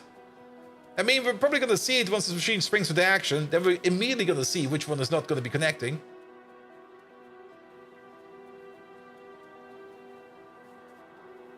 Yeah, yeah. Alright. And then it all goes into a train station over there. For which, now we need to... Well, let's try this at least. So the station will be over here somewhere. With you over there somewhere. Yeah. I think if we... Oh, perfect. Perfect. I'll take it. Okay, it's a little bit low over here. That's fine.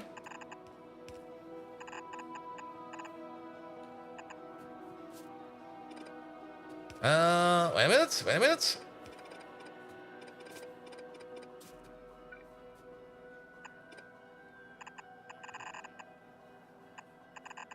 Yeah, it's a little bit extra, but that's fine. Alright, but for this we still need to land for some stuff, so that'll be fine. We can at least put this track down so we know that there's going to be another station over there. But that is then where we're going to be putting down our cladded course. Cool. Just make these somewhere else. Get them in via train, that'll be fine. At least this way around, we will not have to move around as much in terms of glass pane, and it's not as much in terms of molten glass and hot air and stuff like that. It's already all being done over here, and bringing in some silver is quite easy. Now, silver is a bit of an issue, and you've probably already saw me. Did we already put it down? No, we didn't, probably. You already saw me like copy pasting over like one of those LED processors. We need to get more LED in. Like, making silver is actually not really that much of an issue. The biggest issue over here is right over there. We're not making enough of our lead dust. So we do got the bypass product line over there to make silver if we can't make it with the better recipe over here. We can only make silver with the better recipe if we are consuming enough lead, but we are just not consuming enough lead. And then the molten silver over here, how is that prioritized? Yeah, the molten silver over here, we will only be exporting molten silver if we can't turn it into plate. What we should probably do over here is give this like an input priority over there. Because if we can do the better recipe, we absolutely should do the better recipe. But sadly, we can't always do that because things tend to back up. So we got the fallback route over there, and the fallback route over there is just making silver in the traditional way in this machine over there. It's making enough silver over there. It's not really the fastest of all of them, but it's making it at least over there. So that is fine as well. I would love to have the other recipe, because if we had the other recipe available, this machine over here would become immediately unstuck, and we could just do the silver cubes instead of the lead cubes, and then it will be fine over there. So that's going to be like an extension later on at some point in time. Alright. Then, oh, there's still some coal over there. Nice. Let's check up on some things, because I'm getting really tired, to be perfectly honest. And I am kind of looking forward to going to bed, to be perfectly honest. Some more lead mines? Yeah, we should work on some more lead mines. Let's have a look at that. Real quick. Yeah, you over there. Lead. Big boy lead ore. Oh. Wait, no, that's fields? I don't really care too much about the fields, because the fields are kind of hard to mine, because... Oh. Yes. The fields are kind of hard to mine because we need acetylene gas for that, and acetylene gas, it's fine to make it, that's not the issue. The problem is more the amount that we need to make it is insane. Better recipes are better. No, not every time. Not every time a better recipe is actually better. Also, I'm kind of surprised to see that the coal over here is slowly running out. So we're backed up over here for now, so that's fine. There is lead all the way out there. There's a bit over there in Butter Country. Really?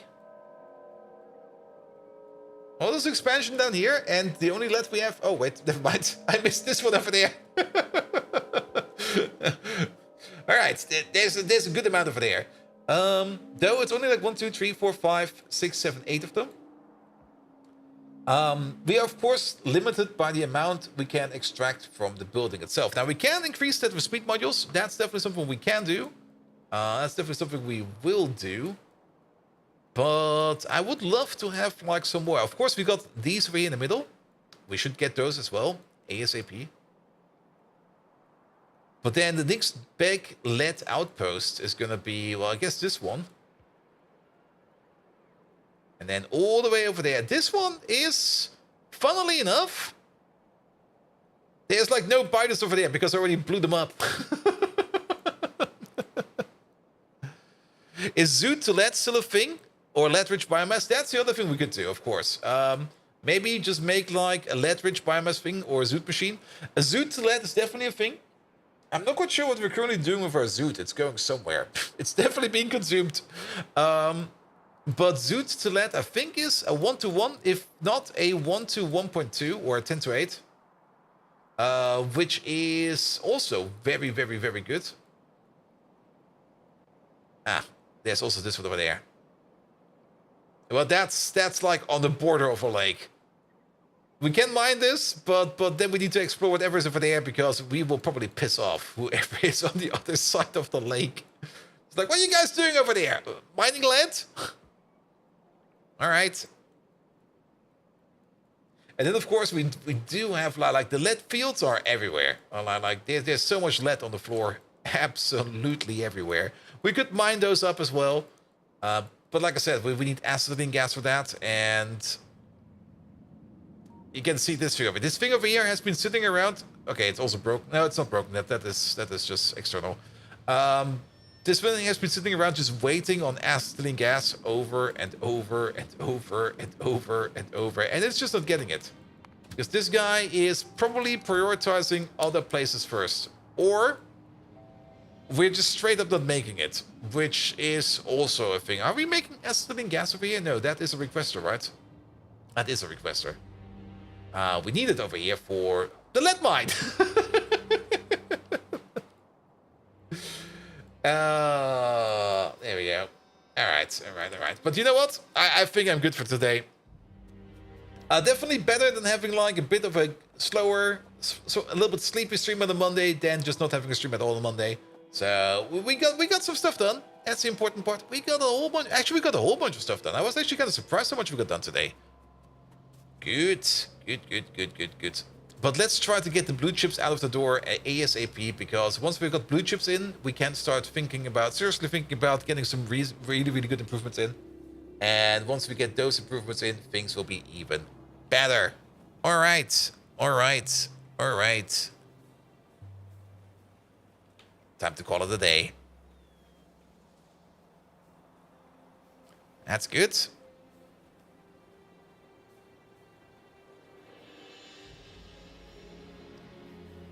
Let's see. Oh, Visations is live? Wait a minute. Oh, so of course the Aussie Dots. And Crydex over there. Well, we haven't raided Visations in quite some time. What is he doing right now? Relearning vanilla. Sure. What are you gonna give some tits? Did the temperature drop recently in Germany? I don't know. It's definitely cozier over here. I had my AC not on over the weekend. No, Perfect Excel. One map, right? Only one.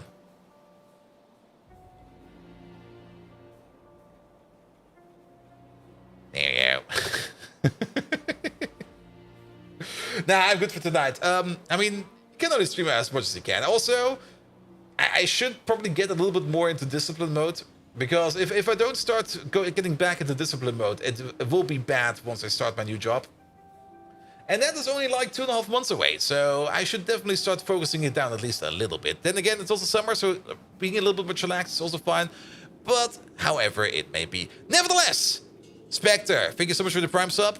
Fallen Angel, thank you so much for the Tier 3 resub. Jimatya, thank you so much for the gifted sub for FrapJ22. And FrapJ22, thank you so much for the lovely rate. Dan, Toddy, thank you so much for the Prime sub. I did drink that water, I definitely did. Audio Junk, thank you for the Prime resub. Evil Pla, thank you so much for the resub. And Mark Cons, thank you so much for the resub as well. Good, good, good. That was it for today. Thank you so much. Say goodbye to YouTube. We're going over to Wazations, who's doing some more Factorio. If you don't know who Wazations is, he is also part of the Red Circle Stream team. And he's an absolutely amazing lad. So, have a good one. Good night. And Profi your school year begins in 2 days. Well, in 2 days? Wait, what? On a Wednesday? Either way, have a good one. Good night.